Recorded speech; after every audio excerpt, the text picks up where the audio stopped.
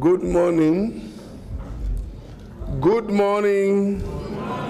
Thank you very much. Did you have a good rest? Yeah, don't worry. We'll give you the whole afternoon to rest again. Yes. Thank you. I just came to say good morning and welcome the vice presidents in the room, members of the Bureau. We welcome two of them. Honorable Gayo, we welcome him, he's around. I did mention yesterday that Honorable Dr. Gayo was in his way, he will join us, he's joined us. Honorable Lucia is in the room.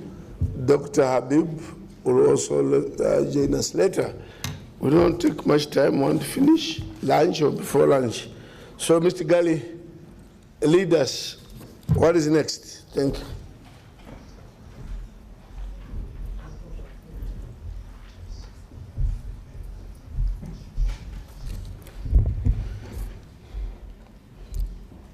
Honorable Monsieur le Président, Honorable President, Honorable Deputy Vice President, dear experts, honorable members of Parliament, after yesterday's presentations, we are going to begin today's series of presentations with one which shall be delivered online. We spoke about AI governance and issues pertaining to politics and legislation and the role of parliamentarians.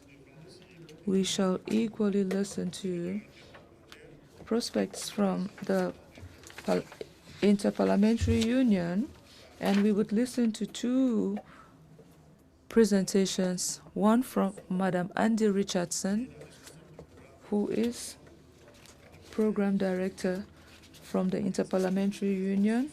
She is in charge of standards. And this shall be followed by Andy Williamson, who is a chief researcher within the same institution. After the two presentations, as we agreed on yesterday, the next series of presentations shall follow. We would have Mr. Brando Berife, who is a member of parliament from the European Parliament, and he would present on the prospects of AI and governance within the European Parliament. And our experts here present shall take the floor on the same topics. Given that these topics are cross-cutting, we would listen to a first series of presentations and eventually listen to another on the role of MPs and feedback from members of parliament present in this hall. This shall eventually lead us to the closing ceremony, which shall be conducted by the Pan-African Parliament. Before the closing ceremony, we shall have an award of attestations to parliamentarians present. So that is a rundown of the agenda for this morning. And as we proceed, you will hear more about logistics, as the President clearly announced yesterday. So with the support of the technical team, I would like to request that the presenters online should take the floor at this point. Mr. Jacob, over to you.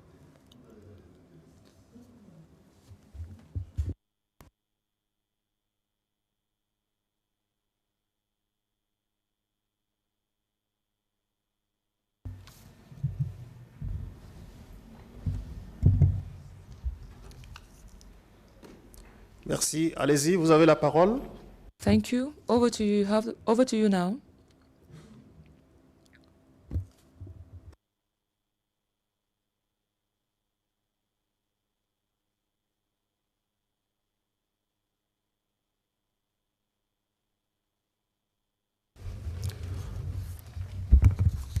Monsieur Andy, nous ne vous recevons pas. Andy, we cannot hear you.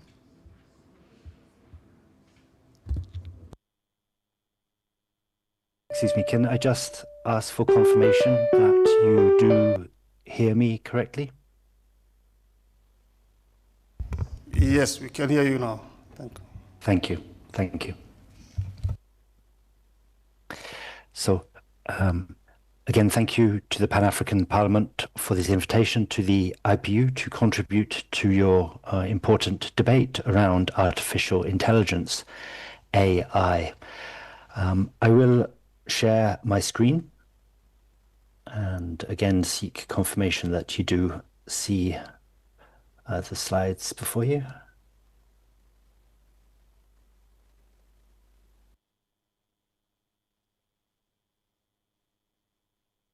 Okay, so I see from the screen that this is good. So in the IPU, we are working on two tracks on AI policy, by which we mean all of the legislative and oversight actions that parliaments are taking concerning AI, and secondly, around the use of AI in Parliament itself. I will speak this morning around the work on AI policy, and my colleague Andy Williamson will speak on the work on AI in Parliament.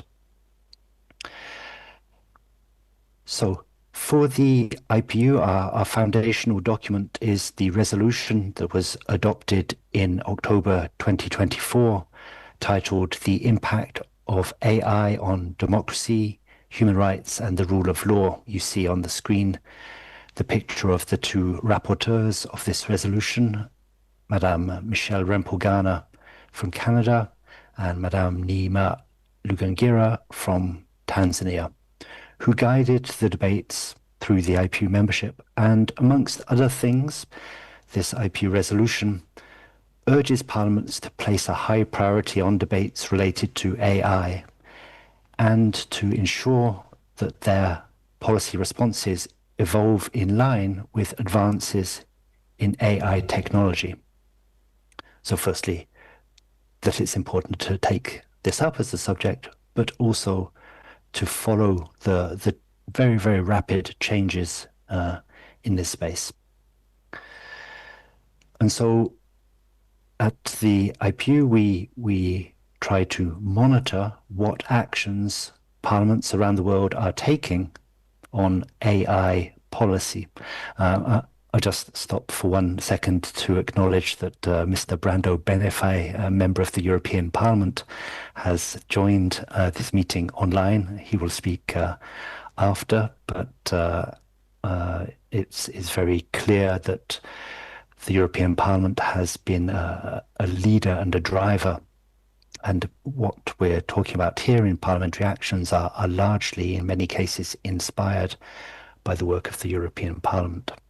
So I can't quite tell how visible this slide is on your screen, but basically we have already today identified 50 parliaments around the world that are taking one or another form of action on AI policy. And this is broken down into categories, 4 categories: legislation, setting up parliamentary structures, generating policy outputs, and holding public engagement events. What we see from this bar chart is that the 2 most common forms of parliamentary action are draft legislation and holding hearings or inquiries. And I think this speaks to the current moment, that there is a lot of legislation in preparation, but also relatively a smaller amount of legislation that has been finally adopted in parliaments. Parliaments are in the process of studying legislation. And this echoes a comment that has been made in a previous parliamentary meeting on AI, that AI as a subject is too important not to regulate, but it's also too important not to regulate well. and this is the task and the challenge before parliaments around the world. What is the appropriate legislative reaction? What should legislation say? And this is a matter of debate, and as we see, it is an ongoing debate. And so the way that many parliaments are approaching this is by gathering information, holding hearings,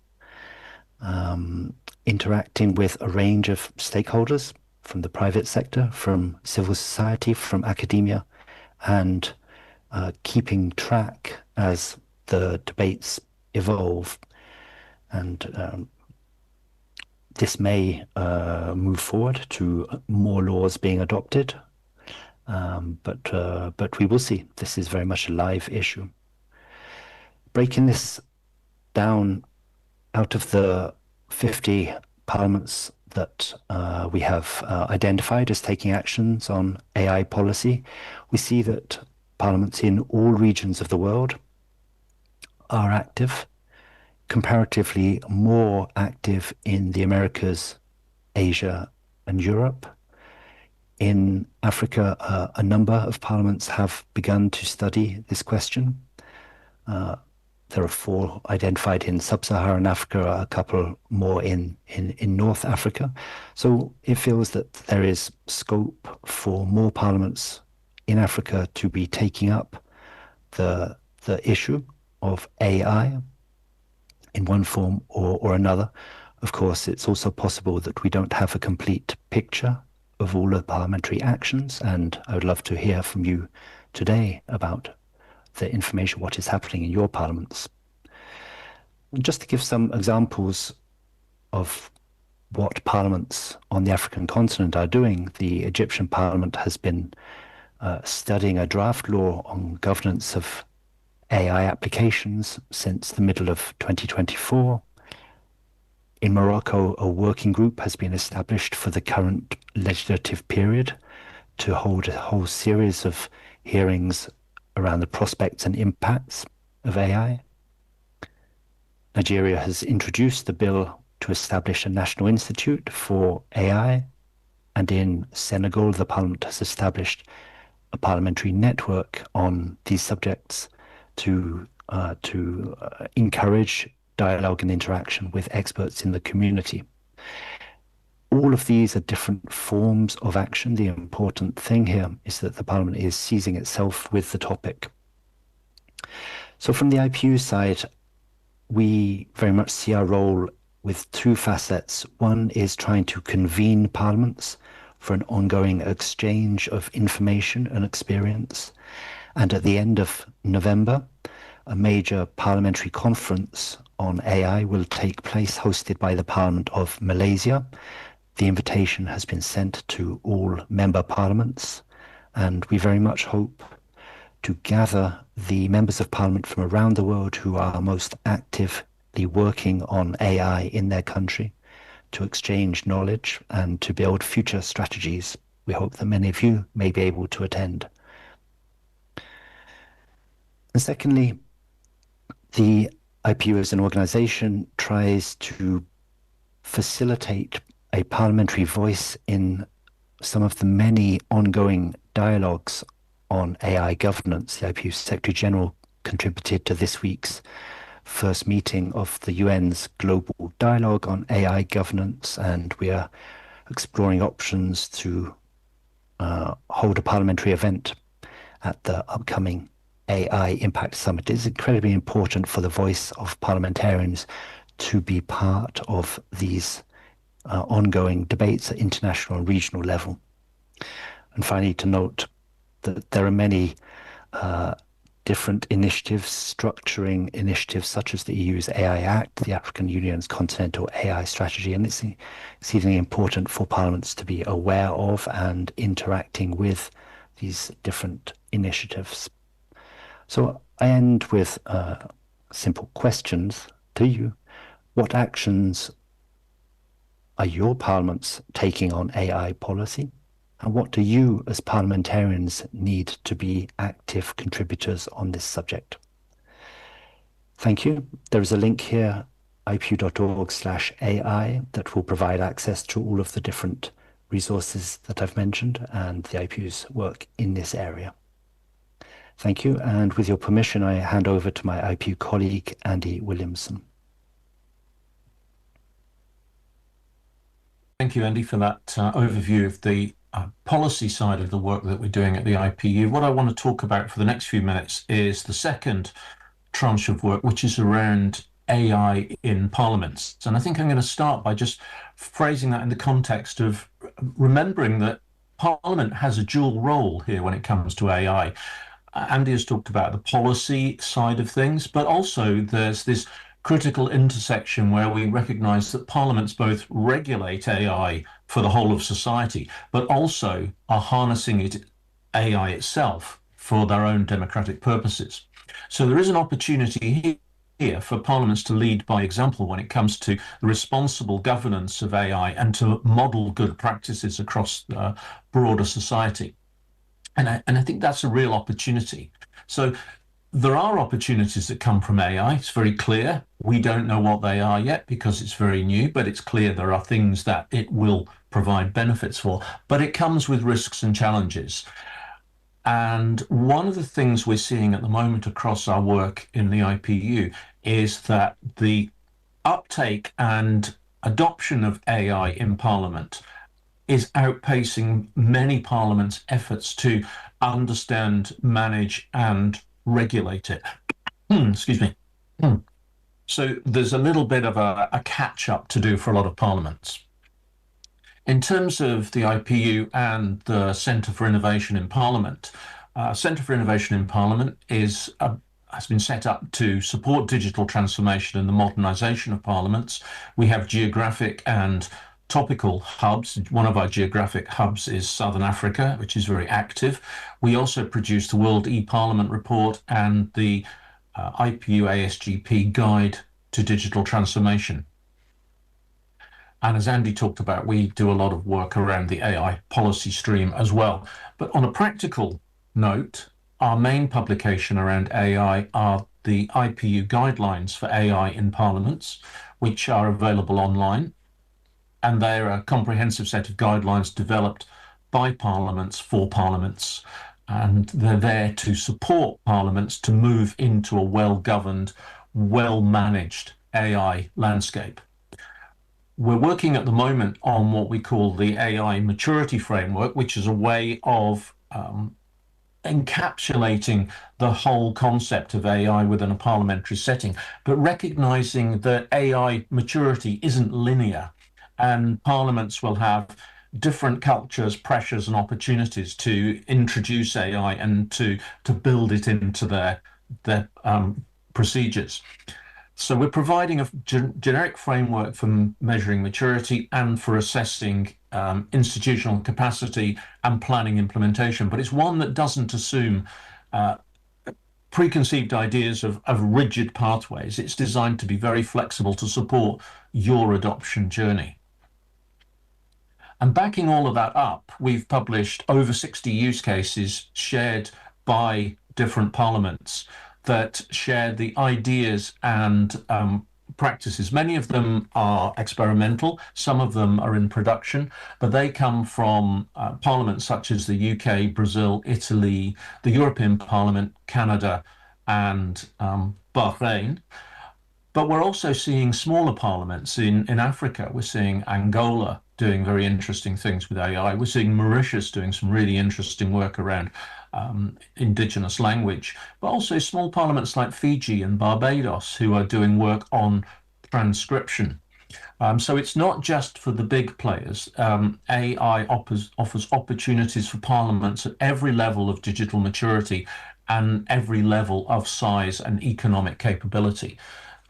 We're also seeing a lot of sharing going on, and one of the best examples is a product developed by the European Parliament for their archives, which has now been shared with Chile and is now available in Spanish, and Chile is now sharing that with Uruguay and Argentina. So we don't have to reinvent the wheel, and we don't have to develop our own applications. There are many examples of off-the-shelf AI applications. There are many examples of them being developed and connected to existing legacy systems. So there's a real weave of different ideas and solutions available. Where is AI being used? It's being used right across Parliament. It's being used by members to help generate ideas for speeches, to draft legislation, to draft amendments. It's being used by members to understand contrary arguments. What's the opposing view? Really interesting way of testing your own thought processes and policy.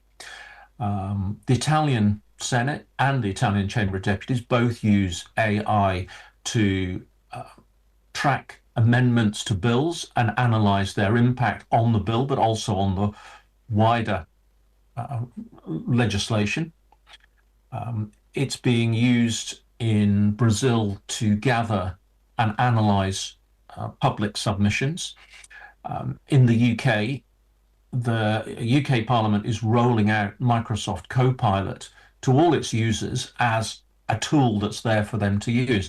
And a really interesting example I heard recently was Luxembourg, which has developed an AI charter, which is, if you like, the rails that you allow AI to operate on, and then said to members and to staff, use any tool you want for a few months and experiment so we can understand what works best. So where we're seeing value at the moment is through... Recording in progress. We're seeing... Well, I thought we were being recorded. We are now being recorded. Okay. Right. So where we're seeing value being delivered is through translation, transcription, particularly where you have multiple languages, particularly interesting where you have languages with smaller user bases or less documentation available. We're starting to see that it's very easy to do things in English and French, but when you're trying to do it in minority languages, it becomes more difficult. But as I mentioned, Mauritius already doing that. Fiji is looking at that. So I think we're going to see some really interesting examples there of how to bring minority languages more into focus in Parliament. It's supporting legislative drafting and research, and it's helping citizens understand complex parliamentary procedures. Some parliaments are developing chatbots that the public can use to find out what's happening, and others are developing them internally so members can follow what's happening with a bill, for example. There are, however, some trade-offs. One of the things that we have to do is get data clean and right. Data is at the heart of AI, and if our parliamentary data isn't well designed, clean and well maintained, we will struggle to implement AI on top of it. AI feeds off good data. So there is a real consideration before you embark on a big AI journey, embark on a real data cleansing and mapping project. Get your data in place first. I can't stress that enough. I think if that's not there, you will struggle. You also need a robust infrastructure. Now, that doesn't necessarily mean in-house, it can mean in the cloud. And whilst there are security issues you need to be aware of using cloud services, it can offer some benefits. In fact, it can offer some security benefits as well. So it's a complex area that I can't really talk about in detail today, but consider whether you want AI in-house or hosted in the cloud and how you're going to do that. And if your data is in the cloud, who has access to it? Think about data sovereignty and where that data lives and what that means for you, what that means for the risk for the data. All the way along here, though, our focus is about empowering parliaments to work more effectively, members and staff. It's about ensuring transparency and accountability and fairness, and ensuring that those things all underpin any technological advancement in our democratic institutions. This is about people and democracy first and technology second.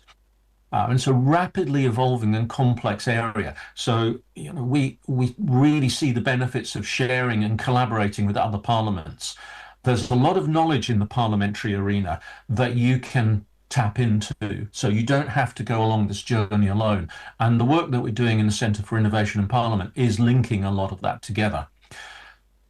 So at the end of the day, AI is just another technology tool and it's another technology adoption curve, but it's one that's got very, very considerable implications, not only for how we function as an administrative organization, but how we function as a democratic institution.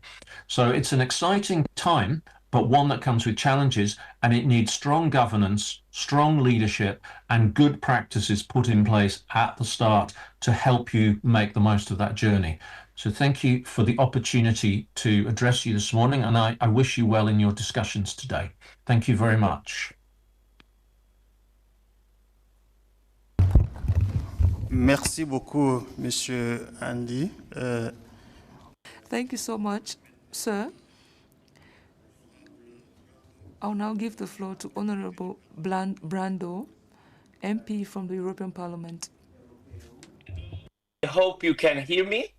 Thank you very much for this invitation. It was also interesting to listen to the presentations from IPU. I think that we are living in an exciting time for the work around this topic on AI, but not only for the regulation, but also the usage of AI in the democratic sphere. We heard about both, and I'm happy that we are starting to have some common directions and some common patterns among parliaments. I want to thank you very much for inviting me to contribute to this discussion. I hope I can stay in the loop also for the future, as we are now in the phase of implementing the AI Act, the European Artificial Intelligence Regulation, that is the first of the world to be a binding regulation with such an horizontal approach that touches AI issues on, I would say, a global perspective. I will explain a few issues that the AI Act deals with and that are under gradual implementation today. I will explain that, but before that, I would like to say that I think we are seeing in the parliaments of the world, with some of them, including African parliaments, but also from South America, from Asia, from other parts of the world, I've been in contact to discuss about projects around AI. We see, as I was saying, some similar patterns in the sense that I can give you the example of the European Parliament, where we started with a series of study activities, of hearings, of debates before going for the legislation. What happened was that in the 2021 year, in the year 2021 and the beginning of 2022, we had the work of two bodies. On one hand, a group of experts, of scientific experts that were put together by the European Commission to study the challenges for the public sphere posed by AI and the possibilities of regulation. At the same time, on the side of the European Parliament, we had a so-called study committee, special committee for study, that was called AI in the Digital Age. I was part of that committee. I was one of those that wrote the final report of that committee. That committee was not legislative committee, was only a study committee that worked for a little more than 1 year to discuss with the major experts on AI, with businesses, small, medium, and big, developers and users of AI, civil society, citizens organizations, governments from Europe and also from outside. So we discussed with a wide array of stakeholders on what were the impacts of AI on our society and what was the possibility, the possible need of regulating. So we started with a question mark. Should we regulate? And we discussed the various options. So in the end, after this process, we presented, the European Commission presented a draft legislation called the AI Act, in fact, to regulate some aspects of the AI usage. So this draft of the Commission that was later amended, I would say quite heavily, by the European Parliament and by the governments of the European Union, because as you might be aware, the European Union works for legislation in this quite linear way. The European Commission presents a proposal, and then the governments on one side and the European Parliament on the other side, they amend the proposal, and then they discuss to have a final text when there are differences to be bridged. So we find a compromise between the governments and the European Parliament. So we started this work on this proposal of the Commission that was mostly centered on one aspect, I would say. If you have to try to summarize what was the original draft about, it was about identifying categories of risks for use of AI systems. So this category of risks, this categorization of the risks was based on the concrete use cases. So to give you an example, a system that is used in the workplace, that is used in the activity of a doctor with a patient, that is used in a tribunal for the activity of providing justice for citizens, the area of use of AI in democratic processes. These are also called high-risk areas, where the provider of a system, the one that is developing it and selling it on the market or modifying it significantly, will have to check a series of parameters of safety and security. It's quite simple to understand why, because today we can have systems that learn to discriminate people when they are used to select curriculums, or you can see that the use in the medical area requires that the systems are well trained and that there are no significant flaws. But also when they interact with minors, for example, in a education context, you need to be sure there is enough cybersecurity to avoid problems with children. And also when it deals with the control of systems of a city, for example, on distribution of energy or water, you need to be sure there is some degree of human control on the system, that it cannot go crazy and creates problems for an entire city. So these are quite simplified examples, I would say, for the sake of time, of possible discriminations, safety risks that are tackled by our legislation, by identifying, as I said, areas that are more sensitive and asking for those use cases to be regulated, so that when you push a system into the market of the EU, you need to be sure before it can be used in the European Union that it's been checked for these parameters. It's the same principles of the fact that for food, drinks, toys, I give you examples of issues I worked on, you need to check certain parameters of safety, of healthiness, before they can enter our market. Obviously, an AI system is a different thing than a food or a toy. but the overall principle is the same, is a precautionary principle, that we need to be sure that we add enough mitigating measures against risks. They can probably be still present. You cannot eradicate completely, for example, biases in AI algorithms. The risk is always there. Or cybersecurity problems, they can still be there. But you have done as much as possible to mitigate that. And to be honest, it's important also to underline, because this is often a misunderstanding, that we do not regulate research on AI and even research and development. We do not regulate the development of a product. It's only when the system that is meant to be put into the European market wants to be put in the market that there needs to be these checks.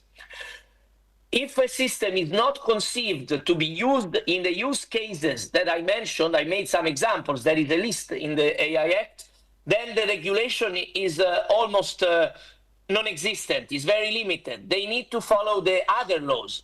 So you understand that the AI Act concentrates on high-risk use cases and also identifies so-called unbearable risks. There is a small number but significant list of prohibited use cases. These are cases that we prohibit in Europe. We do not want these AI use cases to happen in Europe, which is the misuse of biometric cameras that needs to be used only under judiciary supervision and only to search for criminals and victims of certain crimes. We do not want the risk of an AI-powered surveillance society, so we have put a prohibition on that. We prohibit emotion recognition in workplaces and in study places that we consider to be places where there must not be this kind of pressure on students and workers. We prohibit subliminal manipulative techniques through AI. We prohibit also so-called predictive policing. So we prohibit the use of AI to predict who will commit a crime based only on personal characteristics. It's not that we prohibit use of AI for crime detection, policing, security, not at all, obviously. But we prohibit the use of AI that is often, when it was used, it's already being used in certain parts of the world, a practice that ends up being just very discriminatory, that tries to guess who will commit a crime only based on their physical appearance, on their family history. So these are examples of some of the so-called prohibited uses, and this is the core of the proposal of the Commission. We worked as Parliament to clarify some of these aspects and to strengthen some of the prohibitions and to make it easier for the high risk to be identified, and also putting some exceptions measures.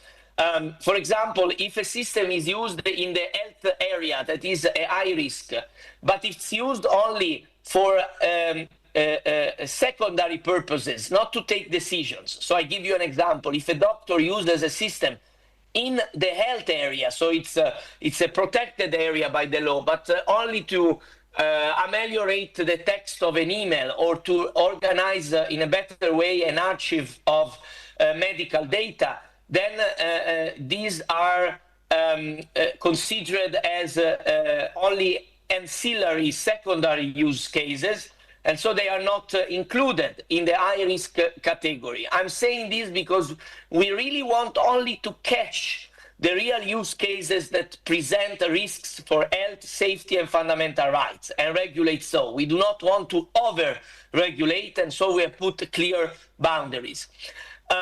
Also, the checks that are needed to be done are self-done. They are self-verification by the developers. So it's we put a lot of trust in the business. At the same time, we need a robust governance and enforcement so that we are sure that if there is a violation of the law, we can find it and punish the violators in the correct way. Also, I want to add, I'm getting to the final part of the intervention, the Parliament and the governments worked on an additional important part of the AI Act that was not in the original draft, and now it's part of the final law, which is all the part on transparency.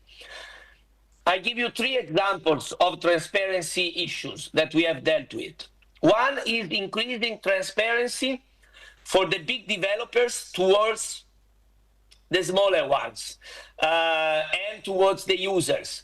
So we do not want that a number of very powerful companies that develop AI at the level of the most powerful models, they keep their information for themselves, so they do not inform of existing risks, of problems. So they use a kind of oligopolistic attitude to prevent correct transparency towards other businesses or towards the consumers and the public in general. I will get back on this issue of the most powerful models as a final point. But let me continue for a minute on transparency. So transparency towards the so-called downstream providers and the consumers. Then transparency on making AI-generated content recognizable. We have put rules to make transparent the fact that a content is AI generated. It must be applied so-called watermarking that will make AI content recognizable as such, as an AI generated content.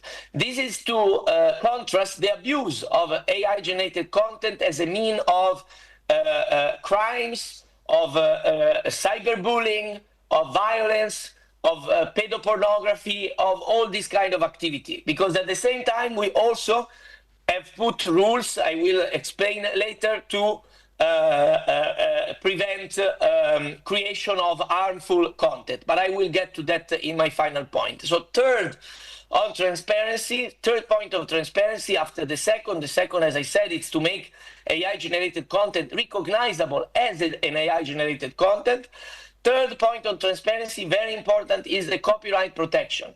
So we want the creators, the creatives, the artists, writers, painters, musicians that create content to be remunerated for the effort of creating content that is used to train AI algorithms. It's very important that we find a balance, because today we have an exploitation situation. Apart from a very few cases, most content is taken without any compensation for the creators, and it's used to train the systems in a way that we think is imbalanced. We want, for the AI context in Europe, to see the application of the existing copyright laws of Europe. We do not want to change the copyright law. We want to apply the existing rules that today are completely circumvented by the way the technology works. So I will not delve into that in more detail because it's a very technical issue, but it's one of the most contentious ones because it has a big value in money. It means if we succeed that there will be a lot of money being given back to the creators from the companies. So we see a lot of efforts, to be frank, to make this part especially fail in the implementation, to be very frank. So as I said, there was a final point I wanted to make. That's the most frontier part of the AI Act that was also added by Parliament and governments after. It's linked to the emergence of very, very powerful models, the ones that are behind generative AI that we all know. There are only a handful of them. They stay in the numbers of 2 hands, fingers, okay? For those very powerful models, we have put some further rules to prevent creation of, for example, of content that is pedopornographic, that is inciting suicide, that is pushing people to commit crimes. So we do not accept that we only have voluntary work by the companies on this. We want clear rules, and we have put them down. Also, we have put rules for analyzing potential risks of these very unpredictable models, because the most powerful ones, they develop in a way that often not even the developers know very well where they are going. They find the so-called emergent abilities that are not foreseen in terms of the programming by the developers themselves. So we have put a so-called code of practice that is a co-legislative process that we have done together with stakeholders of all kinds, including the business, including the developers, to put some safety guardrails for the most powerful models in the sense that I was exemplifying just a few seconds ago. So to conclude, all this, it's a big, big work and a lot of rules that will be applied gradually and accompanying the business and the developers and the public to follow this. But is this sufficient to be successful in regulating AI? I don't think so, because if we leave only a few parts of the world, maybe US and China, to have computational powers, to have technological advancement. And so the issue of investing, of strengthening our capabilities is not being done. This is the same for Europe, but also for Africa. We will not be able to regulate autonomously because the power of controlling technology will hinder our sovereignty. I say that as Europeans, as European Parliament, but I think this can be applied also for you, for your peoples, for your parliaments. I think so that's important that Europe and Africa work together on this topic, not only on regulating, which is very important to be sure that we build an ecosystem of AI that is human-centric. You have heard my explanation of the law. It's all about protecting vulnerable people, strengthening our small and medium-sized businesses against the very big tech companies that could be creating a monopoly or oligopoly, as we say, and to create a fair competition and to protect workers, consumers, etc. So to do this effectively, we also need to invest in our technological capabilities. And Europe is lagging behind, and Africa is lagging behind. We need to do more. So my invitation, my appeal to you is that we all work together to strengthen our capabilities to develop our own AI, possibly with the human-centric rules that I was trying to explain. And I think that I really need to thank IPU and also the European Parliament's DG Part and the structures for parliamentary cooperation for this opportunity for me to address you, because I hope that with this short exchange, however, we can build a stronger cooperation on all these matters. My contacts are available. My name is Brando Benifei. You can find me easily on social media, on the internet, but obviously all the organizers have my contacts. I hope we can stay in touch on all this work. I hope the presentation of the content of our work and the direction of implementation that we are taking was useful. And I wish you a good continuation of the discussion today. Thank you very much, and let's stay in touch. Merci, honorable, pour... Thank you, Honorable, for your very insightful presentation. Honorable MPs, you would understand through these three presentations. First, starting with the IPU, they did announce that they have already adopted a resolution on the impact of AI on democracy. And they are actually calling on all parliamentarians to resort to AI. You also will understand through the presentation of the European Union that there is a task force that was put in place to work on this issue of the AI. In conclusion, he calls for a synergy and cooperation to ensure that AI, at the end of the day, is human-centric, and laying emphasis on the need for consumers to use AI. So it is important that we all follow this advice. That said, I'm going to now give the floor to the presenter who is here with us, Dr. Agnes. Dr. Agnes, who is also going to give us her own point of view on this matter. Dr. Agnes, you have the floor.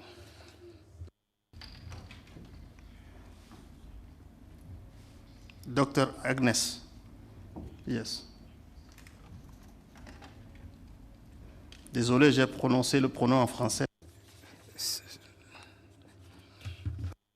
Thank you for the great presentations and the progress that we've seen with the IPU. It's really impressive to see what the International Parliament has done and the European Parliament. Speaking on behalf of some of the work we've done and what we presented yesterday, and what has come up from this talk and yesterday's discussions around governance and the role of AI and how the Parliament should be at the forefront. I think there's a lot of synergy that we have seen, we have already highlighted. One of the things that, speaking to the last presenter, is the need for really underscoring the AI risks. I think this is something that needs to really be highlighted in the African ecosystem, or the African, in the tools that are being developed in Africa. One of the things that we think would be important as we roll out the different acts is to also embed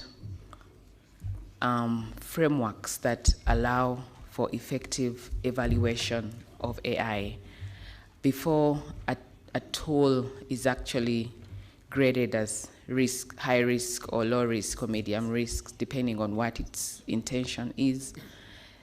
I think a step prior to that would be to have guidelines or frameworks that will regulate the development and evaluate the tools that are going to be put out there for use in the community. Just like we see the advances around evaluation of different drugs prior to them being used in human population, there's also need to evaluate and see how effective these AI tools are, because if they are already high risk at that point, then you'll get them, you can address the risk before you even, at the evaluation stage, before you actually start to grade them as high risk. So that's one area that we think is also going to be important, and we're happy to learn from the IPU and EU on what frameworks you have in that space. The second is to, like you've mentioned, not to start from scratch. There are definitely different countries, like you've mentioned, that have already walked the journey of developing different national policies or frameworks on AI. How do we use some of the content that you've already developed and customize them to an act that would be relevant for the Pan-African Parliament and also the national parliaments? So speaking to colleagues here, I think it's something that we are very keen to partner with, and we'll be happy to follow up right after here to see how we can pull resources, what we've done in terms of what we've done already, what is done on the continent, and what has already been put out there. And we come up with the acts that are going to be really relevant and address the diversity in Africa. The third point is around the mentioning of the compute. I think that was very important as different AI models are being built, and Africa relies on some of these in terms of developing AI applications. Like you rightly say, we need to be in that space and not be left behind. How do we start to think of investments that are going to speak to development of tools and compute space and opportunities that are going to allow the sovereignty on the continent? So with the increasing data sovereignty and data protection on the continent, the need for local cloud local spaces for storing some of these data sets, cloud-based storages, how do you access cloud access, and how do you ensure that as you put African data sets are sitting out there, that they are also being done in a manner that reflects the national priorities of how data is handled. So again, learning from the EU, would be happy to again discuss and see how we can exchange and build the same capacity on the continent.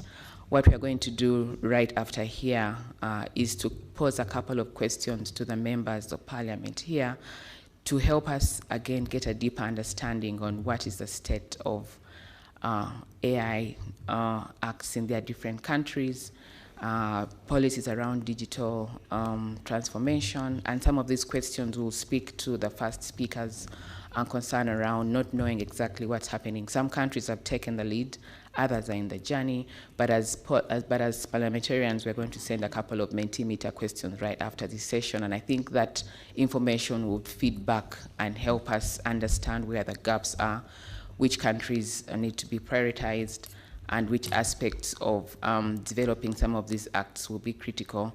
So I think we'll be happy to share that information once it's done, and it will speak to which areas can move towards developing acts that are going to cut across the continent. So those are just my few remarks, and happy to take any questions.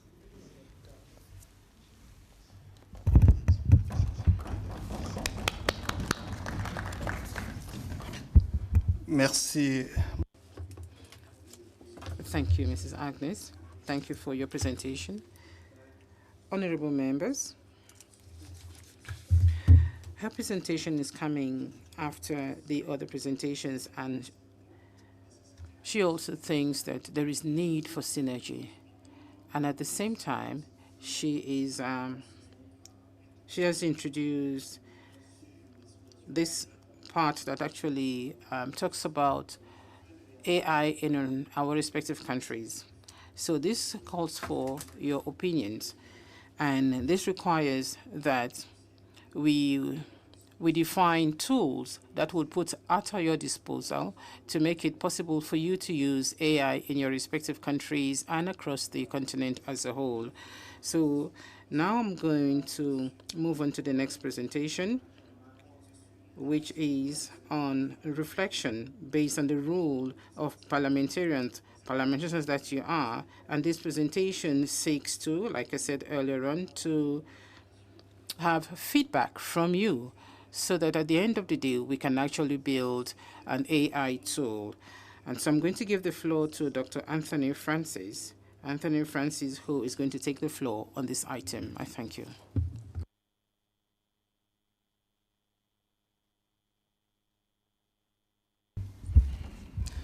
Je précise que ça sera une séance.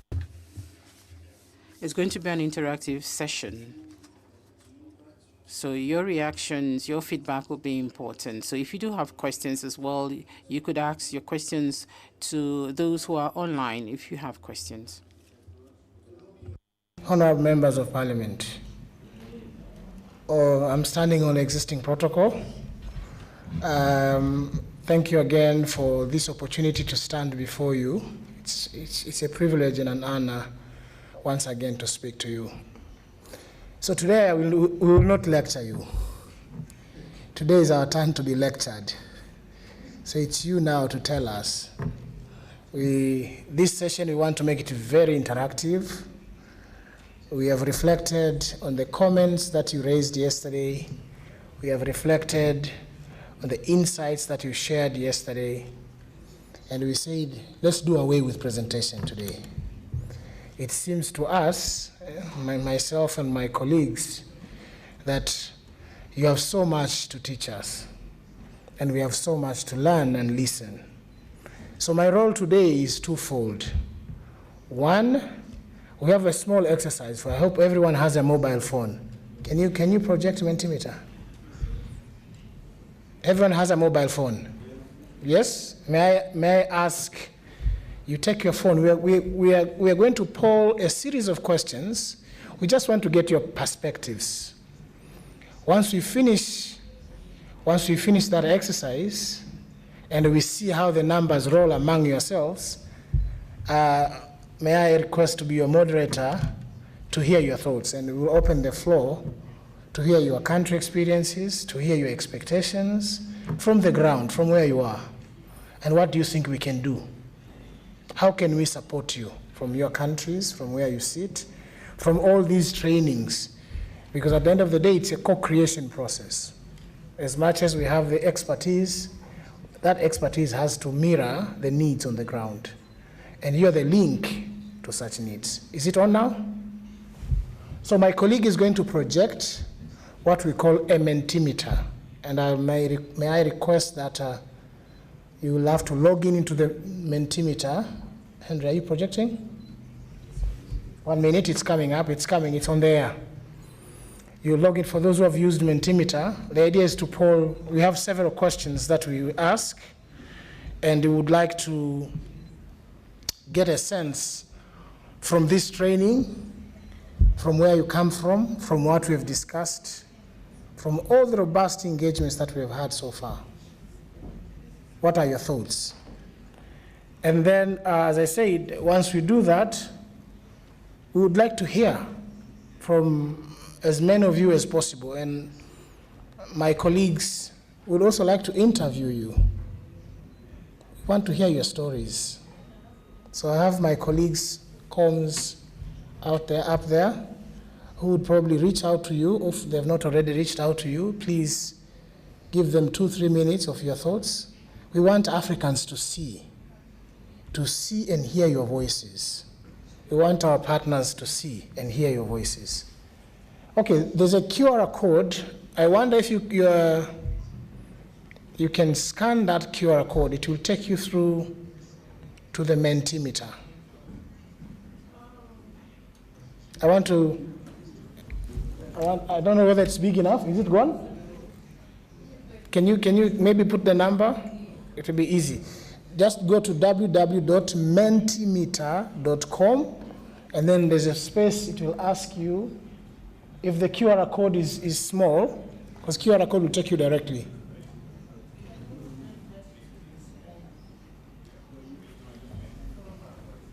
Sorry. Can you go back to the scanner, because some of us were not able to scan? Yeah, he's trying to get also the code to make it easy if the scanner didn't work very well. Please. Yes, apologies for any inconveniences. Just bear with our IT.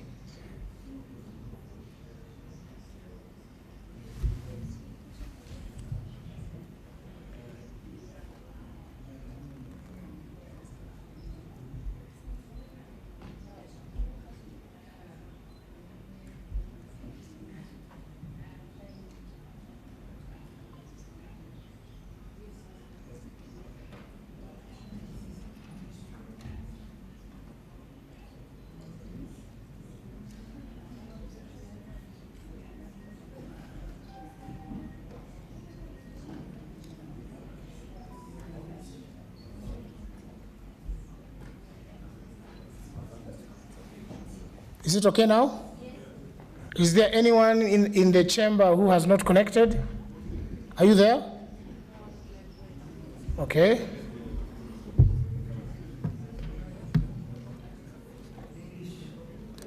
Are you just put the QR code for some time to make sure all members have access to it? Good. This side, anyone who is struggling? Are you struggling? You need help? Henry, maybe you can help there. Yeah. This side? Okay. Let's put the QR code.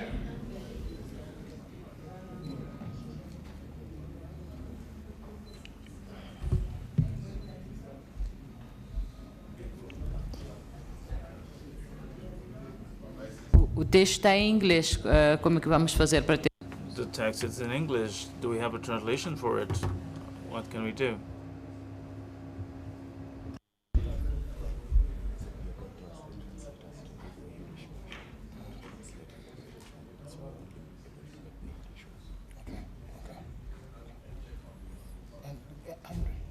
So questions will be rolling. Yeah, questions will be rolling. Are you going to run the questions from here? Okay. Once they're done, they can record this screen that you're seeing. Like play it, so you so I'll guide you. I'll guide you. Are we ready? We are ready? Okay, I'm told there's one who needs help.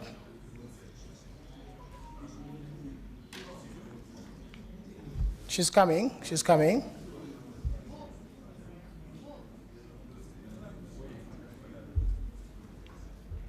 Yes, we've sent it in the PAP WhatsApp group. The link is there in the PAP WhatsApp group.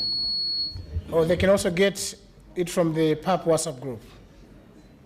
Excellent. Thank you. So for translators and interpreters, may I request that we didn't have the different languages. We only have it in English. When we are running through the questions, please translate for members of parliament to understand what the questions are saying, okay? We'll take it slowly. Okay, I want to make sure every member of parliament is connected so we go together because it will be a very interactive session.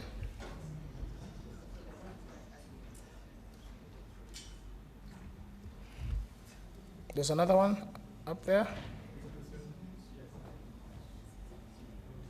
Agnes is coming. She's coming. She's coming. She's coming. This side, anyone needs help? Okay. Henry, can you help? 1, 2.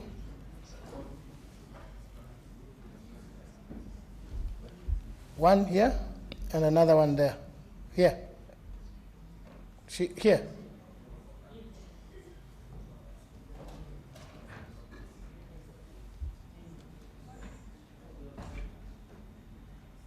Flora? Yeah? Yeah. Yes.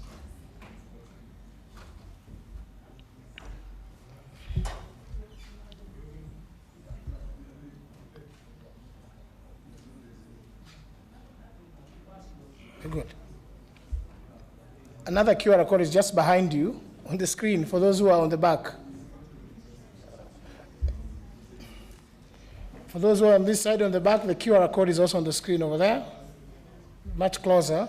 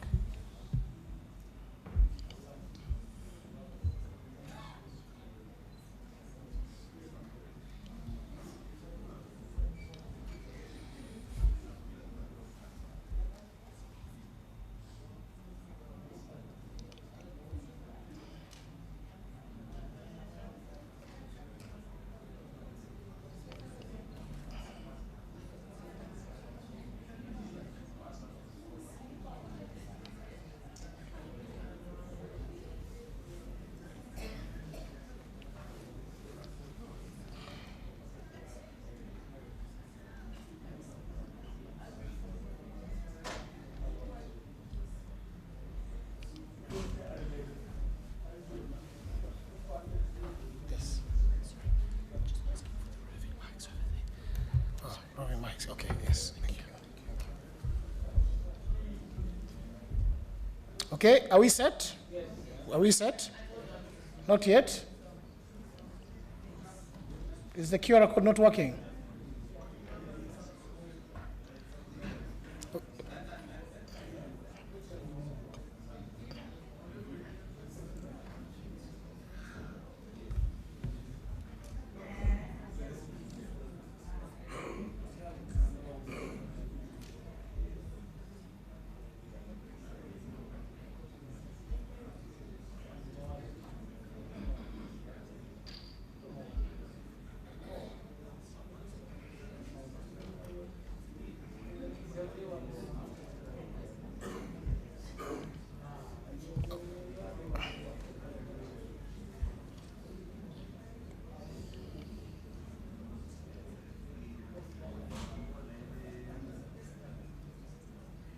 Okay.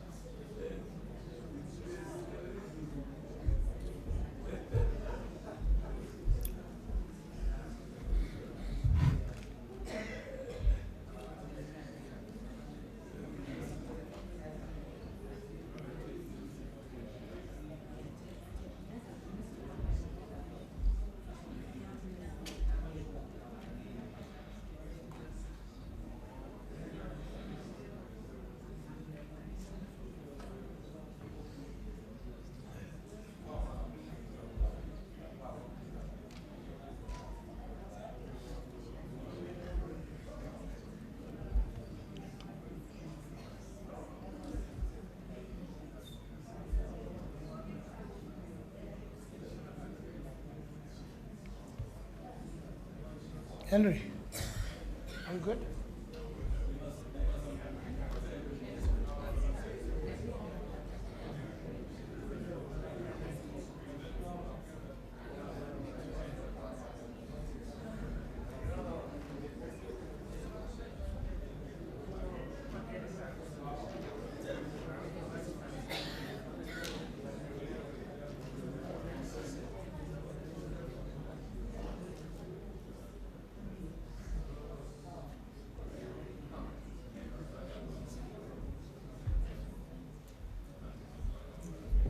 Honourable members, we request your indulgence.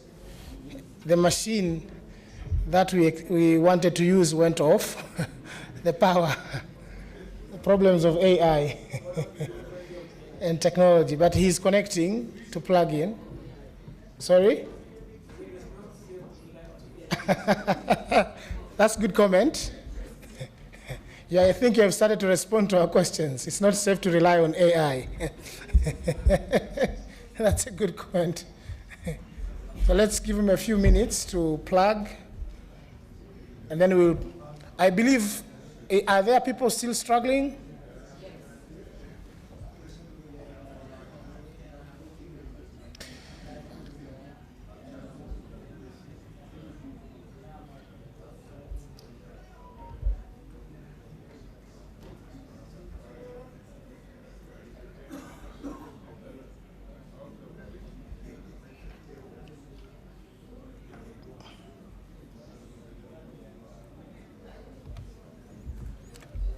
While we are waiting, maybe just to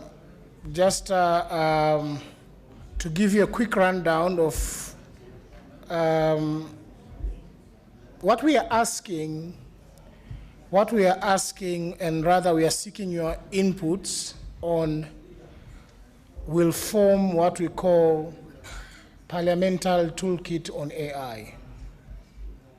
So we didn't want it to be top-down, we wanted it to be bottom-up, to capture your thoughts, to capture your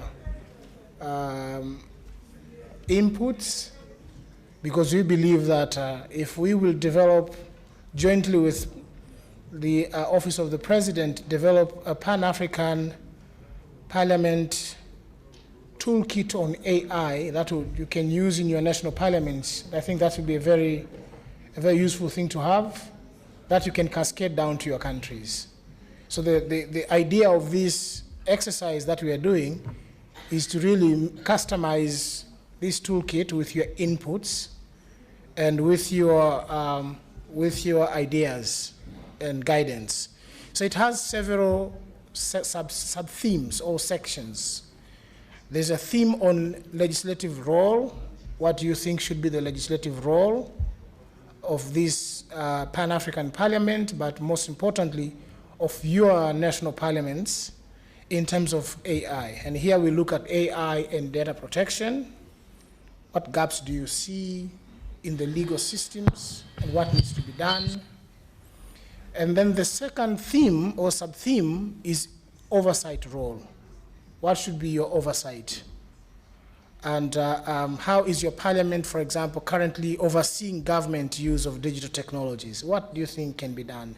So we want to get a sense of that as well. The third theme is on representative role. You as a member of parliament, how best can you represent and create more awareness on AI on the continent? You're going to go back home to your national parliaments. How can you be our ambassador on AI? You carry the AI gospel or AI Quran with you, and you're going to preach back home. So what's your representative role there? And then there are cross-cutting themes. There are cross-cutting areas that could cut across sectors. For example, on health, on agriculture, on education, on democracy and election, deepfakes and misinformation, disinformation, and industry. There is also online presentation. Yeah. I can also provide an input. Yes. Or MPs can also ask them some questions. Okay, okay. Now it's on. Thank you. I'm told now it's on. The code, yes. So I was just giving you that quick rundown of how we're going to structure this conversation, but I'm informed that you'll also, from the online presentation, you'll also provide your comments and inputs when we're doing that together. So you can ask questions for the presentations that were done. So now you can go to www.mentimeter.com and then you put the link 4975 2078. 4975 2078. I think now that should be easy for everyone than the QR code. Can we start?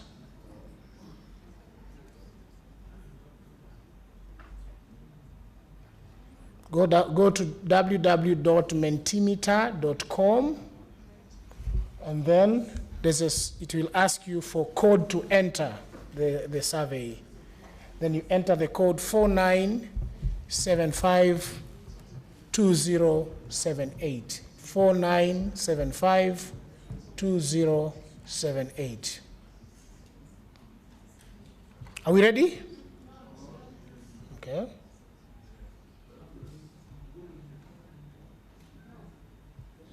If you use the QR code, it worked, then there's no need. If you had already logged in, it's either you use the QR code or you use this for those who are struggling. Both will take you to the same place. QR code, it makes easy. Just scan, it takes you there automatically. But if you struggled with the QR code and you couldn't access, then you can use this a bit manual way of logging in. Honorable members, are we good? This side, I was told the protocol I need to start from the right to the left. This side is good. Here and here. Thank you very much. Henry, let's get started. Let's get started. So questions will pop up on your devices. I will spend a few minutes to explain, but you'll see questions on your devices. I'll spend a few minutes to explain so that, read, so that interpreters can also interpret.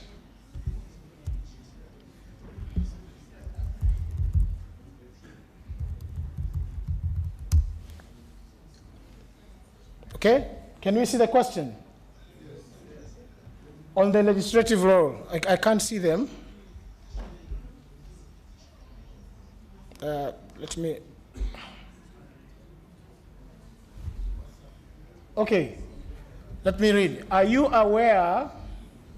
So the first question is, can you all see? Yes. Excellent. Honourable members, are you aware of any existing laws in your country related to data protection and governance? Just, is it yes or no? It's as simple as that.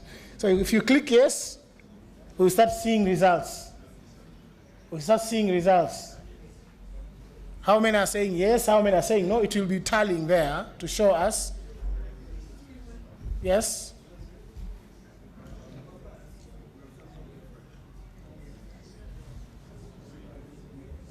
Are you aware of any existing laws in your country related to data protection?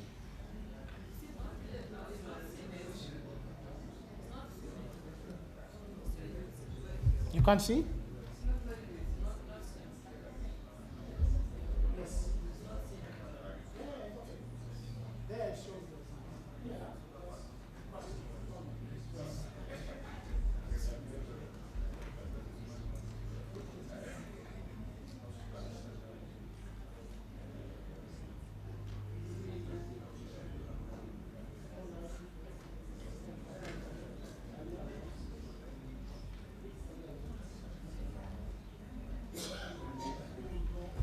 So, honourable members, what you'll be seeing on your screen is just questions. What you're seeing on the screen, because you don't have that access, is now the summary of your responses.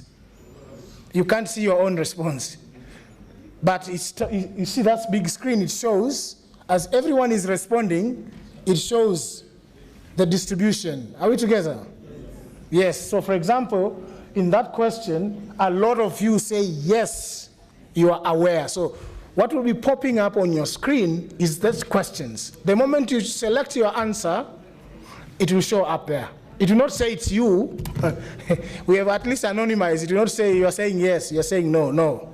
At least it will show your selection and many others. And then it tallies to show the distribution. So it seems most of you are aware.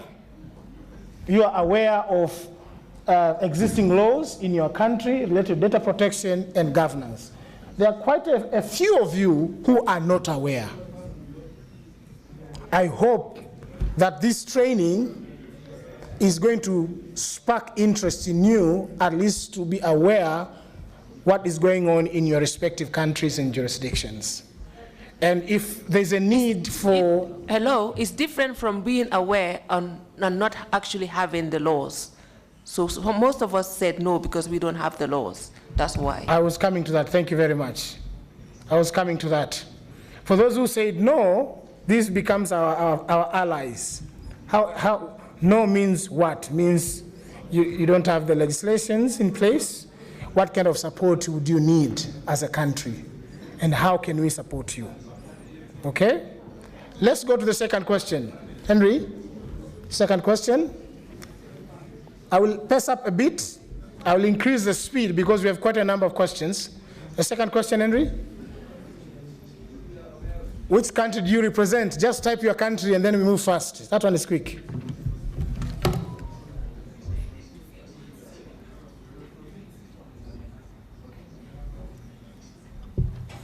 And please, honorable members, you answer the question once.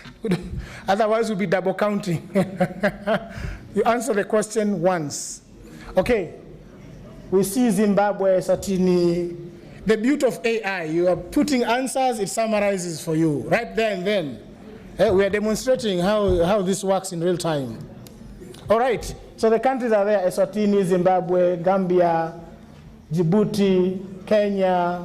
Excellent, thank you very much. Next. Are you aware of any existing laws in your country related to artificial intelligence? Just answer.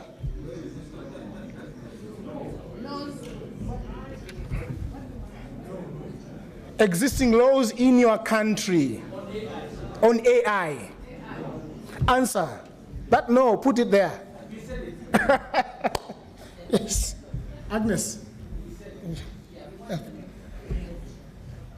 Just put there. That no is a statistic that we need. You send it. Thank you. So you can actually see there, majority. What this shows, I think this speaks for itself, right?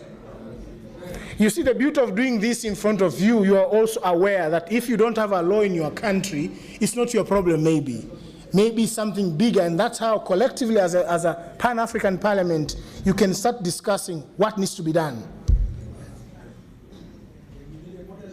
You need a model law. So let's see if at the end of the day, the communique will say that. But clearly, this is evidence-based decision-making. You can actually see, Honorable MP, you said, we don't have laws in our countries, but you realize you're not the only one. So what do we need to do collectively as a continent, as a Pan-African body? Something needs to be done. Next. What legal gaps do you believe Parliament should address regarding AI adoption and responsible use?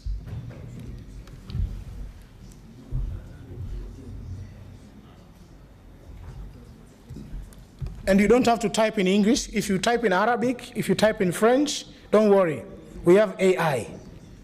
So type in a language that you're comfortable. Our AI will help us translate when we're analyzing the data.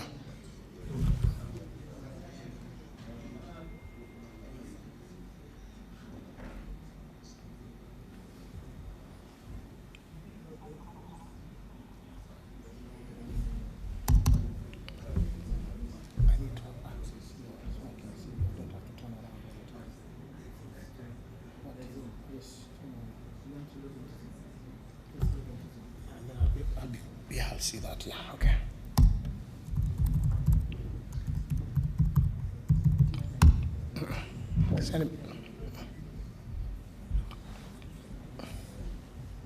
We are seeing your responses. Keep writing.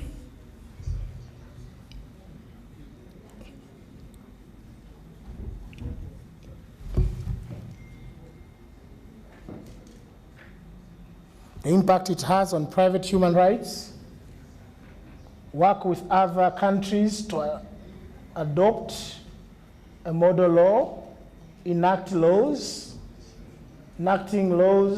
that will address matters of AI, data protection. Parliament should have law on AI. Quite a lot of responses. These are different thoughts you are sharing with us. Okay? Are we done? Can we move? No? You want to write more? Huh? Okay, she's going to come to help you. She's going to come to help you.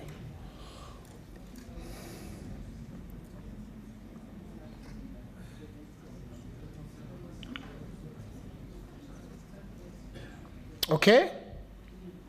Are we ready? Ready? Yeah? Okay. I need the link to log in. Can I get the Zoom link to log in? So that I can read, because otherwise I'll be turning around. By the time I finish, I'll have developed something here. I will read. Once I have access to Zoom, I'll read. Can we move to the next question? Anthony, maybe I can read some of them. Okay, go ahead. From here. There is legislation to start, model law, consent. Those are the gaps that exist. Expedite regulations, work with other countries to adapt model law, enact laws, adapter. Someone will read for me the French. I'm not very sure. Okay. Parliament should have laws on AI. The impact is on privacy and human rights. Enact laws that will address matters of AI, data protection, regulations, and career opportunities. Over to you, Anthony. Thank you, Flora. Thank you. Henry, can we move to the next question? Next question on your screen would be, which ethical principles should guide AI legislation, in your opinion? If you had to rank these principles, which one do you think should guide AI regulations or rather legislation? Fairness, that's one. Privacy, inclusivity, accountability, transparency, all the above. So I think you're supposed to show from where you sit which one should govern AI legislations. Thank you. Okay. So if it's all of the above, you select, it's multiple select. You can select all of the above, or it's one, a single select actually. If it's all of the above, if you believe it's all of the above, please. Yes. That these principles, fairness, privacy, inclusivity, accountability, and transparency should be part of the AI legislation. Are we good? Are we good? All right. Can we move to the next? Well, actually, we are seeing the inclusivity is really, most of you want people to be included. You are people's representatives, so that's understandable. I'll be shocked if you did not prefer inclusivity. All right, let's go to the next. Henry, next.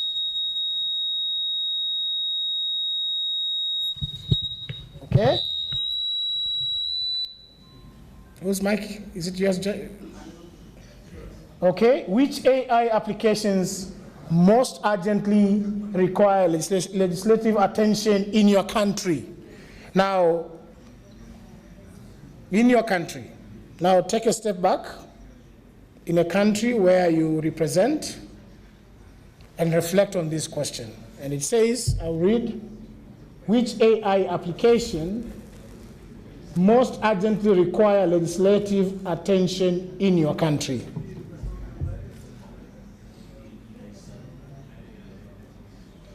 If you look at the different sectors,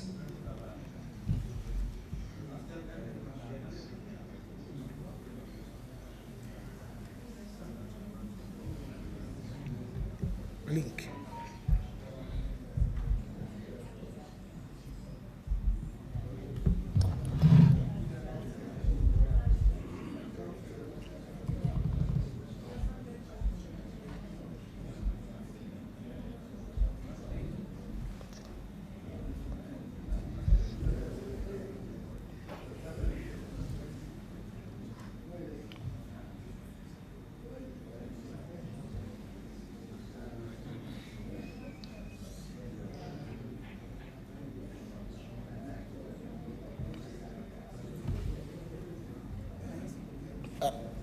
It's still loading. So we are seeing there that education, health, agriculture, climate, say the three topmost sectors or areas that you feel AI should go to are three: education, health, and agriculture, at least in your country. Okay? This is very useful. It helps to design how we can support when we cross that bridge. Henry, next. Can someone let me in the Zoom? Those who are controlling Zoom. Next question, Henry.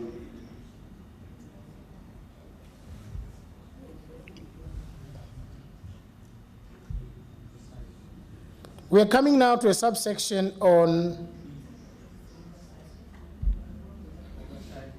oversight.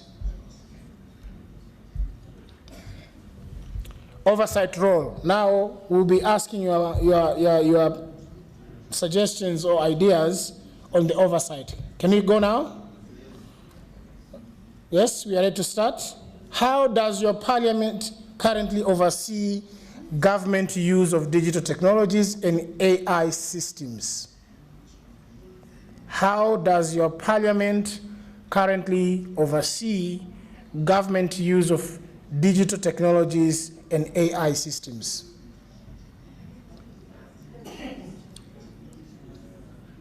Now, as not applicable, I suppose. We don't. Only policies exist. Committee of ICT, we don't. Oversight committee, not applicable. Committee of ICT, through committee, as it is impossible. Yes, only policies exist. So now seems to be big, meaning not applicable, because you don't have, right? Because you don't have. This is a very revealing fact that as a continent, as legislators, at the continental level and in your respective national parliaments, something needs to be done. To me, that's what it is saying. Something needs to be done. Okay? Now, not applicable is big. And I wish the president, but vice presidents are here. I think you are seeing this. This is an indication that as a parliament, as a continental body, something needs to be done. Let's move to the next question, Henry. Next question. What oversight mechanism should be put in place to ensure transparency and accountability in government AI adoption? Even if you don't have, the other question you said not applicable. Now, if it was there, what oversight mechanisms should be put in place to ensure transparency and accountability in government AI adoption? You hold governments to account, right? You put governments in check. Now, when your governments want to adopt AI, what do you think should be the right oversight mechanisms that should be in place so that when government adopts AI, we ensure there is transparency and accountability. Frequent reviews, open and inclusive legislations, consultations, restricted use. You can type in your languages, so you don't have to type in English. Evaluations, I think I see the French evaluation. I just picked evaluation. I know this is evaluation. That's the only word I can read. Public hearing, monitoring and evaluation, acts of parliament. Consultation seems to be big. Consultation seems to be big.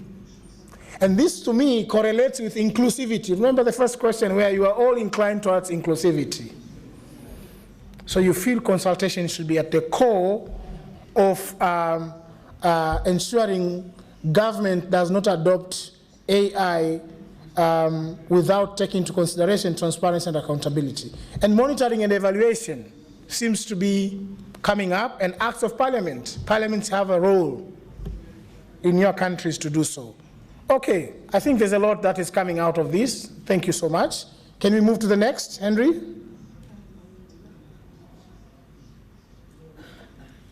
What risks of misuse or abuse of AI do you believe require strong parliamentary oversight? What risks of misuse or abuse of AI do you believe require strong parliamentary oversight?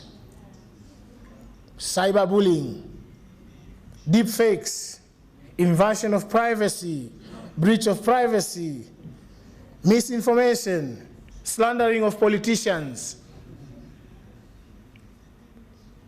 bullying, cyberbullying. Hey, bullying is becoming, hey, misinformation.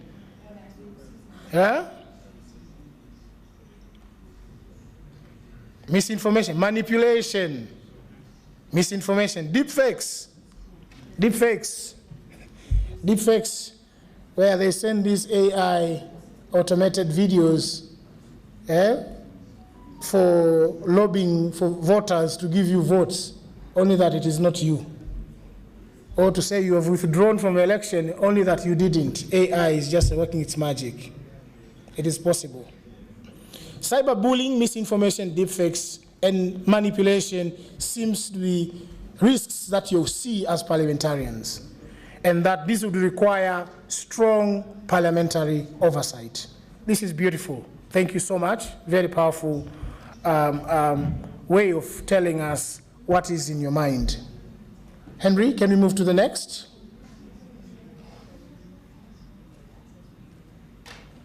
Should AI, this is a very interesting question, should AI systems used by governments undergo independent audits for accountability? Should AI systems used by governments undergo independent audits for accountability?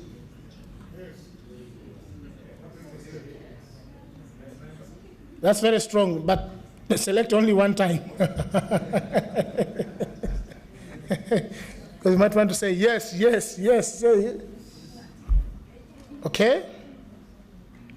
I see a lot of yes, but this yes is like one finger, 4 fingers looking at you.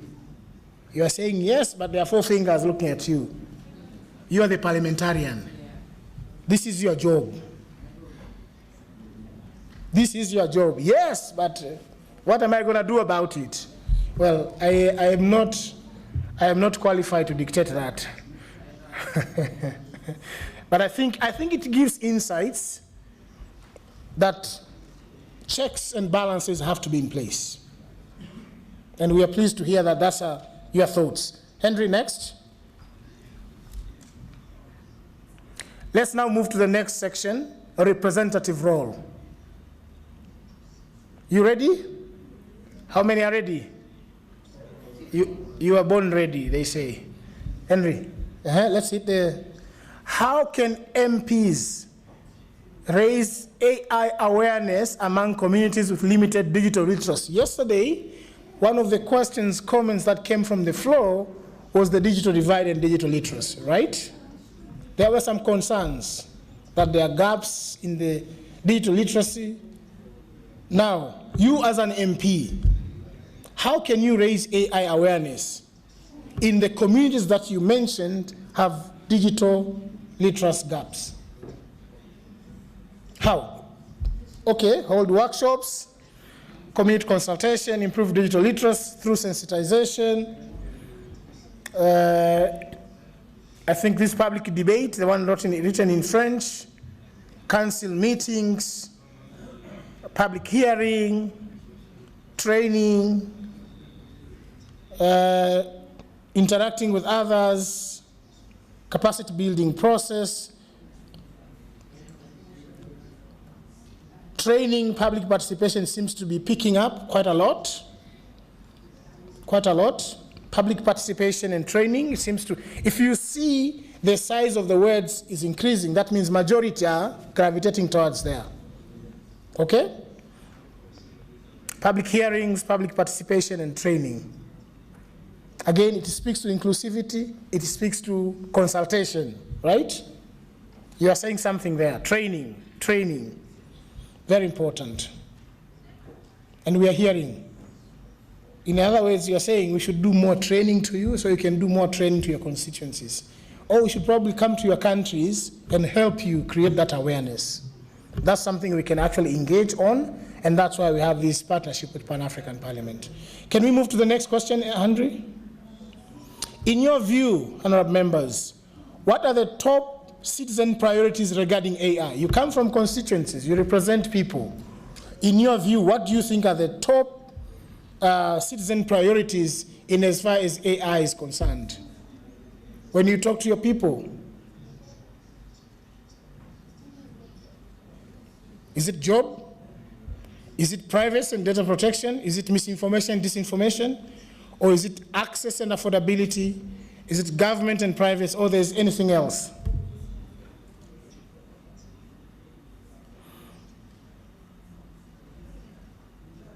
Okay? I see job and employment are chasing each other, huh? There's some marathon happening there. Job and employment? Privacy and data protection? Access and affordability? Misinformation, disinformation? Other? Government and private investments? Overall, three major themes to be critical here. One, job and employment, because this affects well-being, it's livelihood. In other words, what you're saying, you feel your citizens would consider AI as an opportunity for livelihood, employment creation, okay? Jobs and employment. And yesterday we talked about meaningful jobs, not just any jobs, decent jobs for our people. Privacy and data protection, also critical. I don't know what people are hiding, but anyway, we'll take it in. Privacy and data protection, very critical. Access and affordability seems to be coming the third. Access. Yesterday I talked about the UNCTAD 2019 report on digital transformation, which says out of 5 Africans, only 1 has access to internet because it's costly. Even though connectivity, broadband has expanded, still, even in Kenya, there was an experiment that was done, grid connection to electricity. Even if you have the transformer next to you, houses would still not connect. So there are issues there, cost. Okay, I think this reveals a lot from where you sit. Henry, next. Now let's go to cross-cutting themes. Are you ready? Are you ready? Okay, let's go. Henry? How should Parliament act on AI in healthcare? How should Parliament act on AI in healthcare? Number 1, pass strong laws regulating safety and equity before deployment. Approve AI only after ethical or clinical review by independent bodies. encourage innovation while mandating patient data protection, or leave regulation to Minister of Health with parliamentary providing oversight.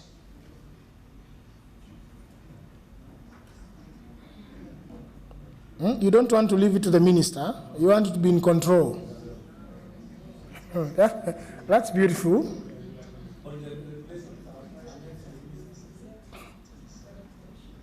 Okay, regulations are meant for ministers. Okay, I see encourage innovation while mandating patient data protection. Also seems to be coming up. Okay, number 1 and number 3 are chasing each other. So first, it seems here you believe that strong laws regulating safety and equity before deployment are critical, which is excellent. You pass the law, then government implements. You also believe encouraging innovation while mandating patient data protection is also important, because you don't want to pass laws and regulations that will stifle creativity and innovation. So you want to pass laws, but balanced laws that also encourage innovation. Thank you very much. Let's go to the next question.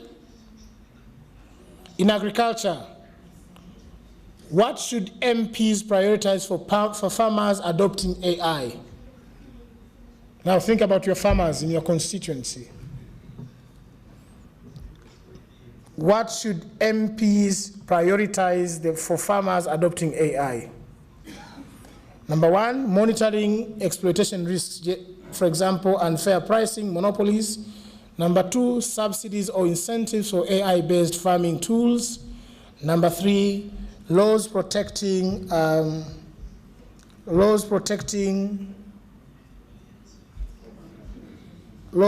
farmers' data rights and ownership. And number 4, partnership with private sector under parliamentary oversight. Subsidies seems to be the way to go.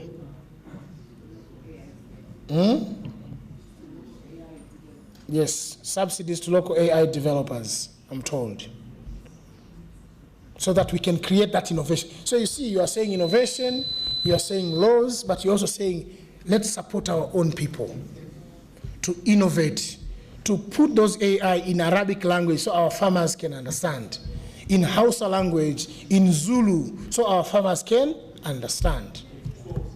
There's a story you're telling here, a very beautiful story. And laws to protect farmers' data rights and ownership, because most of our farmers, that digital literacy gap we were talking about, right?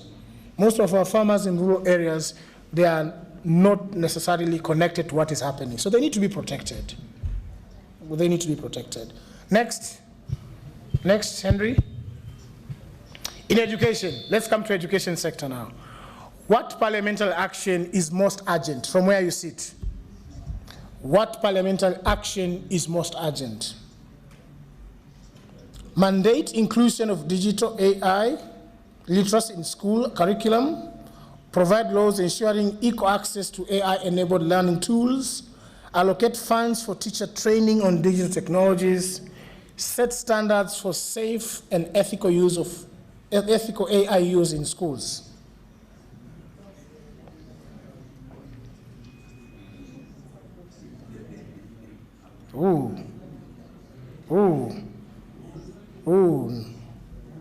Yes, I'm seeing there.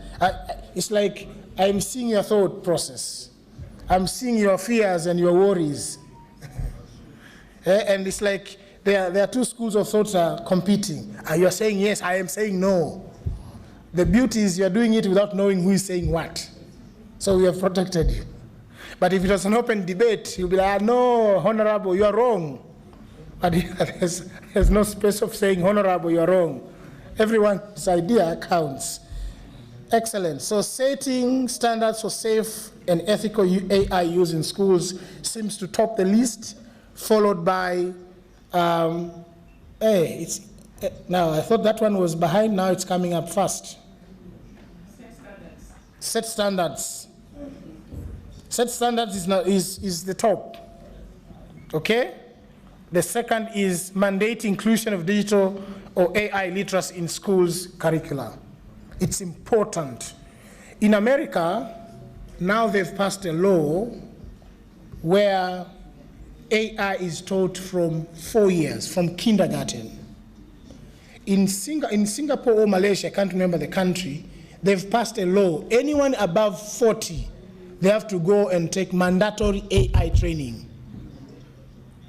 Yes, anyone above 40, you have to go for AI training. Because they are fearing, the other day their prime minister was talking, they are fearing AI can create job losses for their people. But what I said yesterday, creative destruction, now they are mandating that they have to go for training so they become relevant. In our schools, I think in Europe, in primary schools, they start teaching AI. The world is moving. Countries are passing laws. What are we doing as Africans? A good challenge there. But you are saying something here. We need to set standards for safe and ethical AI use in schools. Number two, you are saying we need to mandate inclusion of digital AI literacy in schools curricula. We are talking of curriculum reforms, right? That's what you're saying. The next question, Henry. Democracy and election. Now we are home. Now we are in your territory. We have all gone through the screening, the rallying, talking to people, walking, seeking votes. I think maybe it's me and my team who have not gone through that process, but we don't want to belabor that point because you are experts. You have done it. You wouldn't be here if you have not done that. What safeguard should MPs legislate first? Transparency, democracy, surveillance, legitimacy. I want to hear more. Transparency. No stealing. I like that. No stealing. Technology audits. Transparency. Democracy. Keep going. Keep going. Let's see. Who's going to beat transparency? The beauty of Mentimeter, once you respond, you can't access that question again. You have voted, you have thrown your vote. Transparency, transparency, democracy, protection, transparency, transparencia, that's transparency, transparency, transparency, transparency, transparency, transparency. Democracy, transparency, transparency. We all want transparency. We want to be consulted. We want inclusivity, transparency. So when it comes to democracy and election, in the era of deep fakes, in the era of misinformation and disinformation, during COVID, we did a study in 4 African countries on COVID vaccines, why Africans were hesitating to take vaccines. Some of them said, oh, those ones, it's those Muzungus, those white people hiding, doing something for us. So we did a study in 4 countries, in Zambia, in Malawi, Zimbabwe, Senegal, and Cote d'Ivoire.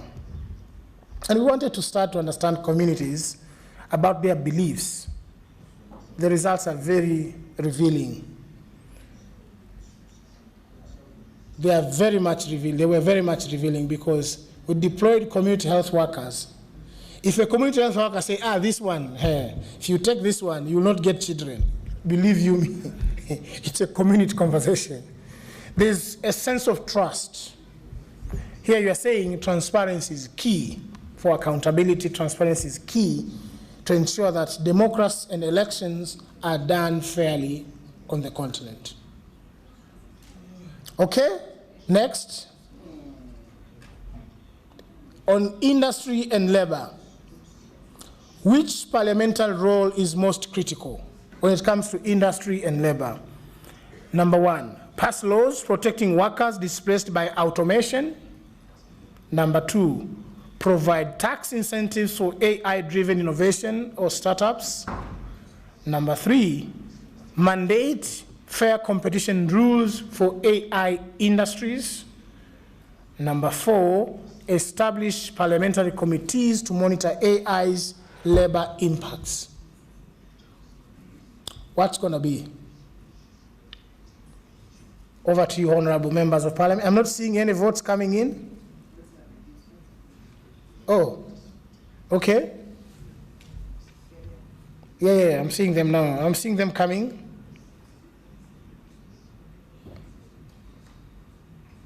Okay.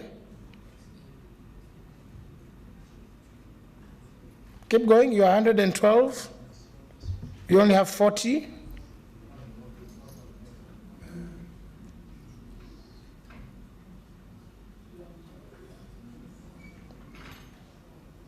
Okay.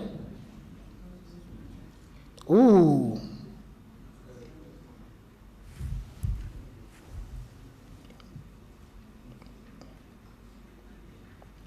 You can see number 4, establish parliamentary committees to monitor AI's labor impacts. Can we see number 3?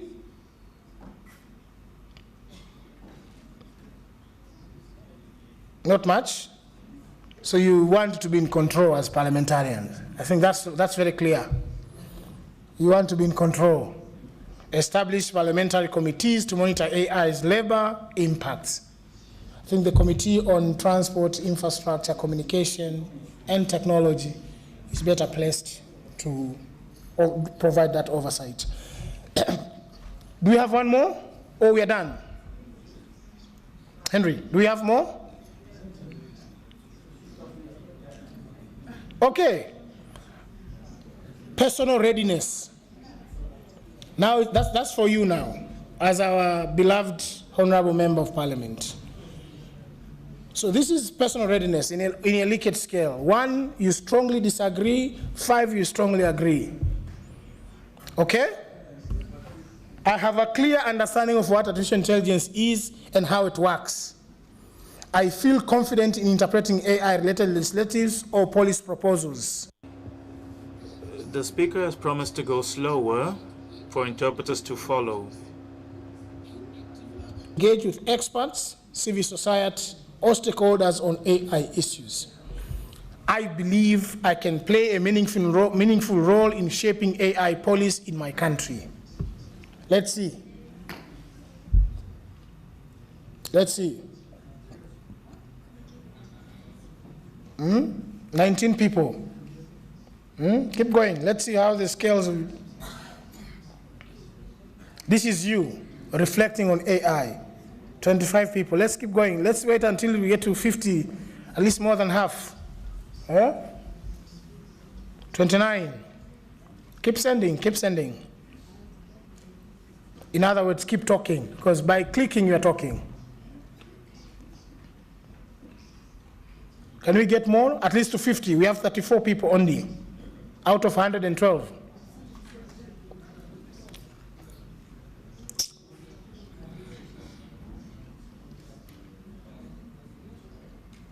Okay? It's encouraging to see that you believe you can play a meaningful role in shaping AI policy in your country. You'll be our ambassador. It's encouraging to see that. Let's get to 50, then we move. 7 more people. 7 more people.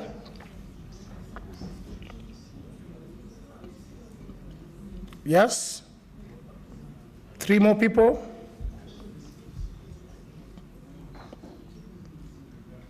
3 more people. Let's get to 50. Ahead, 2 more. 2 more. We have 48.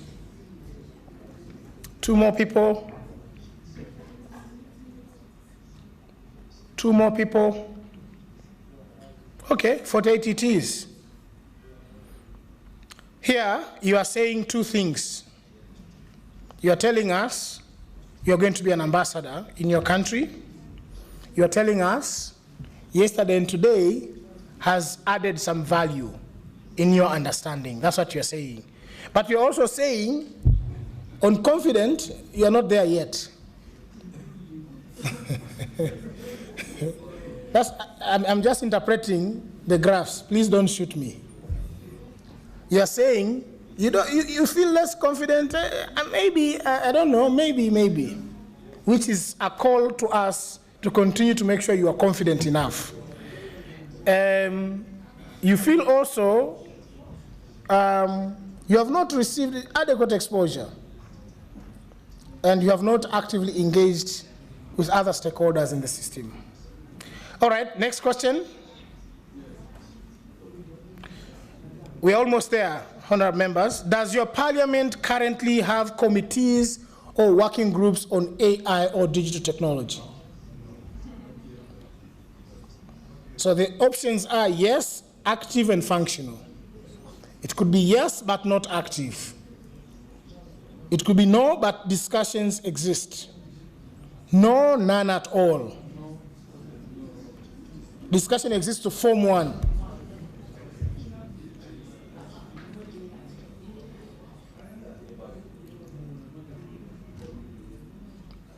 So majority of you seem to agree that no, none at all, which speaks to the earlier question when you said you don't have legislations.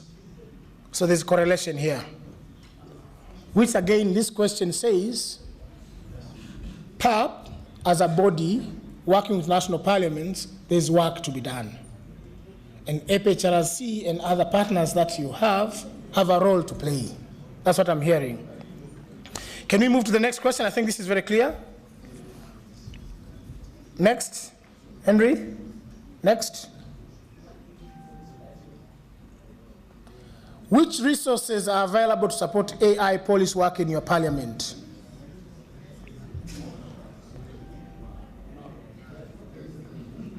Which resources are available to support AI policy work in your country? None, none, none.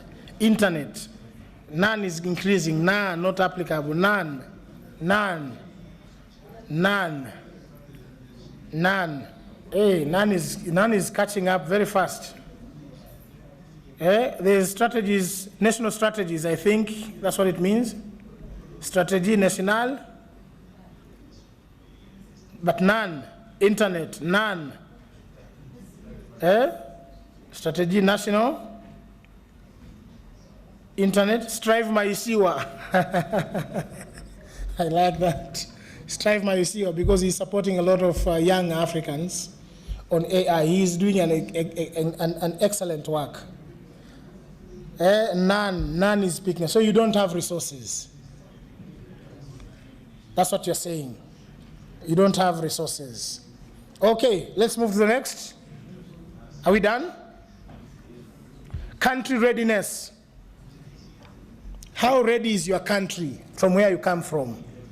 If we are to come and support your country, we need to know where your country is and what level of intervention we need to actually introduce. Because countries are at different levels. So how ready is your country? Options are, my country has national AI policy or strategy. There are clear AI ethics, data protection and human rights regulations. Government institutions have the technical capacity to implement AI solutions. There's active investment in AI infrastructure, data centers, connectivity, and so on and so forth.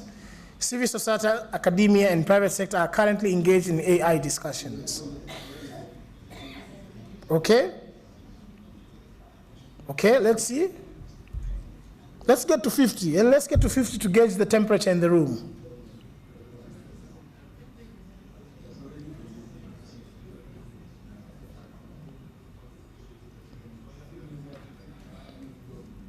It seems so far it's civil society, academia, and private sector that are doing this. Government, not so much. But since you are here and you represent governments, countries, I think this helps to know where we can support and how we can support. Henry, next. That's it. That's it. So before I open the floor, how do you do a round of applause? Because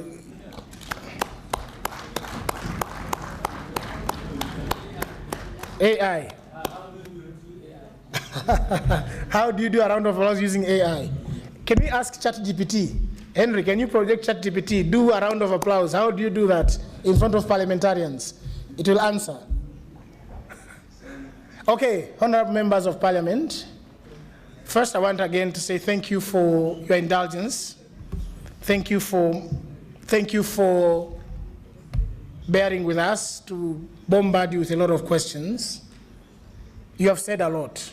We will analyze your responses, we will make sense of your responses, and that will inform, as I said earlier, a toolkit that you can use in your own countries.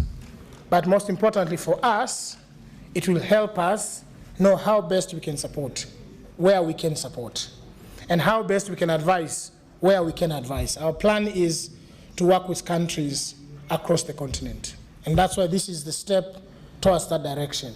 For those who were together in July in Lusaka, we had a Lusaka Declaration. Chair of the Transport Committee is here. We had a Lusaka Declaration.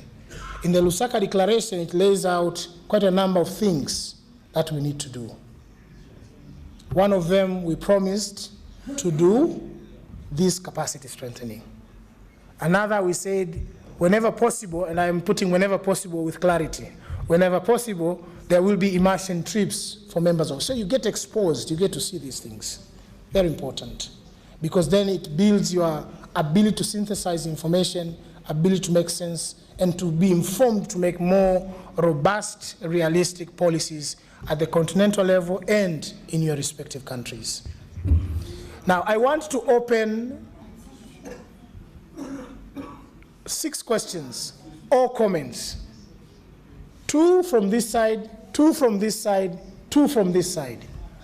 And may I indulge you politely that 6. 2 from this side, 2 from this side.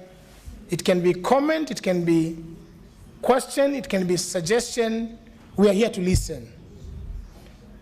And in the interest of time, Deputy Clerk, I don't want him to come here and start whistling in my ears.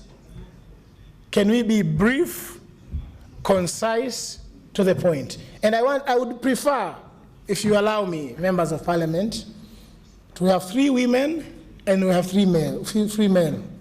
Yeah? Gender is balanced. Okay? So we get to 1 woman, 1 man here, same here, same here. Okay, I'll start. So there are 2 hands there. Let's start with let's start with me. In Lesotho, they say me, right? Did I say it right? And then we come to, how do you say a man? Nade? Yeah. Now, between the 2 of you, honorable members, who should you go? You can negotiate. Le Benin. Or you can do Anna. All right, let's just get going. Thank you, Dr. Anthony, for connecting this discussion back to the Lusaka Declaration. I want to emphasize that as parliamentarians, we cannot legislate AI theory alone. We need the exposure, the capacity building, and the research linkages to make our intervention practical. My question is, how do we ensure that the toolkits being developed is not just generic, but tailored to Africa's diverse context, from fragile states to advanced digital economies, so that no parliament is left behind? Thank you. Thank you. How can we ensure the toolkit is pragmatic? In other words, it's realistic, it speaks to our needs, and no one is left behind, no parliament is left behind. Practical question. Did you agree, the 2 honorable members? I see he deferred to you. Thank you. Okay, thank you very much. The interventions have been interesting, and the presentations have been very good. And we are starting to learn about artificial intelligence. But while I've been listening here to all the presenters, I'm very worried about the students. It looks like we are going to produce a lot of professors, a lot of doctors, but who didn't do a detailed research about whatever they will be doing in the universities or the colleges. I'm so worried about that, because I've seen that these young students, they use artificial intelligence to do their homeworks at home. And this means it's going to create a big problem to the research, because it will be easy to answer questions, and when he gets the homework gets back to the teacher gives him or her 100%, not knowing that he didn't do the proper research. That's my main worry. Thank you very much. Thank you very much. There are some studies. Actually, I'm not responding, just to echo your point. Recently, MIT released a study that shows every time you use AI, you are reducing your cognitive abilities because you don't apply yourself. But I don't know. We will live to see. Maybe it could be the same fear of Y2K, and we went to church and mosque to pray, and we are here today. Let's see on this side. We'll respond. We'll respond to all of this. Yes, May? Thank you, Doc, for the engagements that we're here, and to all the presenters. I have learned a lot, added to the knowledge that I had, and my take would be that our Pan-African Parliament should have a model law that will guide our countries on how to go about in enacting AI laws. I submit. Thank you. Thank you. Model law on AI governance. Any hand here? I said I need a voice. That deep voice. I was told, how do I say a man in that language again? A Nandi. Is it Nandi? Ntate. Ntate. Can I hear from Ntate here?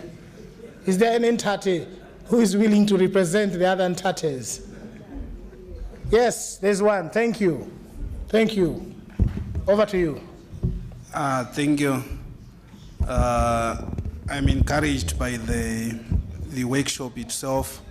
However, I still have a question on the issue on the dependence on the foreign AI solutions.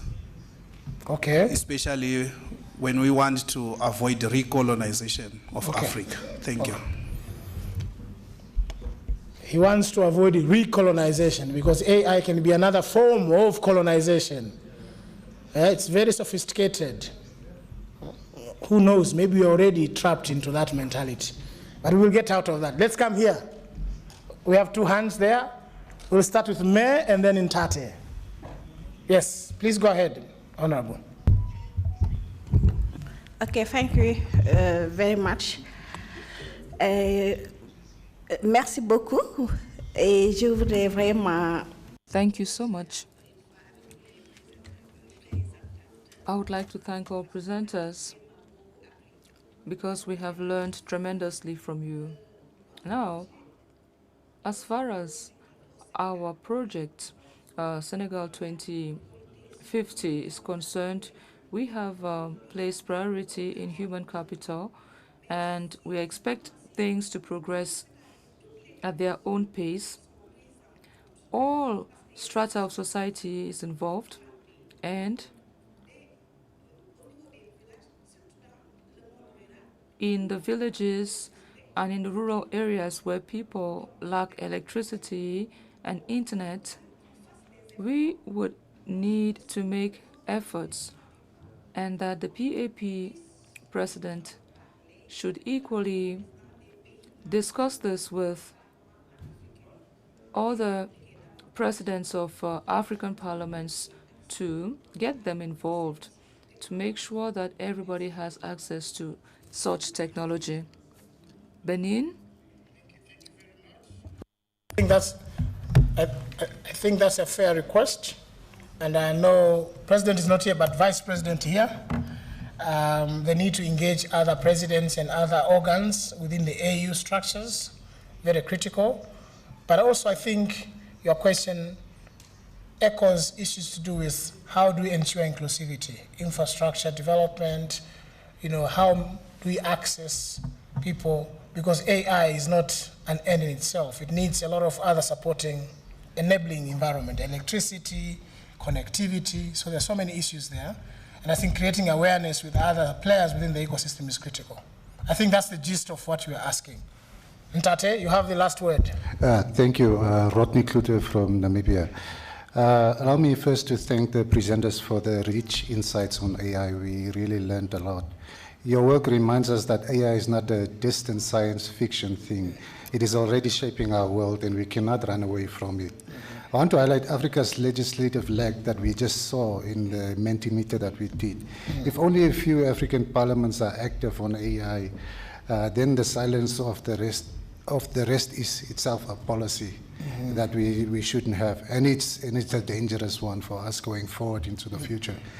We cannot afford to be spectators while algorithms decide who will get jobs. Equally, the insights shared here can and must enrich the laws this House is already working on. And so your team needs to get involved with all the other committees as well so that we can see how we can incorporate some of these ideas into the committees and the laws that we are working on. Thanks. Excellent. I'll say thank you, although I know it's a lot of work for us. Your call is very clear that we need to work with other committees. And as I said earlier during my submission, first I agree with your submission, totally agree. But what I said earlier, Monday, tomorrow, we are doing the same workshop to the speakers. I know there's speakers conference. We will do that tomorrow. And then tomorrow, we are also presenting to the Committee of Transport ICT on two things. Our proposal to review the Malabo Convention, because it needs to be updated, and developing a model law on cybersecurity. But I'm hearing there's a request now for model law on AI governance. So we're already taking shape, but I agree with you, AI is cross-cutting. Yeah. It goes into agriculture, it goes in social security, it goes into education. So we would be honored to interact with these committees. And that's why now we are here, we are yours. We'll be working, making effort to engage with committee chairs and see, schedule permitting, how we can engage further to create more awareness. So the call is in order and we have taken it on board. Thank you. All right, honorable members, I know if I open the floor, you are politicians, you can speak. As someone is saying I'm a politician too, maybe I should go and find a constituent of my own. Now, I would like to invite my colleagues, before we respond to the comments and questions, I would like to, maybe my colleagues have a few things to say, to respond on the questions raised, and then I'll summarize everything after that. Who wants to go first? Flora? Thank you. I want to attempt to answer the question on the young students who are using AI and the fact that their cognitive ability may be going down or may be deteriorating in one way or another. My take is this, that AI has come to push us higher. And it is time for us to start asking ourselves, even as educators, as teachers in the different schools, what is it that we can do so that the kind of exams we are having, the kind of learning outcomes we are looking for, go higher than what AI can provide? And so challenging our students to do more of critical thinking, more than replicating or trying to memorize different aspects that they can easily get on AI. So to that aspect, I would submit that it is much reasonable if we educate our teachers and our educators so that they can also come up higher in terms of the learning tests and assessments that they use. Thank you. Thank you, Flora. Henry, you have anything to say? Okay, Agnes? Thanks. Maybe what to add to Flora's submission is I think as AI continues to develop, there are also increasing development of tools that can check AI itself. So AI is checking itself at the same time.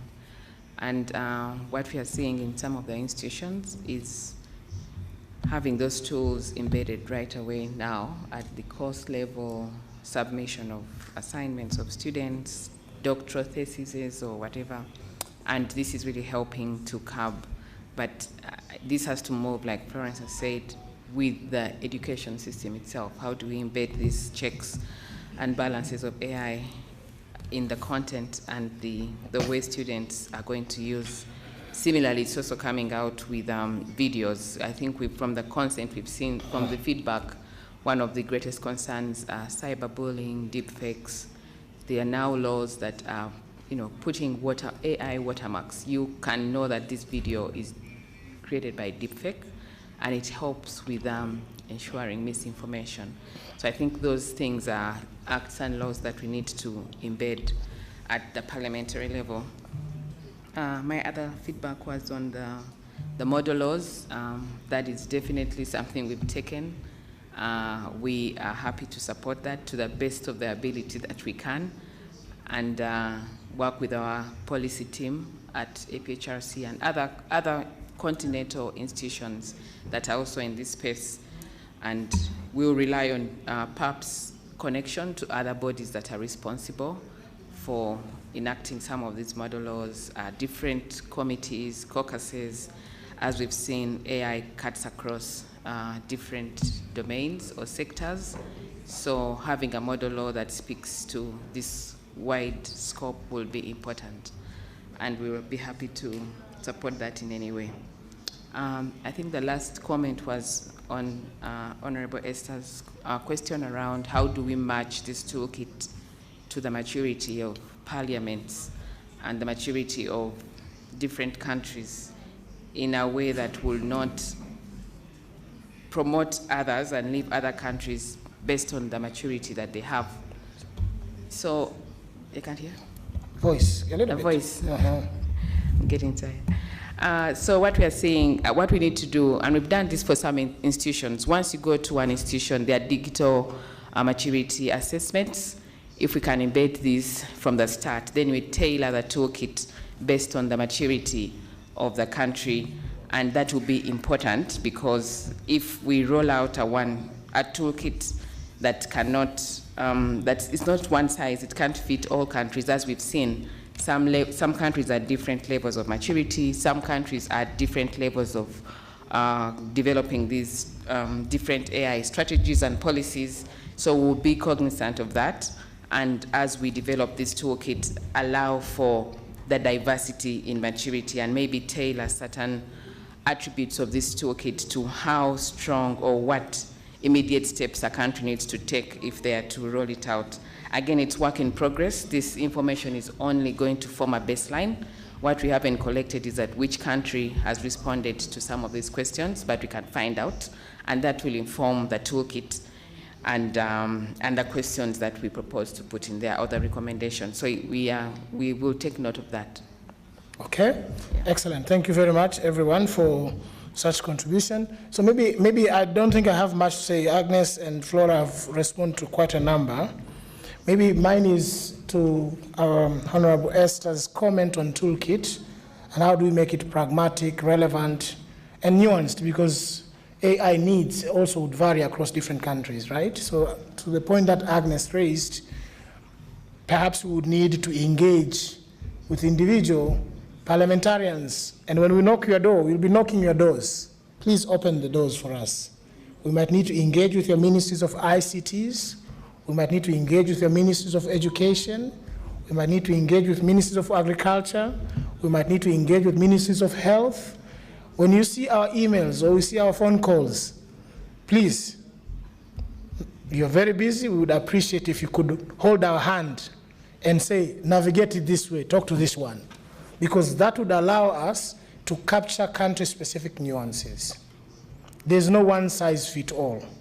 Each country, as Agnes said, even AI maturity index, each country is at different levels, right? We saw yesterday only 16 countries have legislations, and majority of you today have said, no, no, no, no, no. So we can't treat each countries, all countries the same. We have to treat countries differently. So to make the AI toolkit much more pragmatic is that at the PAP level, what we need is to get basics, and then it needs to be customized to the nuances within your jurisdictions. So we'd rely on you, we'd rely on your help, we'd rely on your support. When we come to Namibia, we'd reach out and say, Honorable, we are here. We would like the Honorable from Botswana, he's not here. He reached out to us, said, my country wants to pass a law on cybersecurity. Can you guys do analysis to help me? And the clerk of the committee reached out to us, and we said, gladly, that's why we're here. And boom, Henry, before you know, he did something. And then that response to Botswana sparked a bigger conversation. Why don't we do this for Africa? Because there was no model law on cybersecurity to begin with, which is now gravitating a model law on AI governance. But all of these, once they're developed, they're not an end in themselves. They need to be cascaded down. They need to be tailored to the needs of different countries, different jurisdictions. And we cannot do that alone. We would love to come to your countries to support, but we would need your hand, we would need your connections, we would need you to open doors for us to make our work much more easier and pragmatic. So with those, I would like to once again extend my gratitude. Yesterday I forgot to mention the leadership that I come from. Today I remember, at least because we are closing almost. I was talking to my executive director. She sends her regards. She's excited that we have this relationship. She's excited that we are embarking on this journey. She couldn't be here because of other commitments. The same goes from our board of directors. They are very grateful for this opportunity, and that together our work can find or make impact that we wish to see. We need each other. We need you. You need us. So there are complementarities. With those, honorable members of parliament, President is not here, but Vice President, Deputy Clerk, I would like to extend my thanks, and it is a pleasure engaging with you. The journey has started. Let's work together. Thank you. President, honorable members of parliament, dear experts, after a day and a half of training on AI, experts have actually successfully made presentations which have provided insights on artificial intelligence and governance. And all of you, after listening to these presentations, raised very pertinent questions. And this all culminated in this very rich exercise which we have just concluded, which served the purpose of formulating a toolkit which shall be processed and eventually made available to you by experts. You have also received some information from the Interparliamentary Union, IPU, and the European Union. So the essence of all this was to make sure that the Pan-African Parliament comes up with a continental strategy to enrich legislation on the African continent. You also made a suggestion to formulate a model law on AI. Experts equally shared the same idea. So this is an opportunity for us to thank you all. Having said that, I would say we had initially envisaged to have a tea break, but given that time is against us, I would like now to crave your indulgence to allow us have a 10-minute tea break so that we can eventually invite the President to come in and assist the other vice presidents in the award of attestations. So let us break for 10 minutes while I seek the President's availability for the next couple of minutes. Thank you. So we take a 15-minute tea break and we'll be back. Thank you.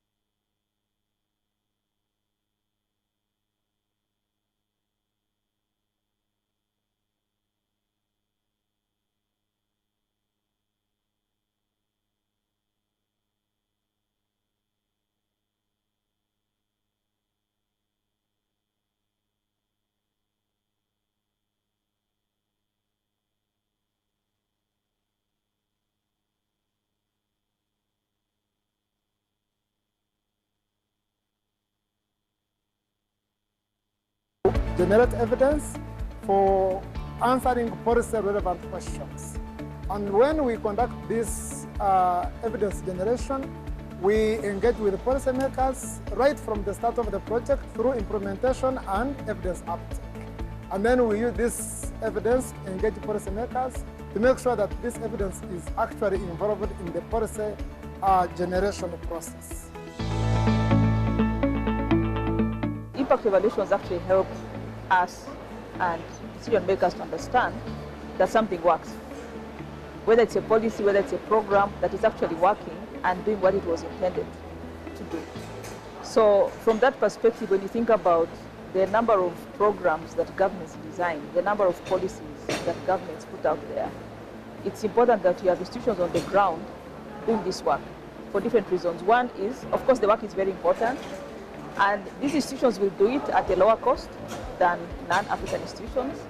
They understand the context better, so even in terms of designing questions, they'll do it better because they understand some of the contextual factors about what would make an intervention work, what would make a policy work, what would make a program work. Yeah, the Center for Effective Global Action, which is based at UC Berkeley, is the foundation that led to the birth of the Network of Impact Evaluation Researchers in Africa. And some of the staff at the Petras, including myself, and some of my colleagues are actually graduates of the fellowship that took place at SIGA in the US.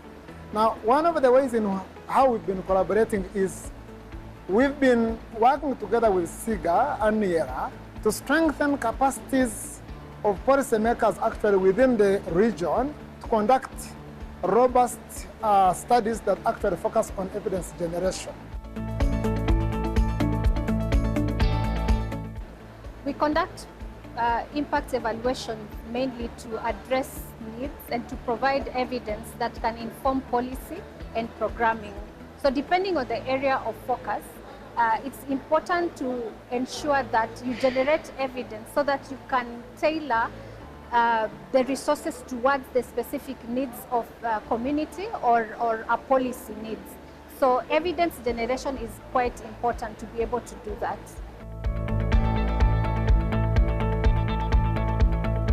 I believe African-led impact evaluation really matters, especially at this moment, is because one, Africa has a persistent challenge that really need to resolve by African institutes and African researchers.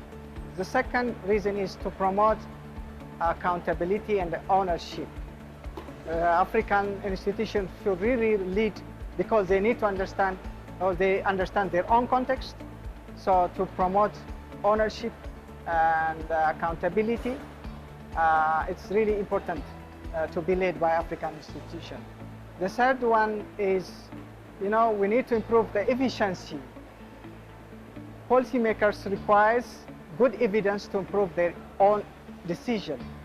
It should be rely on good data, should be analyzed by African researchers or Africa-led researchers who knows the context very well, so that policymakers could understand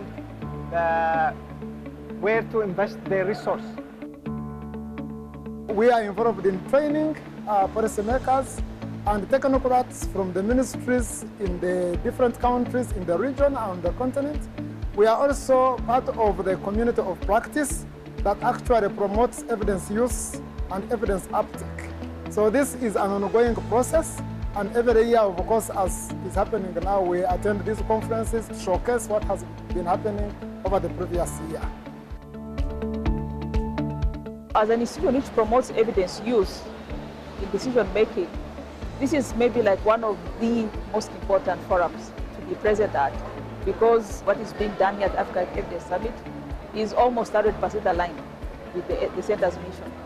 So it makes sense that we're here.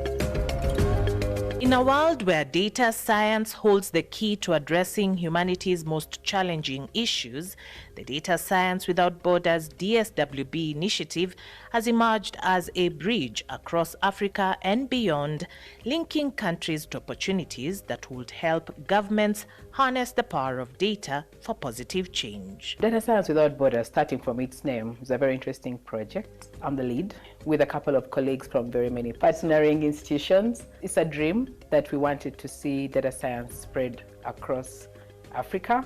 We always know that Africa has been known to lag behind the Industrial Revolution, but with the advent of AI and data science, we wanted a project that will bring partners in the African continent.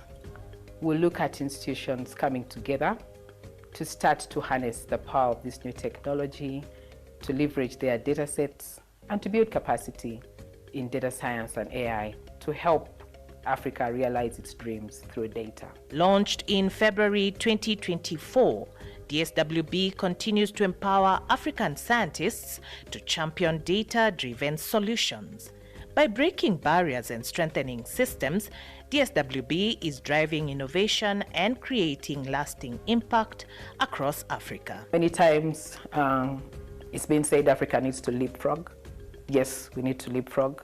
We need to catch up with AI. We shouldn't be left behind, but we need to fix the processes that will get us there. Look for the data. Where is it? Is it in good quality? Do we have the people who are going to mine this data, analyze the data?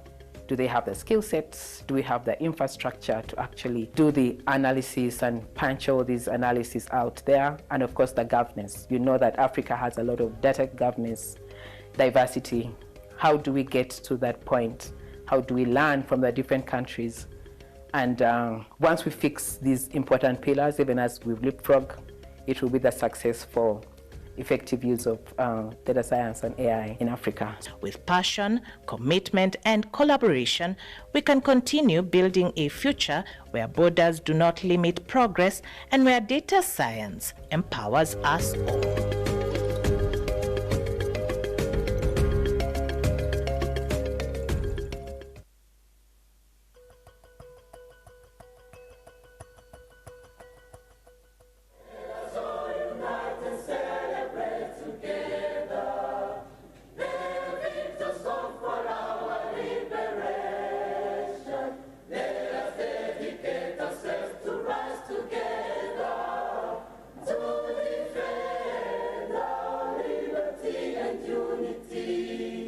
The Peace and Security Council, PSC, of the African Union, AU, and the Pan-African Parliament, PAP, held a consultative meeting from 17 to 18 July 2025 in Midrand, South Africa, at the headquarters of the Pan-African Parliament, under the theme, Enhancing Institutional Synergy and Collaboration for Sustainable Peace and Security in Africa. We are in this room to discuss, to exchange, to engage, to interrogate issues of peace and security on this continent. The continent is faced with multiplicity of threats, including but not limited to terrorism and violent extremism, climate change, and constitutional changes of government, intra and interstate conflicts, transnational organized crimes, and cyber crimes. External interference has never been higher in many of our conflicts. Our major partners are shifting from support to humanitarian relief to the highest defense spending in history. As we enter the second year of the second 10-year implementation plan of the Agenda 2063, one wonders if we will make gains in terms of addressing some of the peace and security challenges in ensuring that we have a peaceful and secure Africa as exposed by Aspiration 4 of the Africa we want. Aspiration 4 of Agenda 2063 is a peaceful and secure Africa. This aspiration aims to achieve a continent free from armed conflict, terrorism, extremism, intolerance, and gender-based violence, with entrenched human rights, democracy, and the rule of law. It envisions a continent where mechanisms for conflict, prevention, and resolution are functional at all levels, and where a culture of peace and tolerance is nurtured. The inclusive political leadership, diplomacy, and technical expertise can move this continent further than we think within the framework of AU Agenda 2063. At the end of the second day joint consultative meeting, some of the resolutions agreed upon include the need to embrace African solutions to African problems, with the AU and member states leading to ensure ownership, use of local resources, and homegrown solutions. Stressed greater inclusion of the youth and women in conflict resolution, development, and economic empowerment programs. Called for stronger synergy between PAP and PSC to joint actions to promote democratic norms and improve governance. Urged PAP to build stronger links with national contingencies to support peace and security. Highlighted the importance of constitutionalism, separation of powers, and the rule of law. Encouraged joint PAP and PSC efforts to safeguard them. Called on PAP to join PSC in advocating for global institutional reform, including more representation in the UN Security Council. Aligned with the Ezulweni Consensus, organs can work together within the AU. That we have to make an effort to eliminate silos. And that's what we've achieved.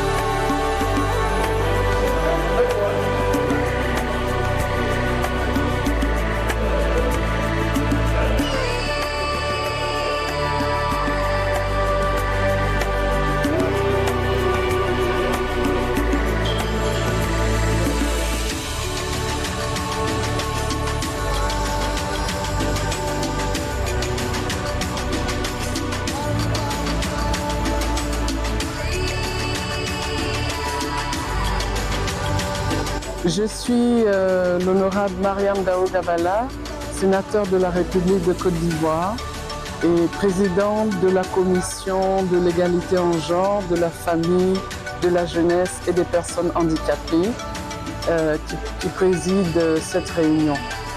Cette réunion est une réunion technique de relecture du premier draft de la loi type sur l'égalité en genre en Afrique. C'est une loi qui pour nous est importante parce qu'elle doit permettre à nos États d'avoir un cadre légal pour accélérer l'égalité en genre, mais aussi pour nous permettre d'arriver aux aspirations de l'agenda 2063 de l'Union africaine. My name is Honorable Victoria Kingston. I'm from Malawi.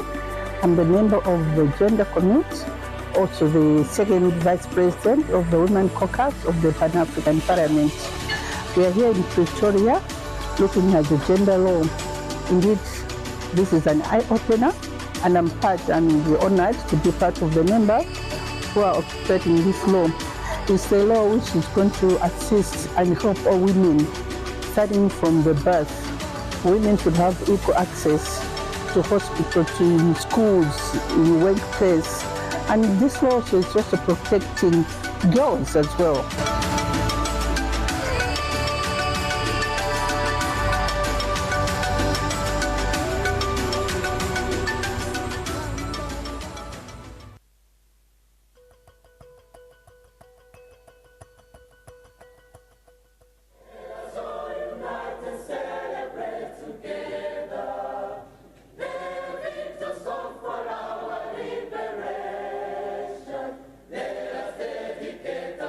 Rise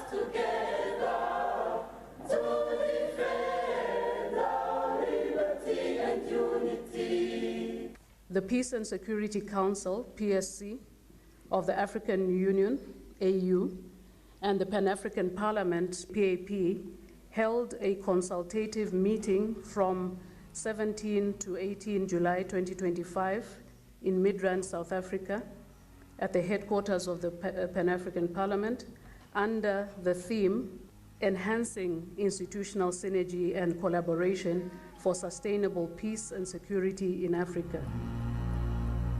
We are in this room to discuss, to exchange, to engage, to interrogate issues of peace and security on this continent. The continent is faced with a multiplicity of threats, including but not limited to terrorism and violent extremism, climate change, unconstitutional changes of government, intra and interstate conflicts, transnational organized crimes, and cyber crimes. External interference has never been higher in many of our conflicts. Our major partners are shifting from support to humanitarian relief to the highest defense spending in history. As we enter the second year of the second 10-year implementation plan of the Agenda 2063, one wonders if we will make gains in terms of addressing some of the peace and security challenges in ensuring that we have a peaceful and secure Africa, as exposed by Aspiration 4 of the Africa we want. Aspiration 4 of Agenda 2063 is a peaceful and secure Africa. This aspiration aims to achieve a continent free from armed conflict, terrorism, extremism, intolerance, and gender-based violence, with entrenched human rights, democracy, and the rule of law. It envisions a continent where mechanisms for conflict, prevention, and resolution are functional at all levels, and where a culture of peace and tolerance is nurtured. The inclusive political leadership, diplomacy, and technical expertise can move this continent further than we think within the framework of AU Agenda 2063. At the end of the second day joint consultative meeting, some of the resolutions agreed upon include the need to embrace African solutions to African problems, with the AU and member states leading to ensure ownership, use of local resources, and homegrown solutions. Stressed greater inclusion of the youth and women in conflict resolution, development, and economic empowerment programs. Called for stronger synergy between PAP and PSC through joint actions to promote democratic norms and improve governance. Urged PAP to build stronger links with national contingencies to support peace and security. Highlighted the importance of constitutionalism, separation of powers, and the rule of law. Encouraged joint PAP and PSC efforts to safeguard them. Called on PAP to join PSC in advocating for global institutional reform, including more representation in the UN Security Council. Aligned with the Ezulweni Consensus, Third Declaration, and African Common Positions on Financial Reform. But the most important thing is that the work is commencing now. I think the lessons that we have learned, one is that organs can work together within the AU. That we have to make an effort to eliminate silos. And that's what we've achieved.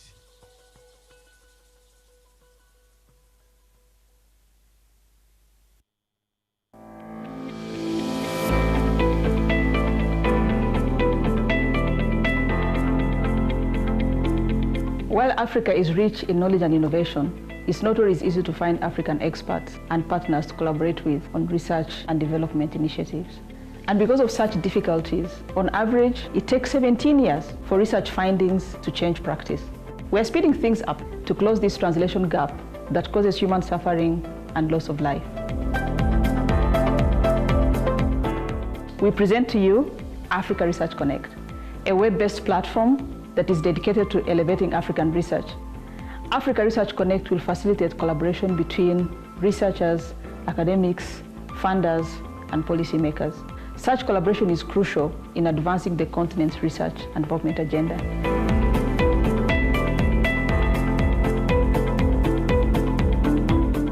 Discover and explore millions of African research products and the profiles of the researchers and institutions that generate them.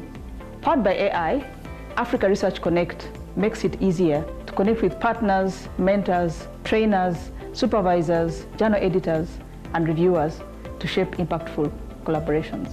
Find a research and academic partner now on Africa Research Connect.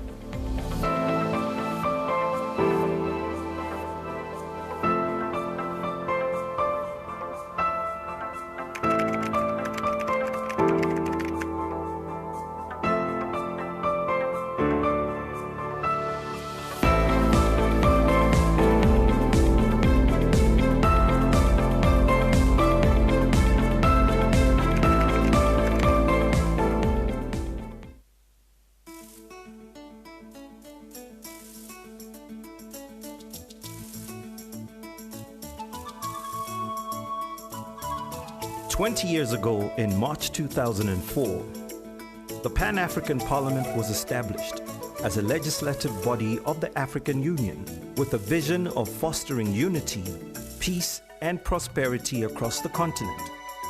Today, we celebrate 2 decades of its journey and achievements. The establishment of the Pan-African Parliament amongst the African Union organs signaled a historical milestone and perhaps the most important development in the strengthening of the African Union institutional architecture. It laid solid grounds for the democratic governance and oversight within the African Union system and provided a formal platform for the peoples of Africa to get involved in discussions and decision-making on issues affecting the continent. The genesis of the Pan-African Parliament can be legally traced back from 1991 with the adoption of the treaty establishing the African Economic Community, adopted on the 3rd of June 1991 in Abuja, also known as the Abuja Treaty. This treaty defined the pillars and grounds of realizing economic development and integration in Africa and called for the creation of a continental parliament amongst a set of organs as tools for the realization of African integration and economic development. This call was re-emphasized in the Sirte Declaration of 1999, which called for the accelerated implementation of the provisions of the Abuja Treaty. At the time of the transformation of the Organization of African Unity into the African Union, the Constitutive Act of the African Union, in keeping with the vision of the signatories to the Abuja Treaty and the Sirte Declaration, set out the AU institutional architecture, which included the PAP. The Pan-African Parliament celebrated its 10 years of existence in March 2014, a year which coincided with the adoption on 27th June 2014 in Malabo, Equatorial Guinea, of the Protocol to the Constitutive Act of the African Union relating to the Pan-African Parliament, PAP Malabo Protocol, which once enforced will transform the PAP into a quasi-legislative body of the AU. While the PAP Malabo Protocol requires 28 ratifications for its entry into force, it has to date been ratified by 15 AU member states with 21 signatures. For the time being, the PAP continues to operate under the Sirte Protocol, which defines its mandate. 6 parliaments have been inaugurated since 2004. So we cannot revolutionize the situation of Africa if we don't take the women seriously and don't change the work of women into a better, with technology, applying technology and science.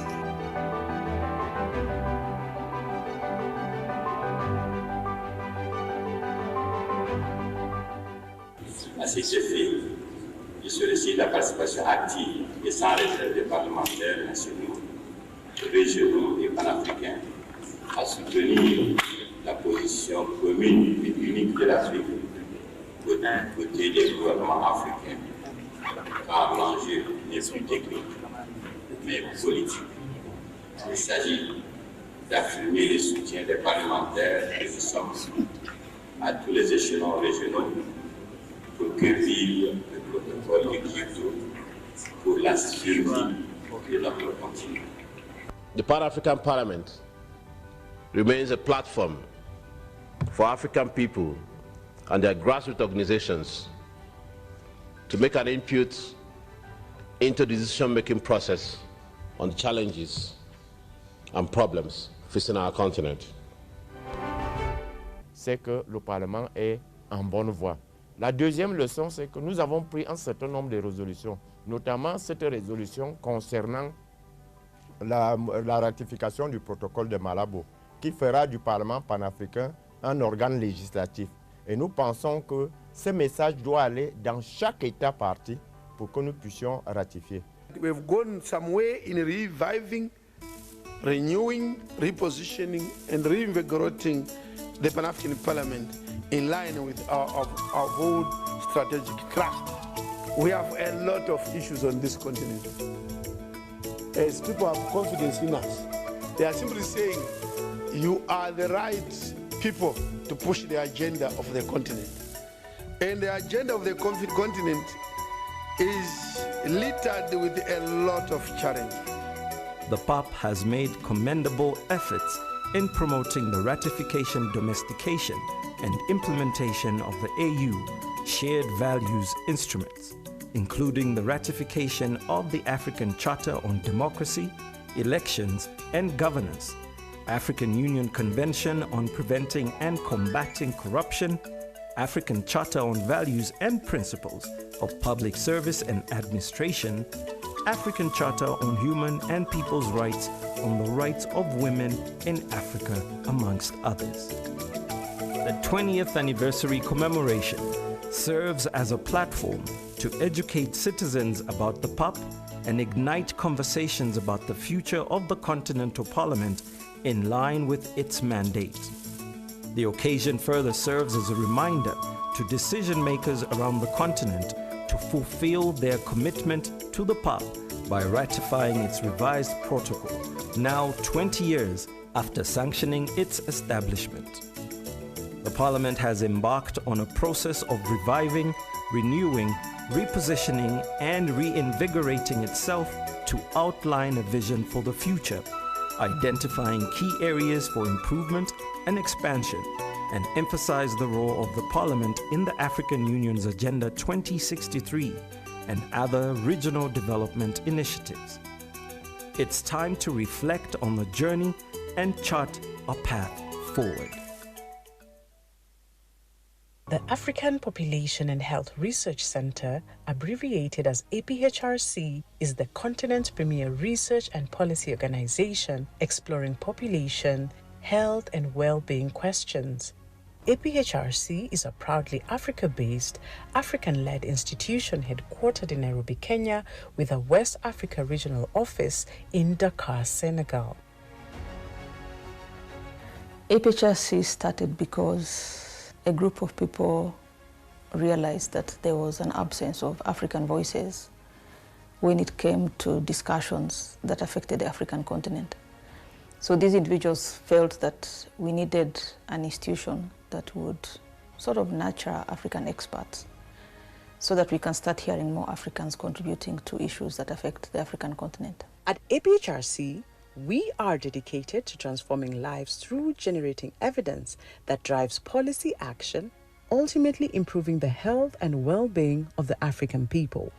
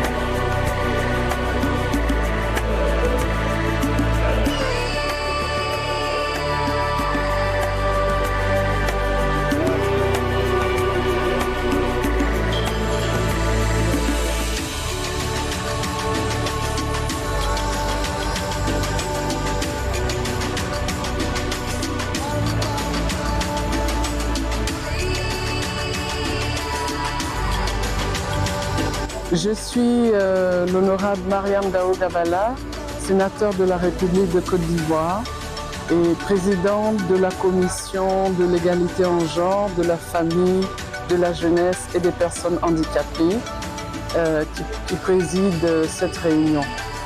Cette réunion est une réunion technique de relecture du premier draft de la loi type sur l'égalité en genre en Afrique. C'est une loi qui pour nous est importante parce qu'elle doit permettre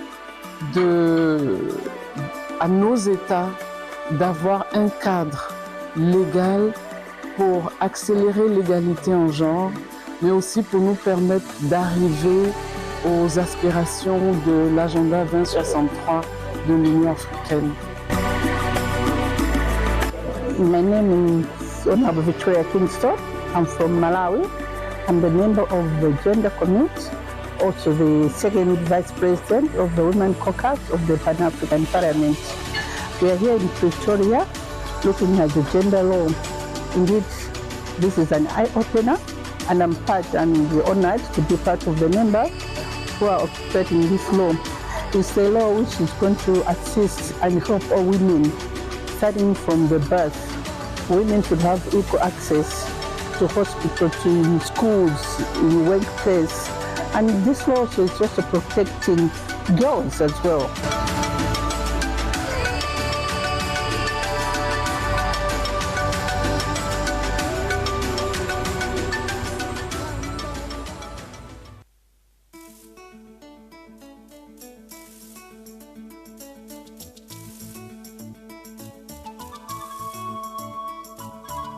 20 years ago, in March 2004, the Pan-African Parliament was established as a legislative body of the African Union with a vision of fostering unity, peace, and prosperity across the continent.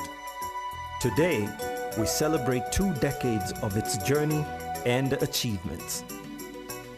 The establishment of the Pan-African Parliament amongst the African Union organs signaled a historical milestone and perhaps the most important development in the strengthening of the African Union institutional architecture. It laid solid grounds for the democratic governance and oversight within the African Union system and provided a formal platform for the peoples of Africa to get involved in discussions and decision-making on issues affecting the continent.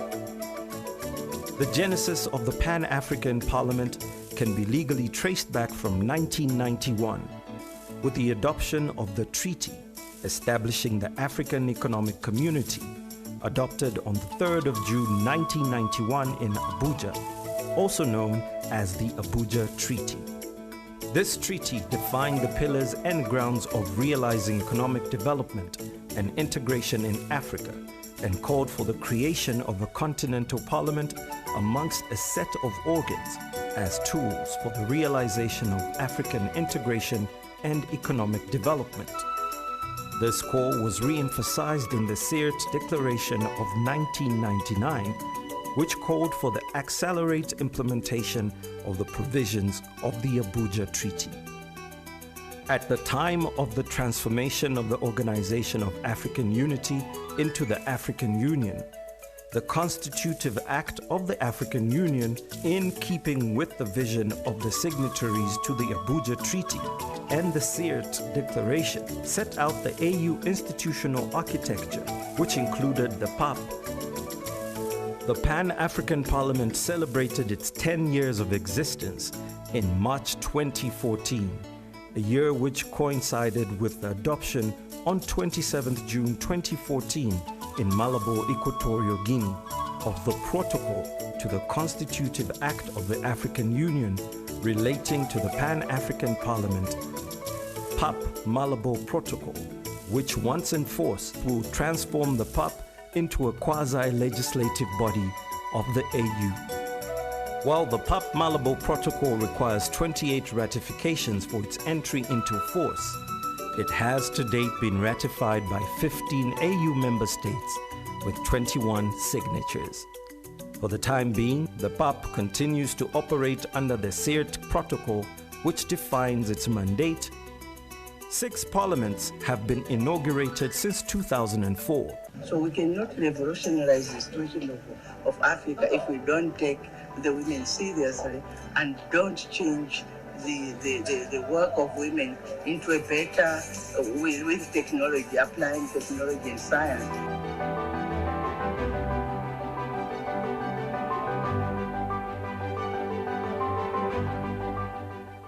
À cet effet, je sollicite la participation active et sans réserve des parlementaires nationaux, régionaux et panafricains à soutenir la position commune et unique de l'Afrique côté des gouvernements africains, car l'enjeu n'est plus technique, mais politique.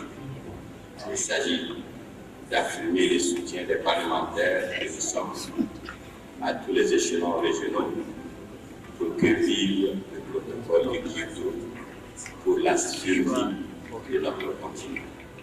The Pan-African Parliament remains a platform for African people and their grassroots organizations to make an input into the decision-making process on the challenges and problems facing our continent.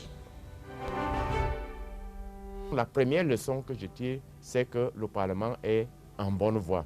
La deuxième leçon, c'est que nous avons pris un certain nombre de résolutions, notamment cette résolution concernant la ratification du protocole de Malabo, qui fera du Parlement panafricain un organe législatif. Et nous pensons que ce message doit aller dans chaque étape Honorablement, pour que nous puissions ratifier.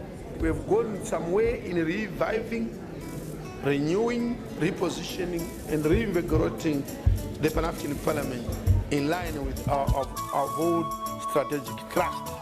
We have a lot of issues on this continent. As people have confidence in us, they are simply saying, you are the right people to push the agenda of the continent. And the agenda of the continent is littered with a lot of challenges.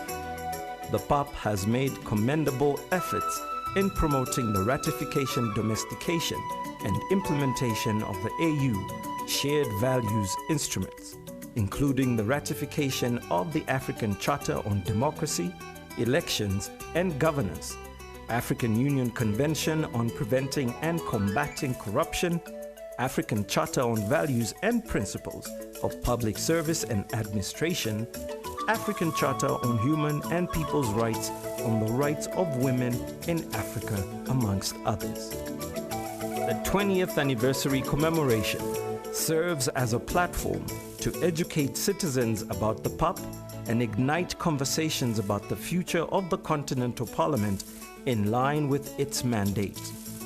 The occasion further serves as a reminder to decision makers around the continent to fulfill their commitment to the PAP by ratifying its revised protocol, now 20 years after sanctioning its establishment. The Parliament has embarked on a process of reviving, renewing, repositioning, and reinvigorating itself to outline a vision for the future, identifying key areas for improvement and expansion, and emphasize the role of the Parliament in the African Union's Agenda 2063 and other regional development initiatives. It's time to reflect on the journey and chart a path forward.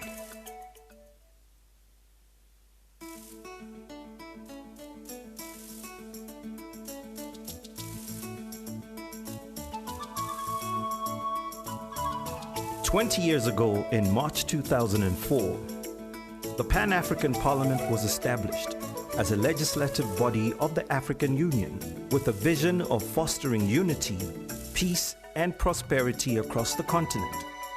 Today, we celebrate 2 decades of its journey and achievements. The establishment of the Pan-African Parliament amongst the African Union organs signaled a historical milestone, and perhaps the most important development in the strengthening of the African Union institutional architecture. It laid solid grounds for the democratic governance and oversight within the African Union system and provided a formal platform for the peoples of Africa to get involved in discussions and decision-making on issues affecting the continent. The genesis of the Pan-African Parliament can be legally traced back from 1991 with the adoption. May I call for the resuming of the meeting once more. Sorry for the break. Indeed, the Bureau members left this chamber to conduct important business. We had a meeting with the European Union delegation. That's why I had to leave, partly some physical, some virtual from Brussels.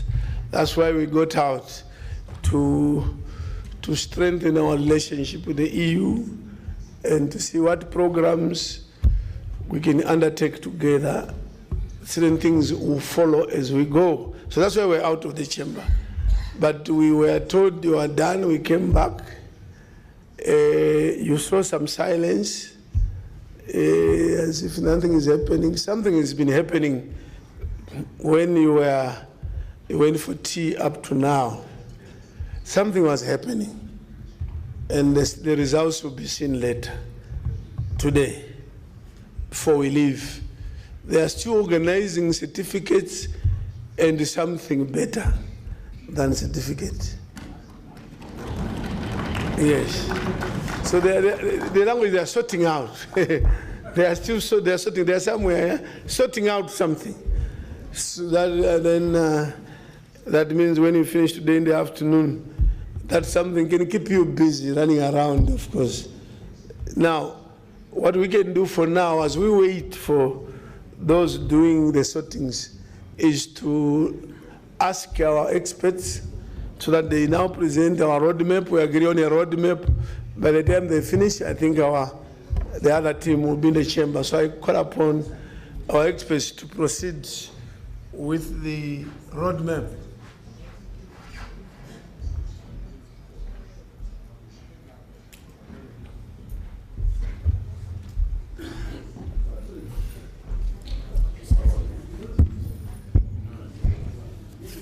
Merci, Monsieur le Président. Thank you, Mr. President.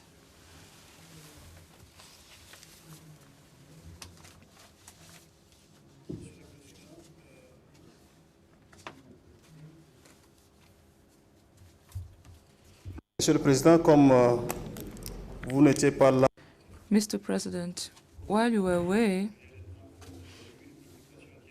we were about to conclude our work, but a concern was raised by parliamentarians, and I thought it wise to draw your attention to this.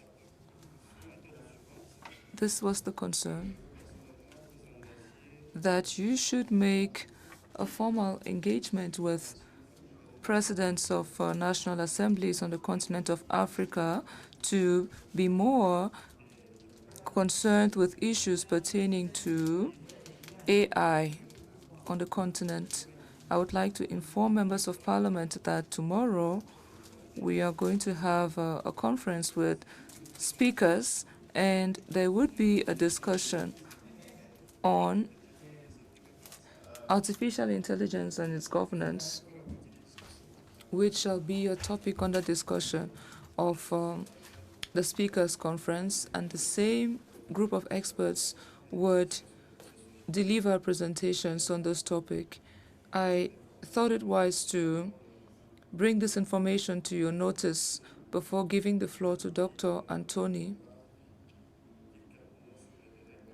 who would say a few words on the roadmap after the Lusaka Declaration, and the President of the PAP, His Excellency President Chief Sharumbira, would have his closing remarks, and then we have the award of attestations. Thank you.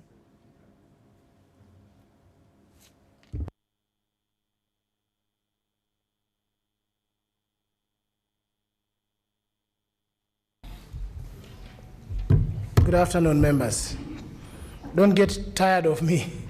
It seems today this podium is getting used to me, or I'm getting used to it. So we have discussed a lot, but I want to draw your attention to the fact that whatever has happened here was cooked somewhere. It started from somewhere. So this is part of the roadmap implementation. But I think my job now is to take you through from here, where are we going? Okay, but before I do that, for those who were not with us in Lusaka, maybe I should start from where we started and where we are going. Okay, so and to do that, I would like to go to the Lusaka Declaration.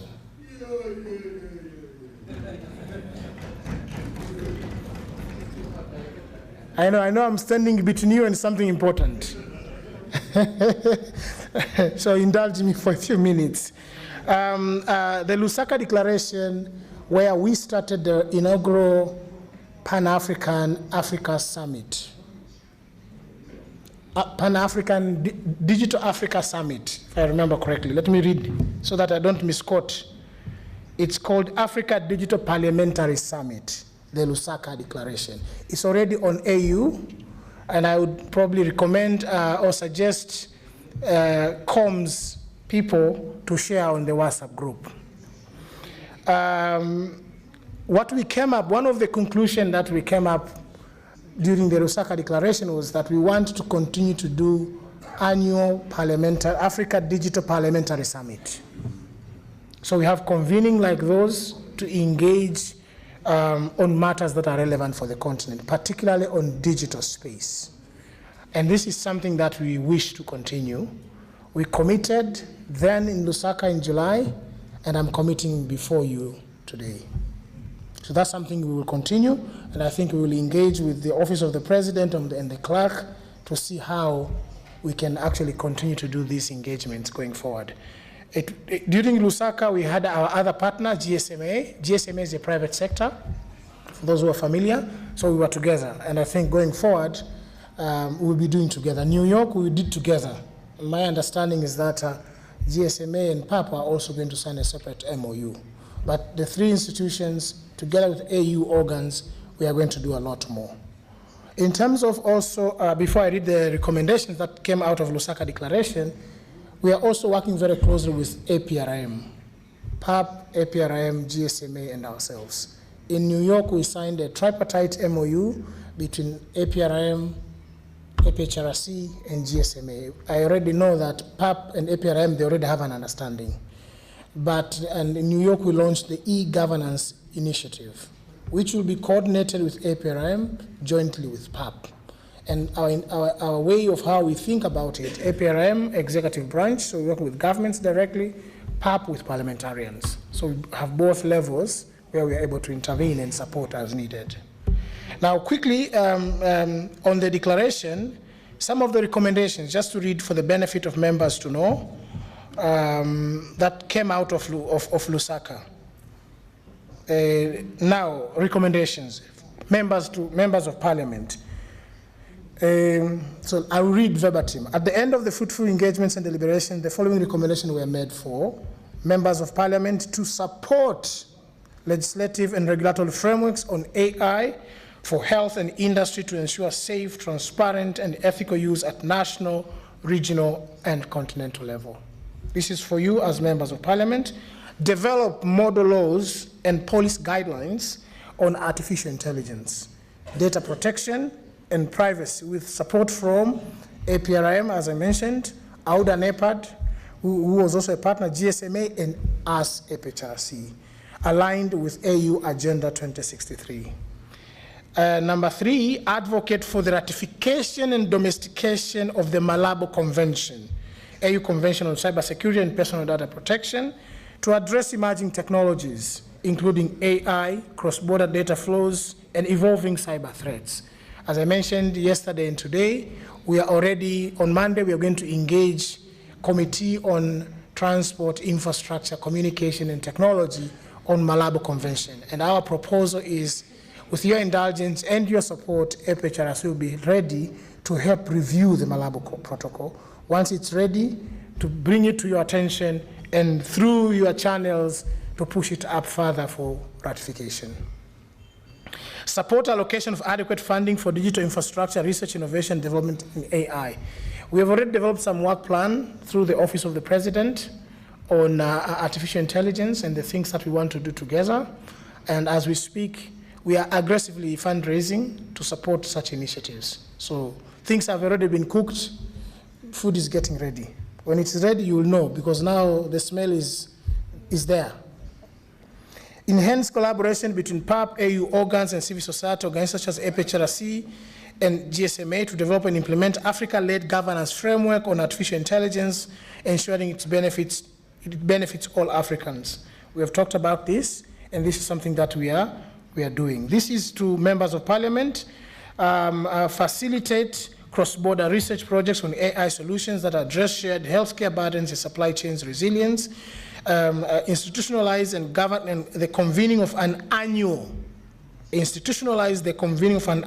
Africa Digital Parliamentary Summit in collaboration with APRM, AUDA-NEP, GSMA, and APHRC as a formal multi-stakeholder platform to review progress on recommendation made and monitor policy harmonization.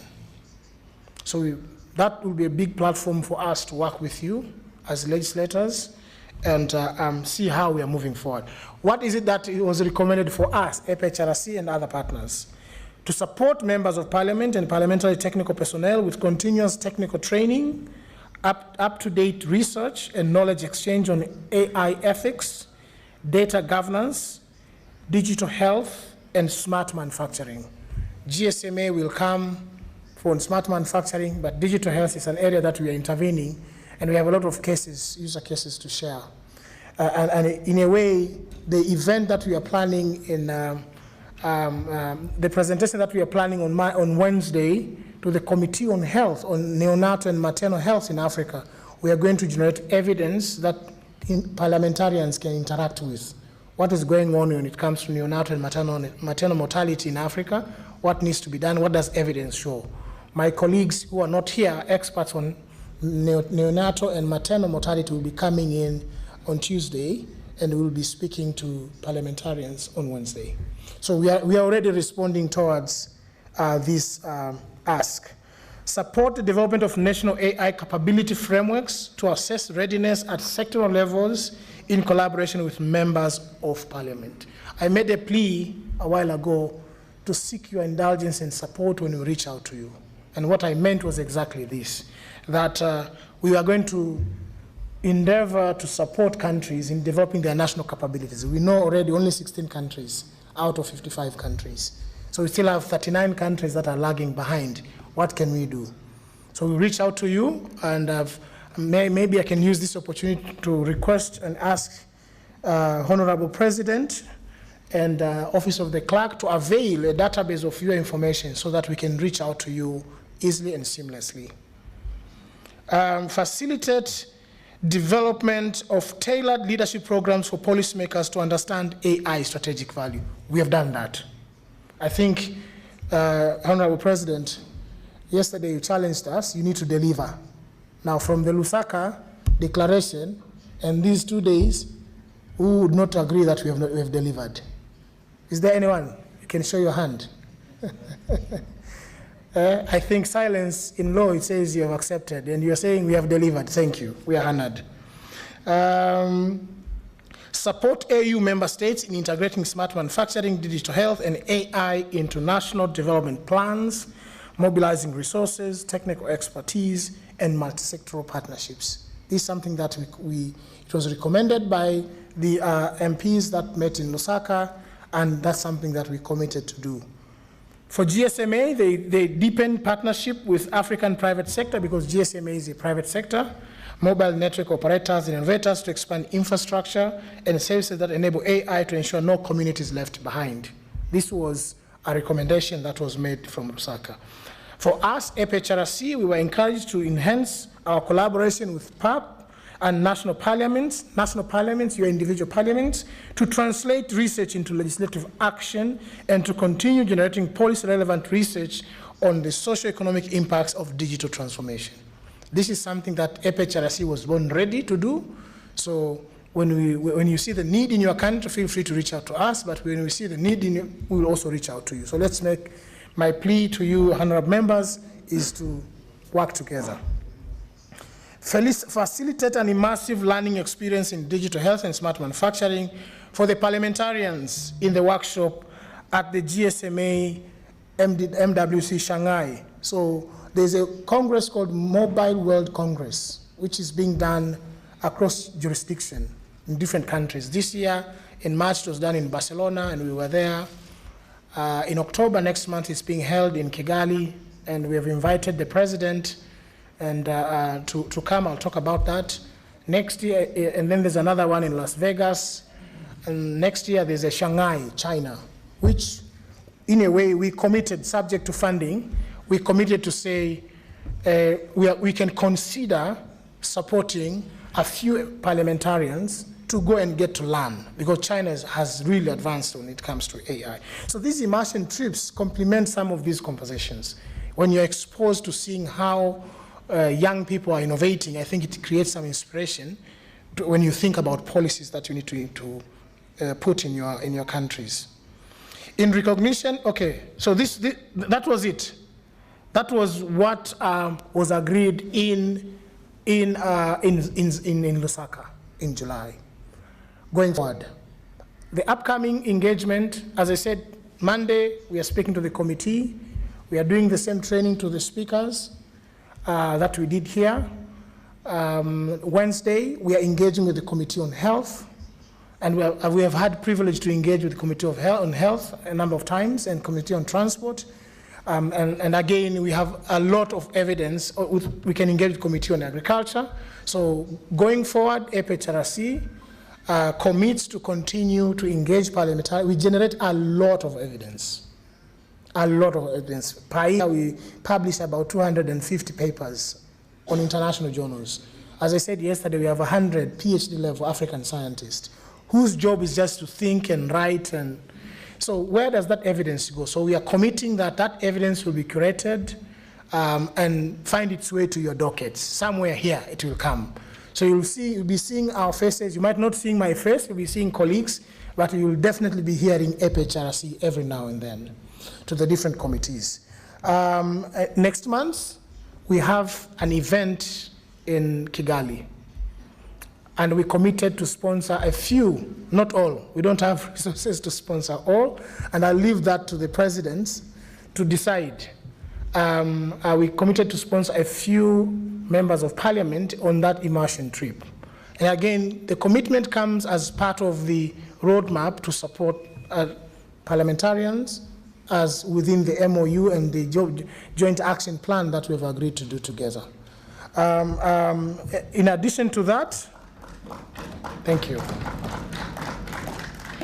So we'll be engaging the Office of the President to guide us in terms of those MPs or chairs who would join us in Kigali. In Kigali, honorable members, we have also been invited, my understanding, by President Kagame. There will be a high-level dinner, and we felt that having members of parliament there will be training again, and then you'll get to see in real time young people innovating and different innovations that have been done on health.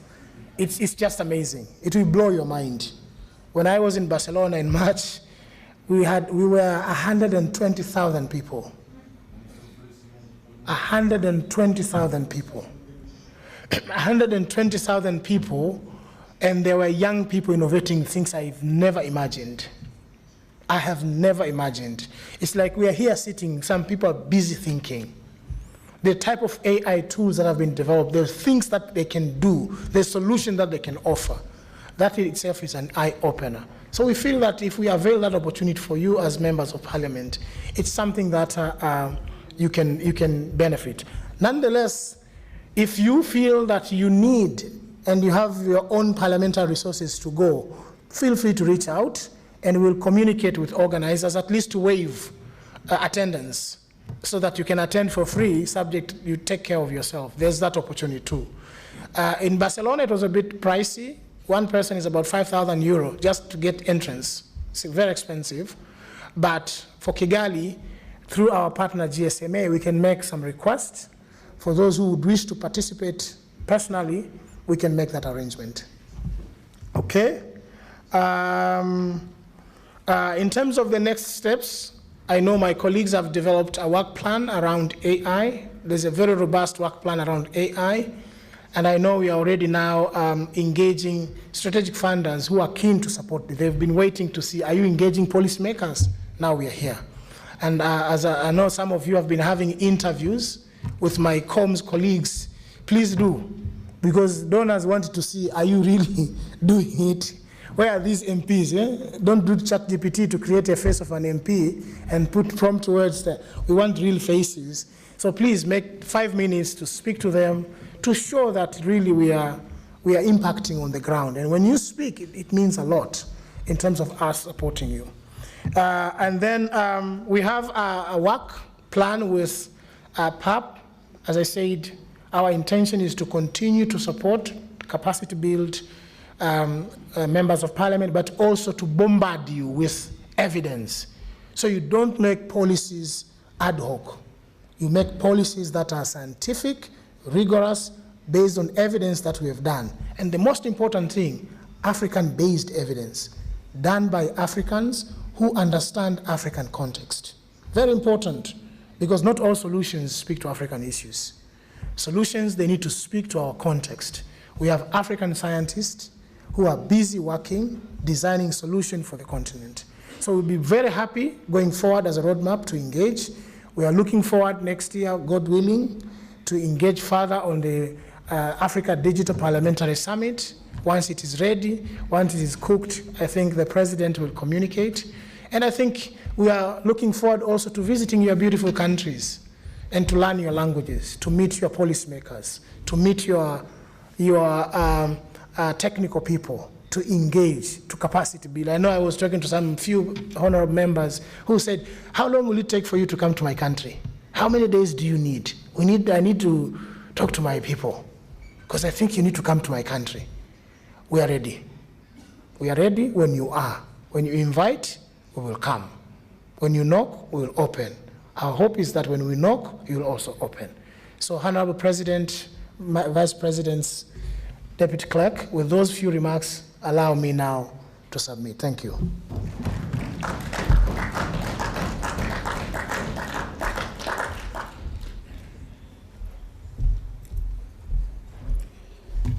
Merci, Dr. Anthony, pour cette promesse. Thank you, Doctor, for this promise and for this commitment. Distinguished members of Parliament, Mr. President, Vice President, ladies and gentlemen, the end product of this training would be the final communique. We prepared the final communique, and with your permission, I am going to ask Senator Damson Gatana to read out the final communique.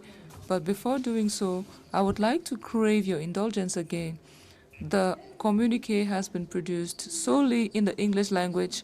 If we need to wait for translation to be done, we would need to spend more time waiting. That is why we did not circulate it, and I requested that it be read here in English so that you are at least informed of the content of this communique. I would like to humbly request your indulgence on this so that we understand the end product of our discussion. Honorable Senator, over to you.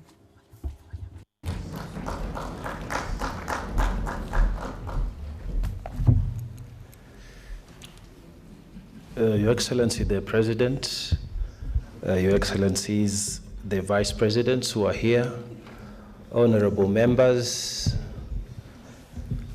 our clerk, honorable clerk, my small duty is just to read the communique, and just a little patience because we have 8 pages.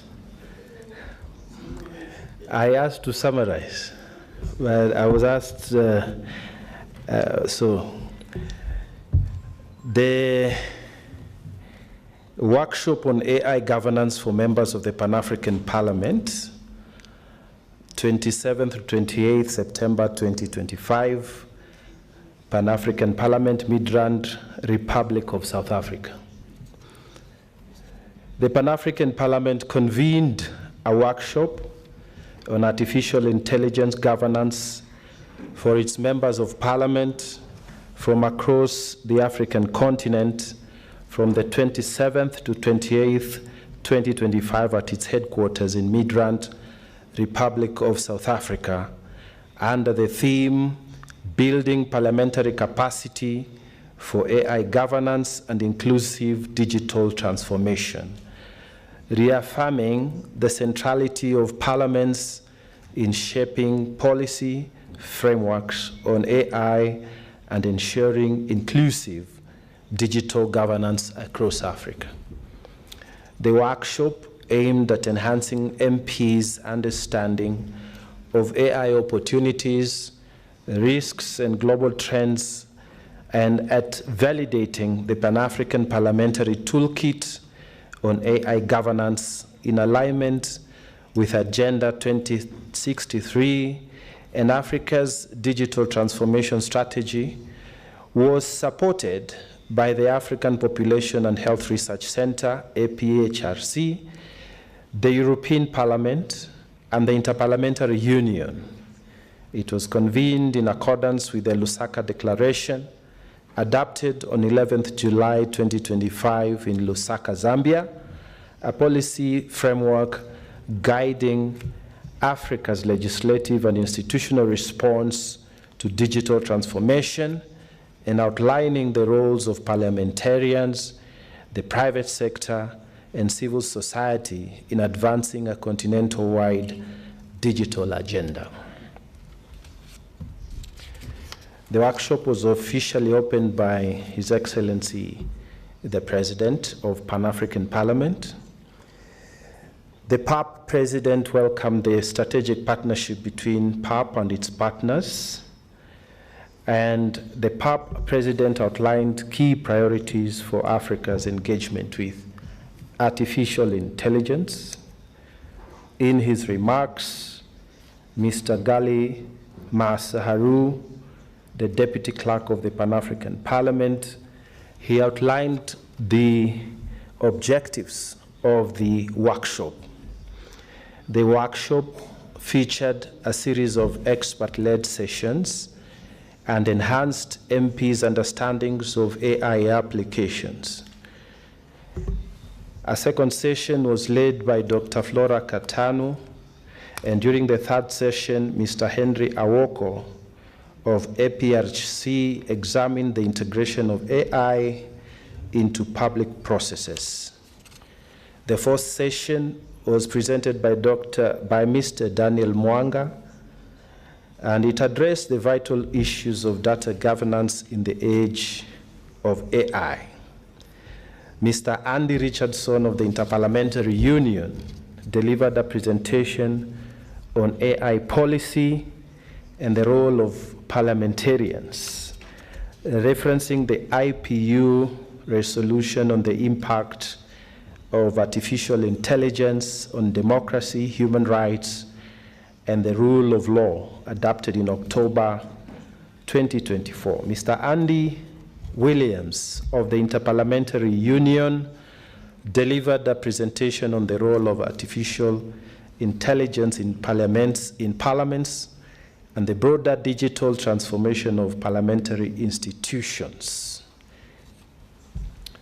Honorable Brando Benifei, member of the European Parliament, noted that parliaments around the world, including in Africa and the European Union, are adopting similar approaches to AI governance. Across all sessions, members of parliament agreed on a shared vision for Africa. Number one, to harmonize and strengthen legal frameworks.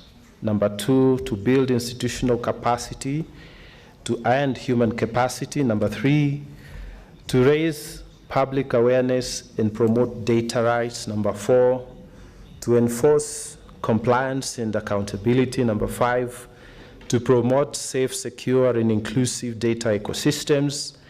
Number six, to facilitate strategic partnerships and regional collaborations. Number seven, advance ethical and inclusive digital development. Number 8, ensure cultural representation and language diversity. Number 9, promote employment and inclusivity. 10, support innovation and youth participation. 11, foster evidence-based policy making.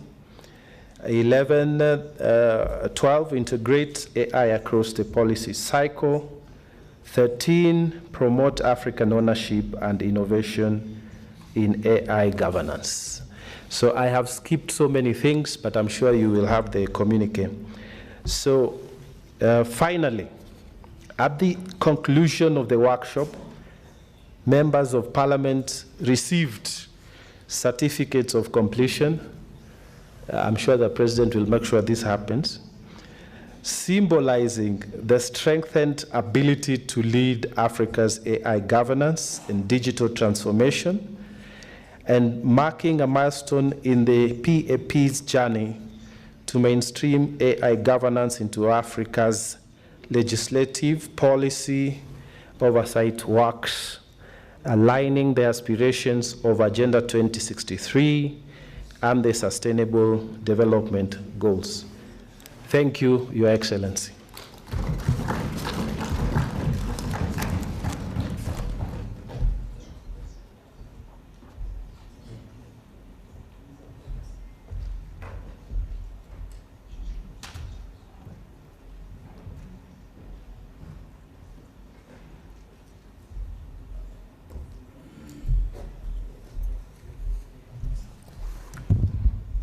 Merci, Monsieur le Sénateur. Thank you, Senator.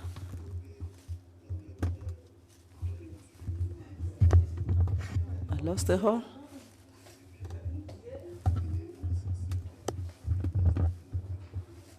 I lost the hall. Hello, can anybody hear me? Ooh. Oui, à ce niveau. At this level, I would like to give the floor to the Vice President. What? So that she gives her closing statement for this event.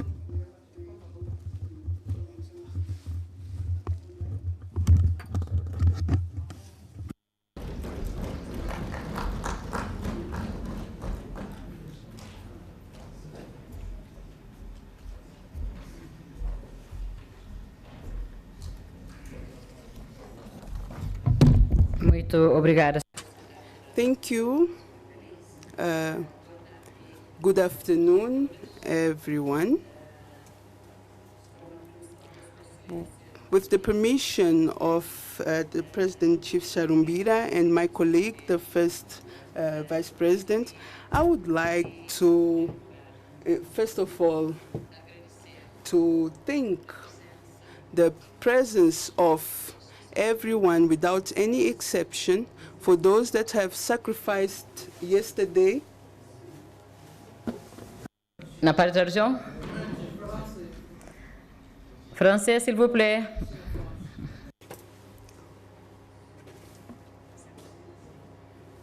Can you hear me in English? So I was saying that I would like to thank everyone for availability, because yesterday was a Saturday and today is a Sunday, and normally we don't work according to our rules. We don't work on Saturdays and Sundays. So instead of the MPs being resting, you decided to come to learn, because this was a learning journey and opportunity for us to learn on AI. In this sense, I would like to thank the African Center of Research for Population that is represented here for allowing us to learn. This is the first experience we have about this subject, And it's a very important subject that we should be aware as members of parliament of the African continent. We are the voice of African people, and we do have to have knowledge so that we can legislate. And during the time where we were in this workshop for filling the form, we could realize that we are not aware of many things. In few countries in our continent, few people have experience in this subject, and we do need to create laws. And for that to happen, we need knowledge. That's why we want to thank you, thank the experts from the center for funding. Not only they shared their knowledge, but also funded this event and signed a partnership protocol with PAP. And I also want to thank Interparliamentary Union for sharing in a virtual way the experiences on this subject, which is a very important subject. And we could understand that this institution in a timid way is dealing with this issue through the approval of resolution for democracy and governance. And there are other issues that they are still researching, but they still shared their experience with PAP due to the importance of our institution to the continent. And I would like to thank the European Parliament for sharing their experience and availability to be closer, and also to the synergies that we can create between these institutions. Our rapporteur of this workshop has read the recommendations and the resolution from this workshop, and therefore I will not go any further, and I will give the floor to His Excellency Chief Sharumbira, and that I would like to thank on behalf of all MPs present here, thank him for his leadership and for allowing us to conclude this training that marks a new era for PAP and our and the use of AI, so that we can research, analyze, and see how we can create laws to take advantage of the digitalization, so that in health, education, agriculture, and other sciences to use AI. And I would like to thank you for your patience, your availability. And I also want to thank everyone and wish success in your research, and that you are available for PAP to guide us, because we need your guidance and we need the guidance of those that started before us, so that we can together walk, because Africa can't be left behind. And I want to emphasize the role of African countries. We mentioned that we have 6 countries in Africa, and we want to commend these countries that are showing us and leading us, so that we don't depend on foreign countries, because we depend on China currently, and we have to work in order to move on. I would like to thank everyone, and I'll give the floor to the President.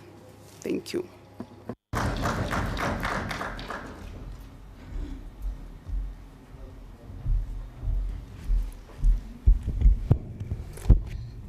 Merci, honorable Madame la Troisième. Thank you, Honorable.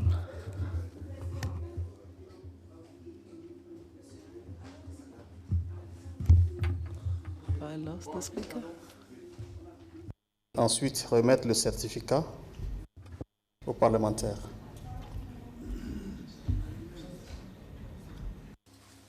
Did I lose this before?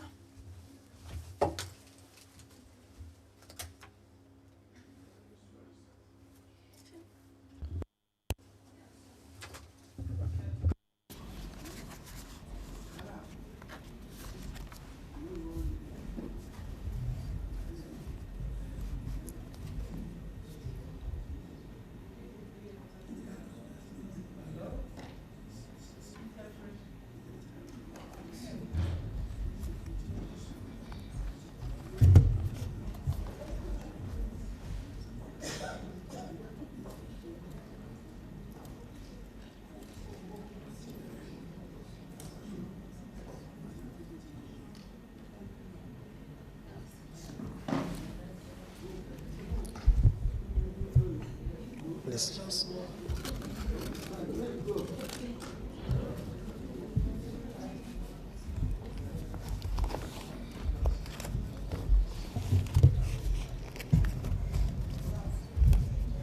These are here.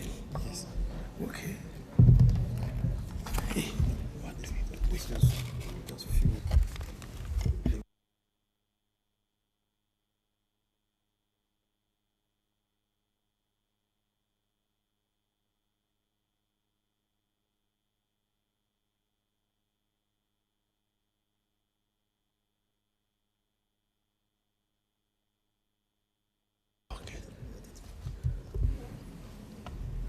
Thank you very much. Sometimes we are slow. We tend to consult so that we don't make mistakes.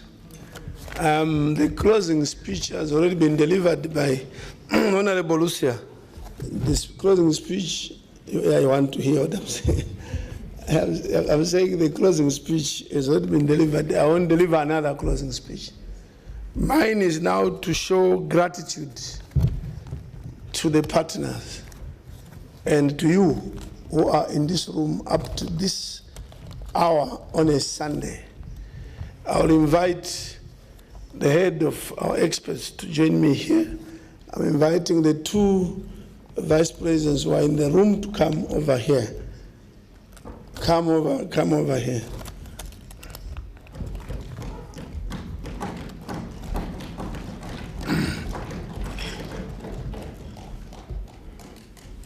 There are two things that are going to happen now. There are two things to happen now. One is unveiling. Unveiling, I know some can see, some may not see because it's too far.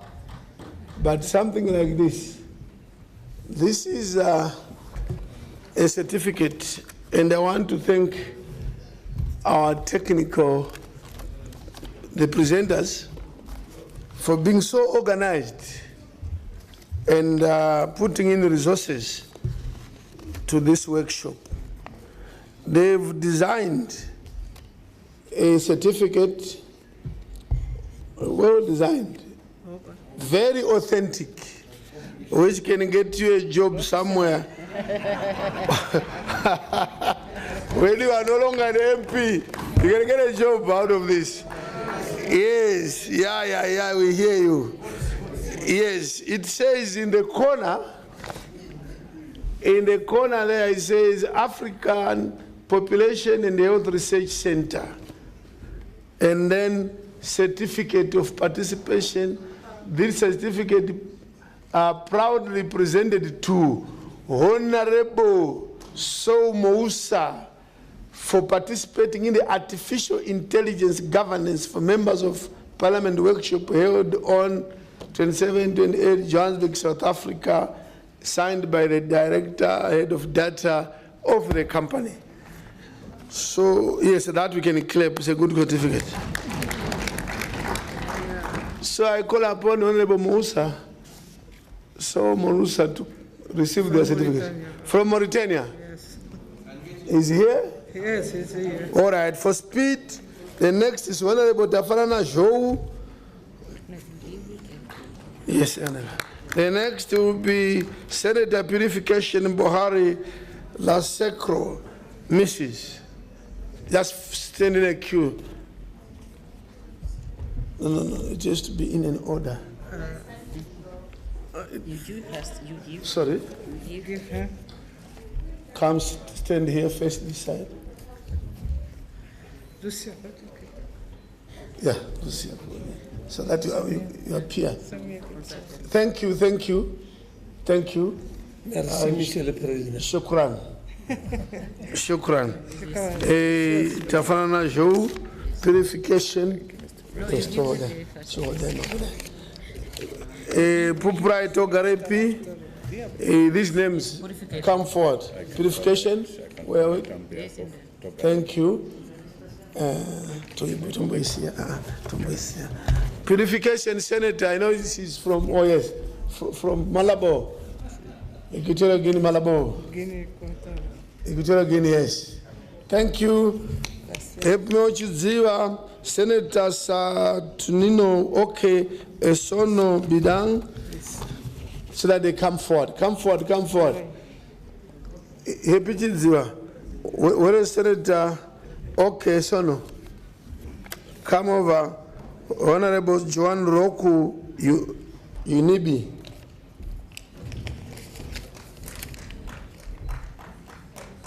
Thank you. That is who? The name? What's your name? Saturnino. Yes. Come. Honorable Joan Bag Onubi. Oh, come. We have to do this. Photo. Thank you. Honorable Onubi. Honorable General Gerald Shimi.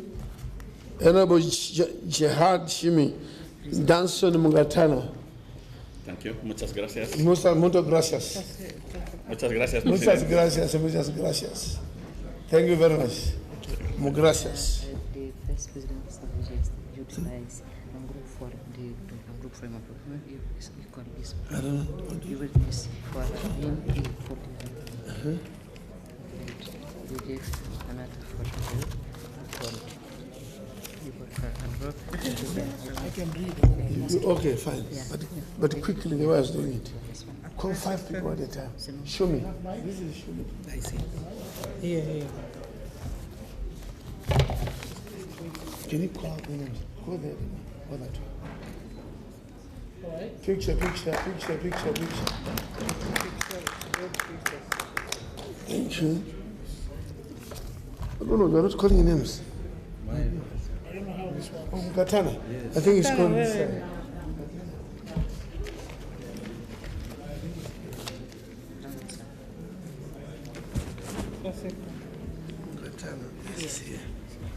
Please call out more names. Okay, may I call upon Honorable Roxon Nelson Etse? Thank you. Honorable Roxon? This way, come this way. Honorable, there you go. This for you. Honorable Emmanuel Lowila.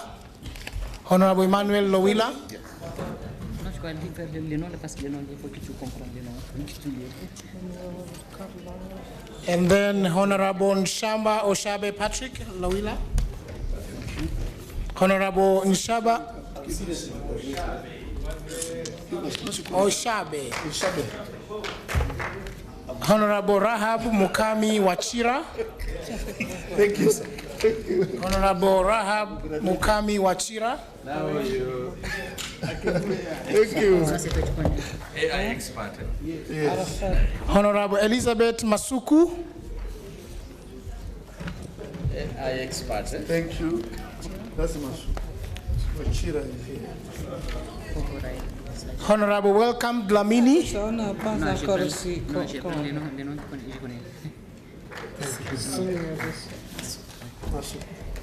Honorable Dlamini.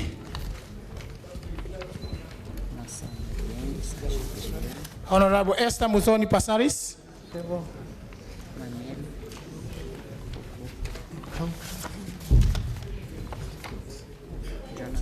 Honorable Professor Margaret Kamal, Mrs.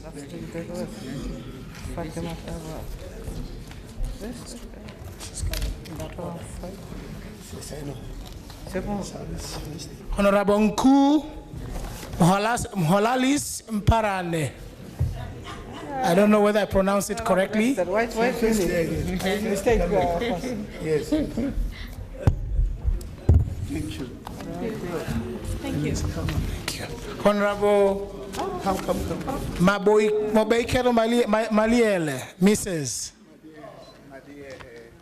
Thank you. Honorable Halo Mohammed Ibrahim, Mrs.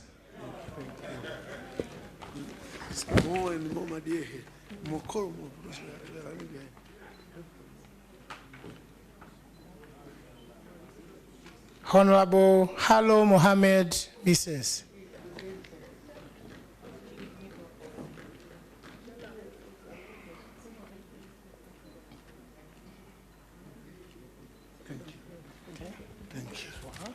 Yes, hello. May I get more? Can I get more? She's got no. You give him a microphone. Okay. Oh yeah, you do now. Okay. You can, yeah, go ahead. السيدة النائبة مريم محمد.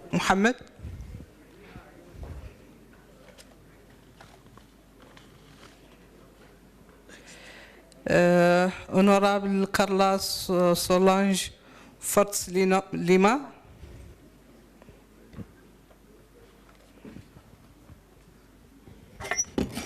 Mariam.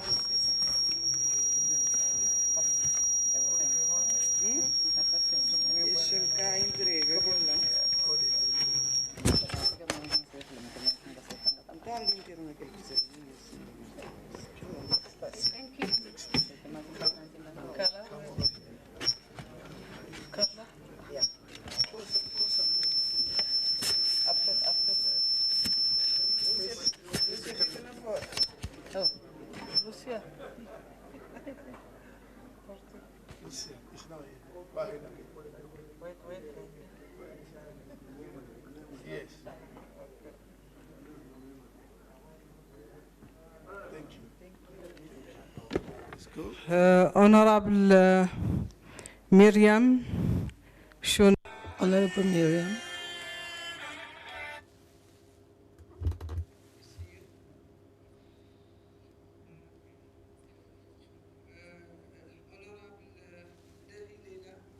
Honorable Daile Leila.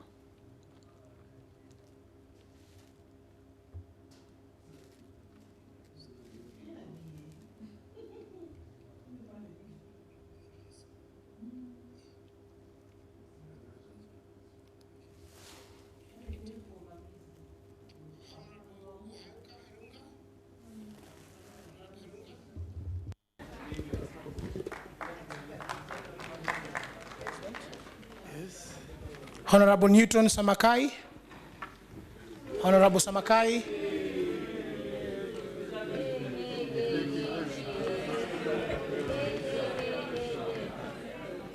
Honorable Dr. Awoke Amzai Asoma.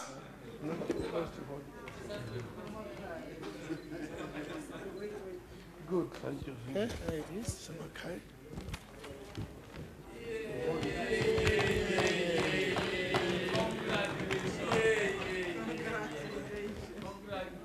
Thank you. Honorable Anseline Bekus.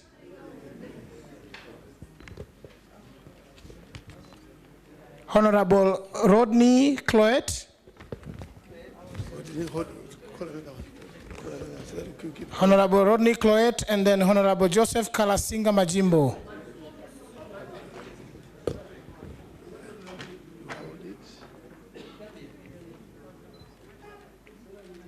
Thank you.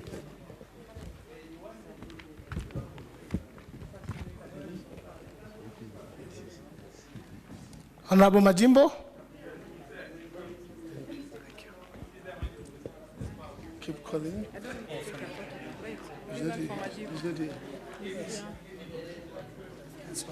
Yes. Okay, menos.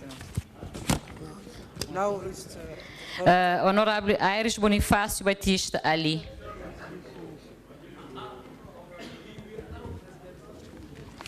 Call another one. Next. No, it's Yeah, but call. Honorable Alagimbo. Oh, Haji. Alagimbo. Ai, No, tem que andar para frente, depois vai andar da parte de trás.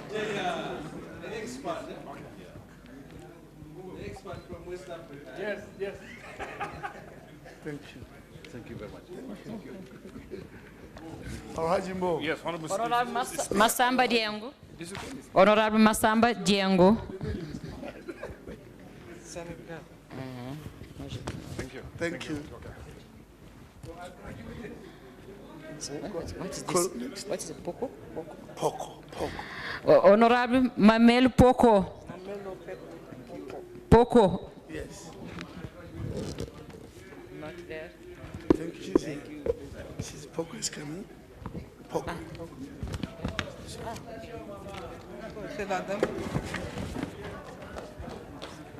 Call.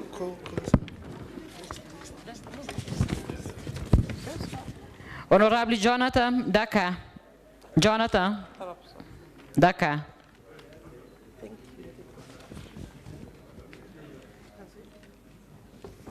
Thank you. Call. Honorable Teresa Fai. Teresa Fai. Teresa Fai.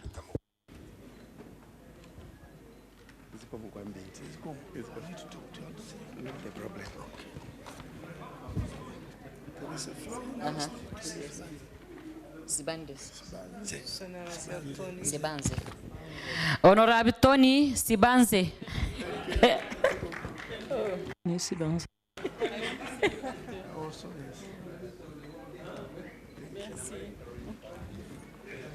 Honorable Yoba Balde. Next. Tony. Mr. President. My brother. Thank you so much. Yes, Thank you. Thank you. Thank you, Mr. President. Thank you. Next. More names.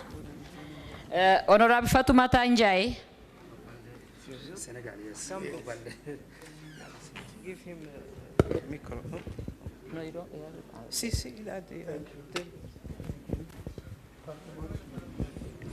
Honorable Fadegon Leon Digny. I don't know whether I said the name correctly. Fedgenon Leon Digny. Honorable Fedgenon. Sorry. Oh, no. Fagnon. Oh. Fagnon. Honorable Habib Mahfouz Ahmed Salem. Next. Call again. Next. Honorable Excellencia Damiao Jose.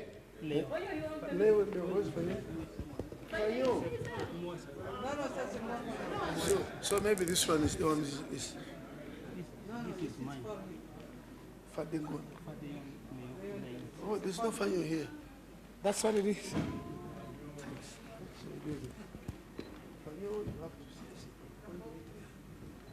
Yeah, sorry, come with the president.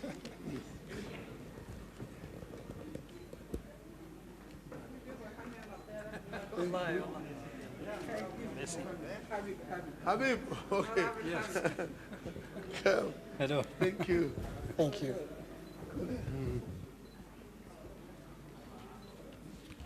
Honorable Excellencia Damiano Jose. Honorable Nikes Kochami Fanyo.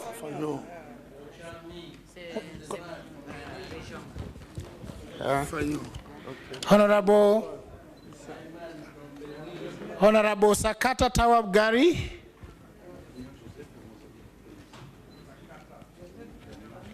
Thank you. Merci beaucoup. Merci. Sakata. Honorable Suleiman Saho. Next. Honorable Ndobe Clement.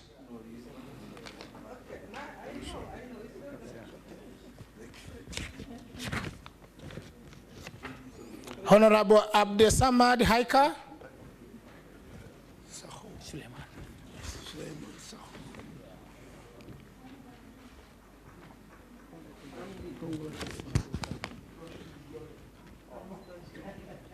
Thank you. More names? Honorable Abdusamad Haika. Let me see. Good. Honorable Mahmoud Mustafa Daha.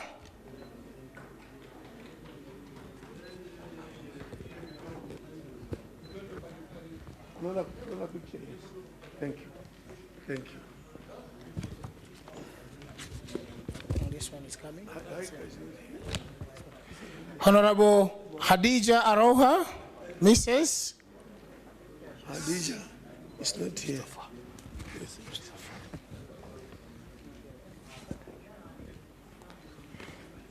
Honorable Timoleon Baikua.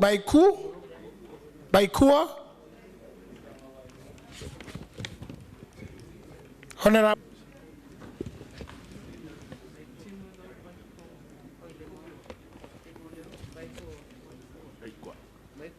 Yes, oh, good.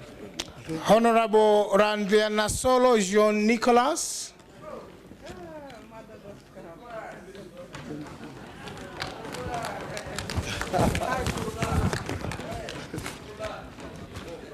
That's him? This one. Hussein Ahmed. Yes. Thank you, sir. Merci beaucoup, Madame la Présidente. Another one.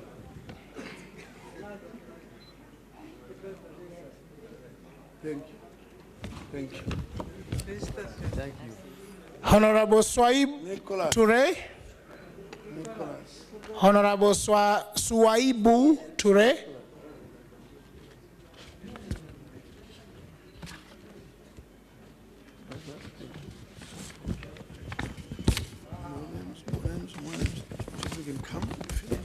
Honorable Salif Jawo.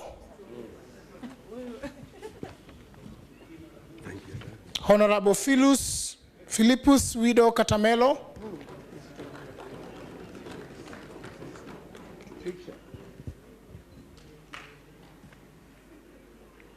Thanks. Okay, thank you. Joe. Yes.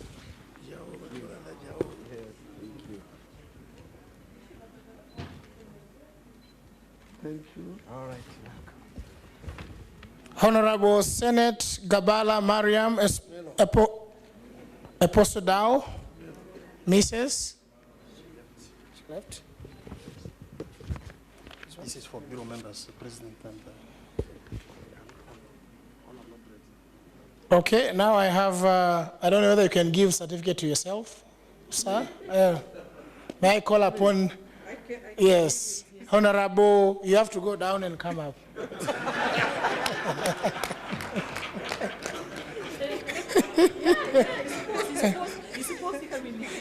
Let me call your name properly. Honorable, His Excellence, Honorable Senate Chief Fortune Zephania Charurambira.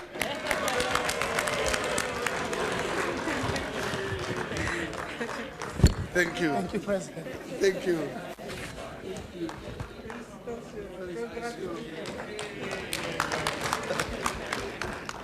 Thank you. Let me call upon Honorable Dr. Fatimetu Habib. You have to go down.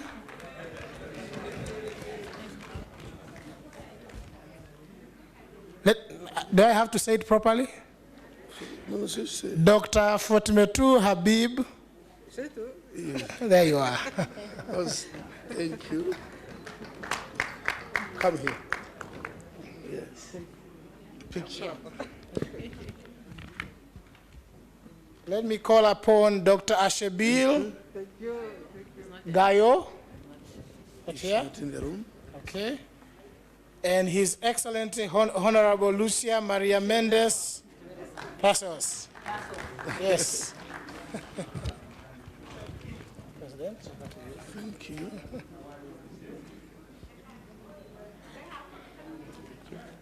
Thank you. Congratulations. Congratulations. Huh? There's more coming. There's more coming. We have for all parliamentarians, so they have to sort the names. Okay. Now, Honorable Maseret Haile Masesha. And then Honorable Said Ibrahim Said. Honorable Sibongile Mamba.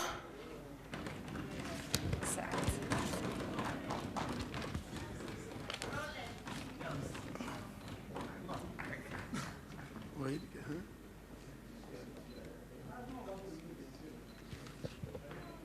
Thank you. Thank you. Thank you.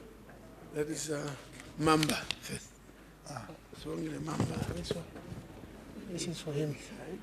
This is yours.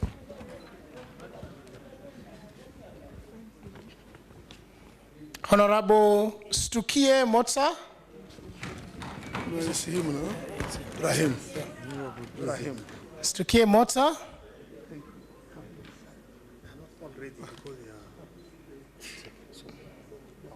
Can they bring all of them, then we read quickly? Because they can bring, we read. If not here, we move until we get to them. Okay. This is the most Stukie.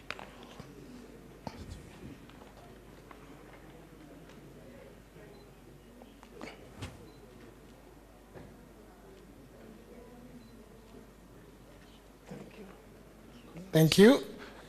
Since there are more coming, may I request the sorting team, Honorable Sinia Ahmed Hekile, Mrs. Perhaps Sinia, Honorable Sinia, thank you. Maybe I can request those who are sorting out the certificate, bring all of them, we'll read quickly. Those that are not here will pass on. Those who are here will come and take, as opposed to making us wait. To making people wait. Thank you. Thank you.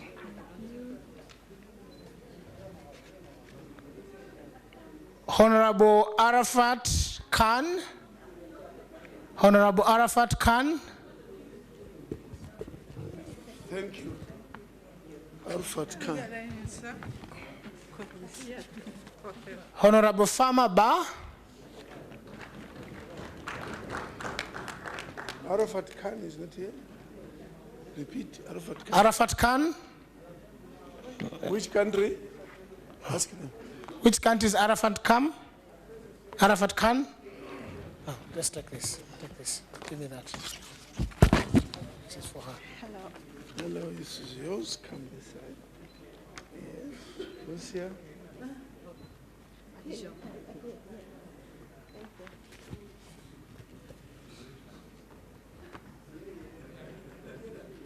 Thank you.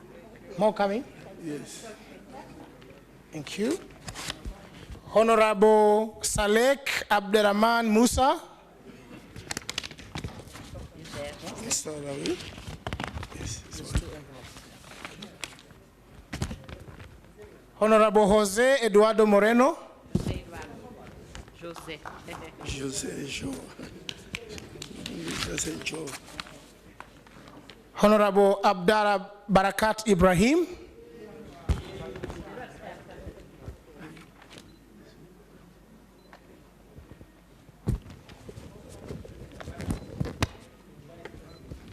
Thank you. Why I am in the last. Barakat. Here, certificate. Yeah, come this side. Hold you. Honorable Mohamed Amrun. Thank you.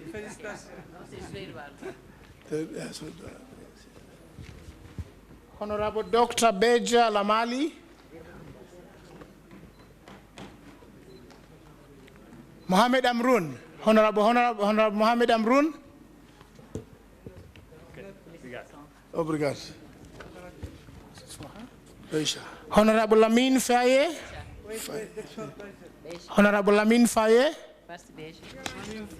Congratulations.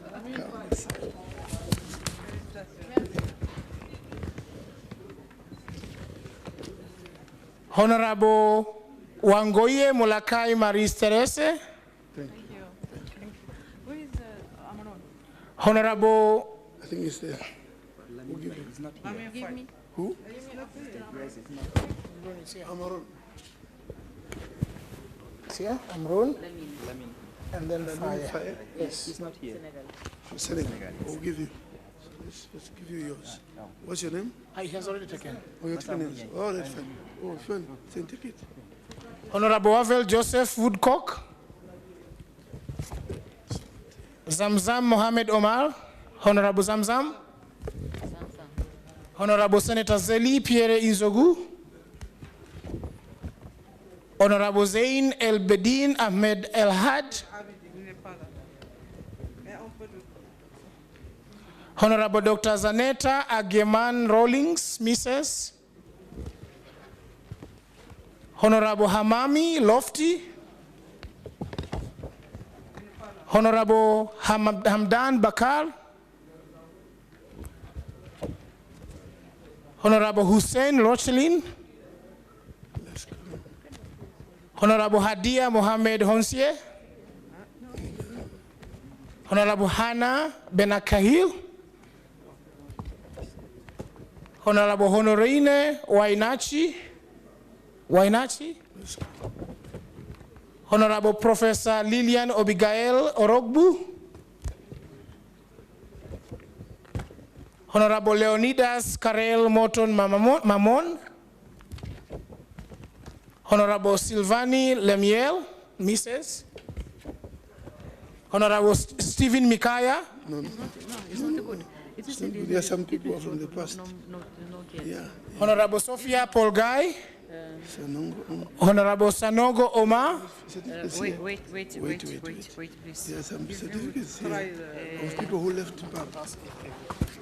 No, it's not good. Maybe in the interest of saving time, who is missing? How many? The names. There are about 6, 7. Pambo, Ogo. Sophia? Do you call you? Yes. I'm missing. Collect. What is it? Sophia who? Sophia.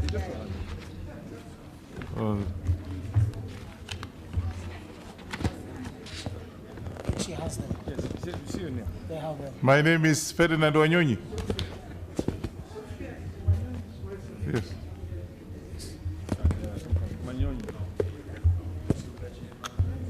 Honorable Urute Venancio Manjate.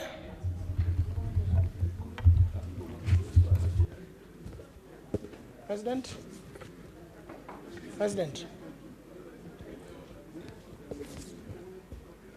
Honorable Roger Nkoro Dang. Mr. President.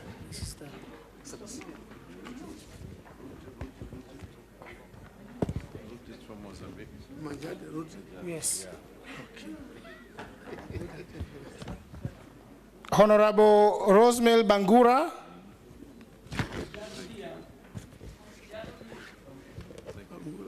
Honorable Ibrahim Alimzimba. Sophia. Honorable Abdesalam Homa.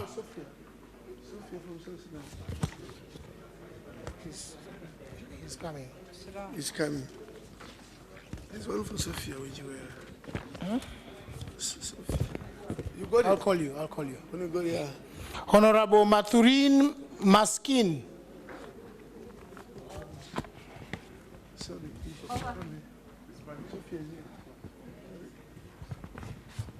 Mathurin? Oh. It has to be there. What's the name, sir? No, I will get there. I've not read that. I still have a pack. I'll get there. Thank you. Hey, a lot of people who... Honorable Mosadi Seboko.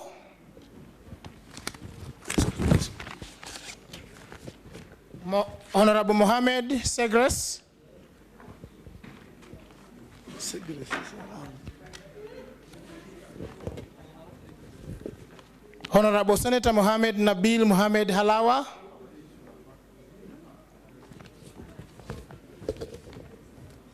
Honorable Mohamed Bangura.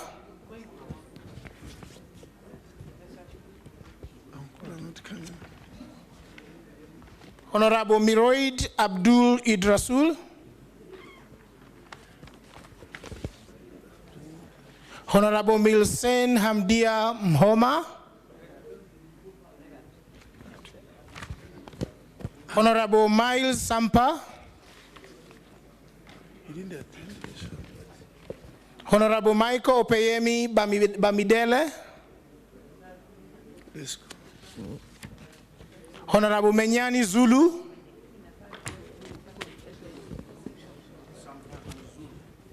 Zulu? Honorable Mario Celso Alves Texera.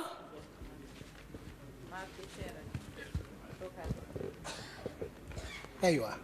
There you are now. Yes. Honorable Marie Johnson. Honorable Marie Johnson. Right, let's find out. Again, congratulations. No, wait, we want to find out. Thank you. How many have not received? How many? Sophia. They're there, they're still there. Yeah. Honorable Marie Lucy Tono. What's the name? It's easier and faster. Sanji Ngoi Sanji Alphonse. Honorable Maria Los Antonia Gilberta. Let me read, they'll come. Honorable Manuel Dominguez Augusto.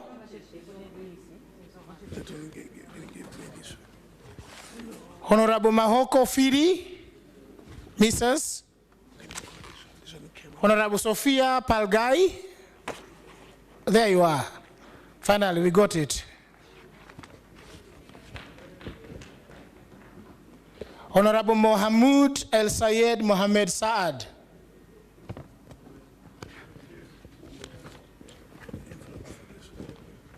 This is for her. Let's take one.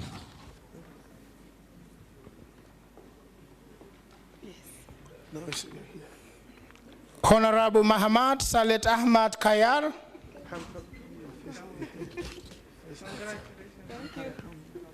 Honorable Professor Mahamat Anadif Yusuf. Honorable M. Chetty. Honorable M. Ntuli. It's not in the room. Honorable Mohamed Jama Musa.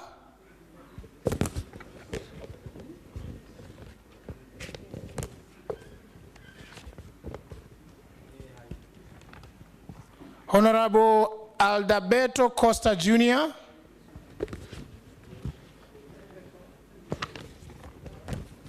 Honorable Okot Ogong Felix.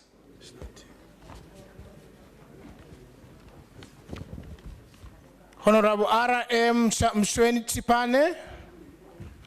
Spane, yeah, that's what you can give me. It's not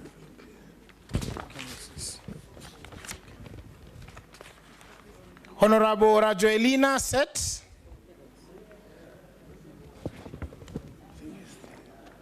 Honorable Professor Randa Mohammed Ahmed Mustafa. When did you come? Honorable Randria this one is long. Randria Mampianina. Honorable Randria Mampianina Registron Antoine. Honorable Senator Robert Nkili. Can I take for Felix, Honorable Felix? It's behind here. Let him finish. I'll come back. I don't want to stand here for long. Why not? It's only the president who is supposed to be here, not me.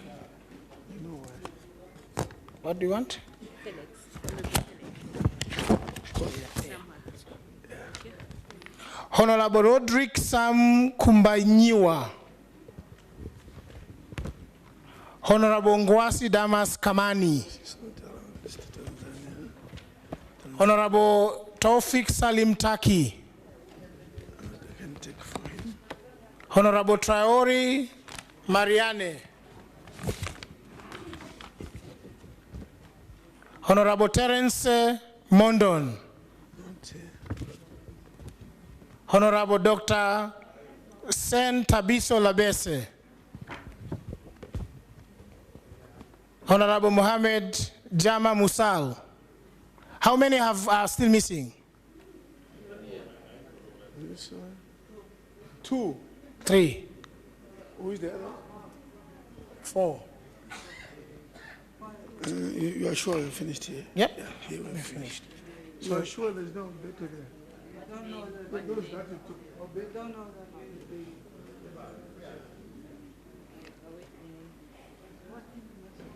Do you have? Maybe the easiest. Give us names. Shout out the names. Send the name, please. Do you have all these certificates that?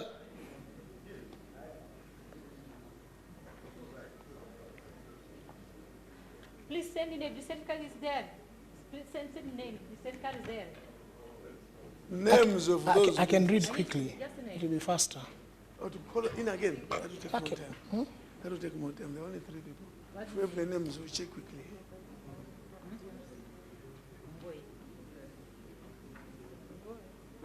Ngoi. Good. Another name? Can you shout? Sir? Another name? 4 names. Let me read this. 4 names. Honorable Komusime Caroline. Honorable Senator Ngoi. These are the names that are missing. Honorable Dagino Rosin. Justino Hausa. Let's see. Justin is there.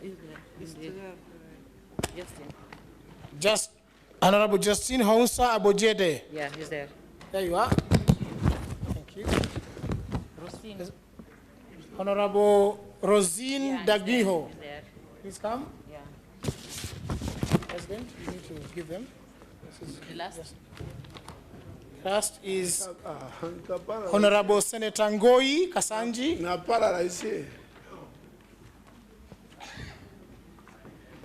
So, almost everybody's done now. Justin? Ngoi Kasanji. Sorry? Ngoi. No, not Ngoi. This is not Ngoi. What is that? No. Just. This is Justin. Thank you, thank you. Yeah, Ngoi is here. Your name. Yeah. Thank you. Ngoi. Rosalind? Rosine. Do you have Ngoi?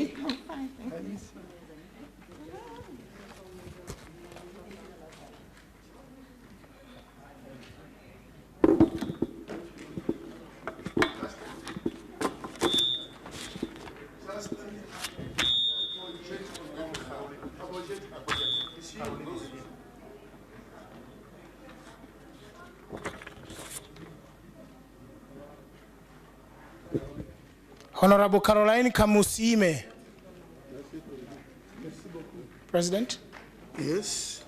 Who is remaining? May I call you? What's the name? Yes. Your name? Ngoi Kasanyi. Ngoi. Ngoi. They're sorting. Apologies.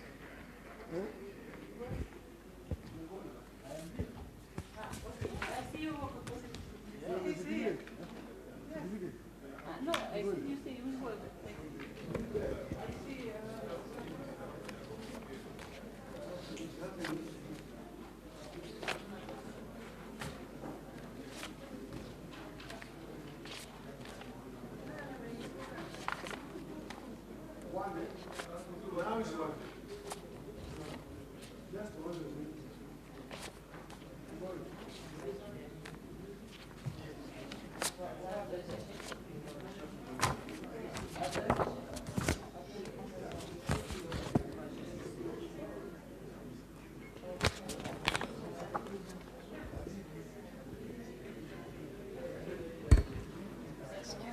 Is Wilton, Honorable Wilton Kambule.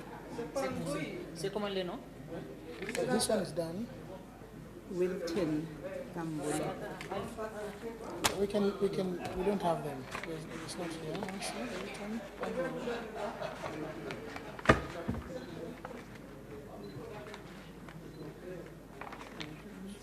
Wait.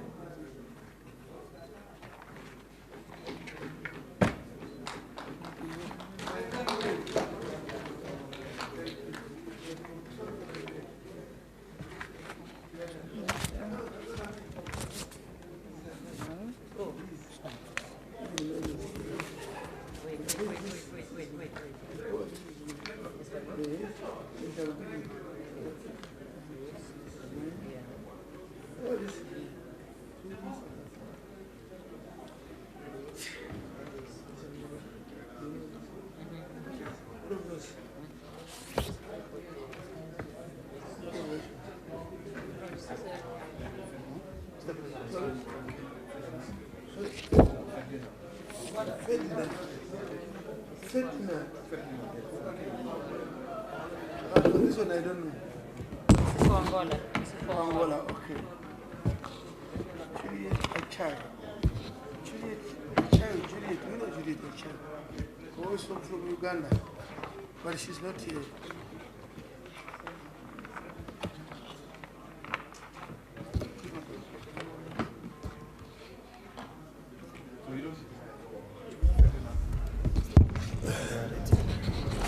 Honorable Juliet Achayo, I know she's from Uganda. Is she in the room? In the chamber, Juliet Achayo. Uganda, Juliet Achayo.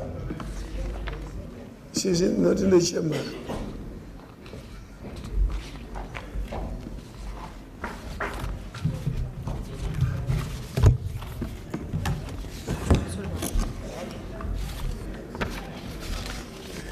Masuku. Honorable Masuku. Photography.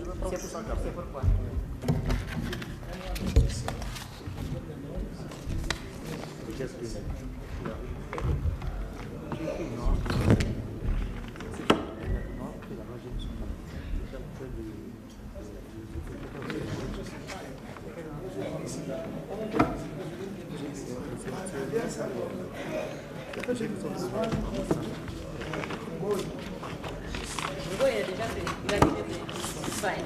It's fine. Yeah.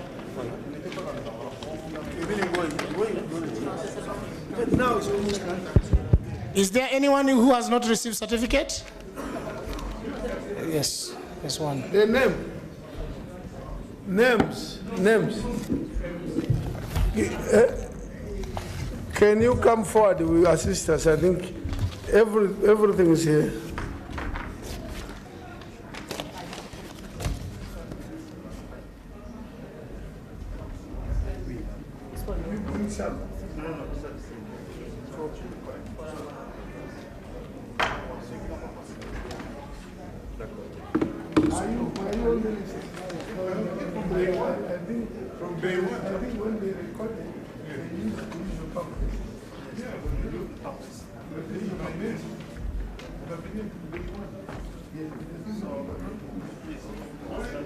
Who else? How many? Who else?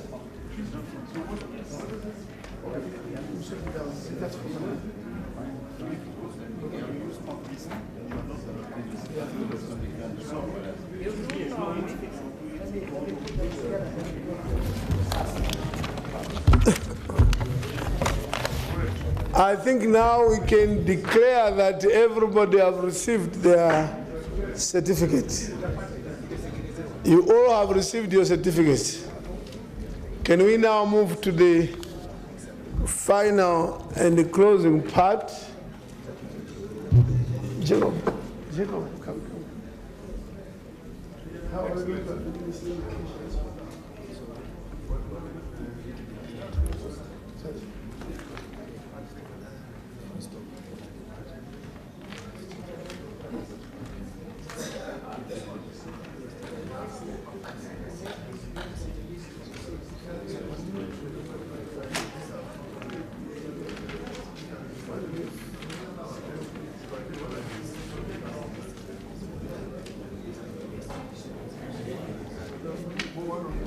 Sorry, finish this.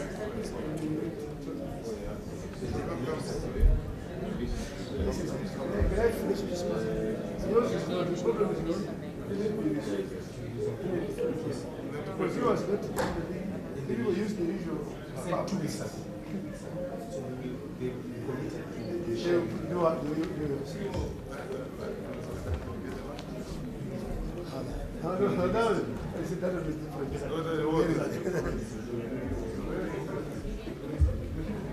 All right, we need to break. I need to break for the day. Yes. Can we do this? We are now closed by thanking all of you for being here up to this hour and attending this one.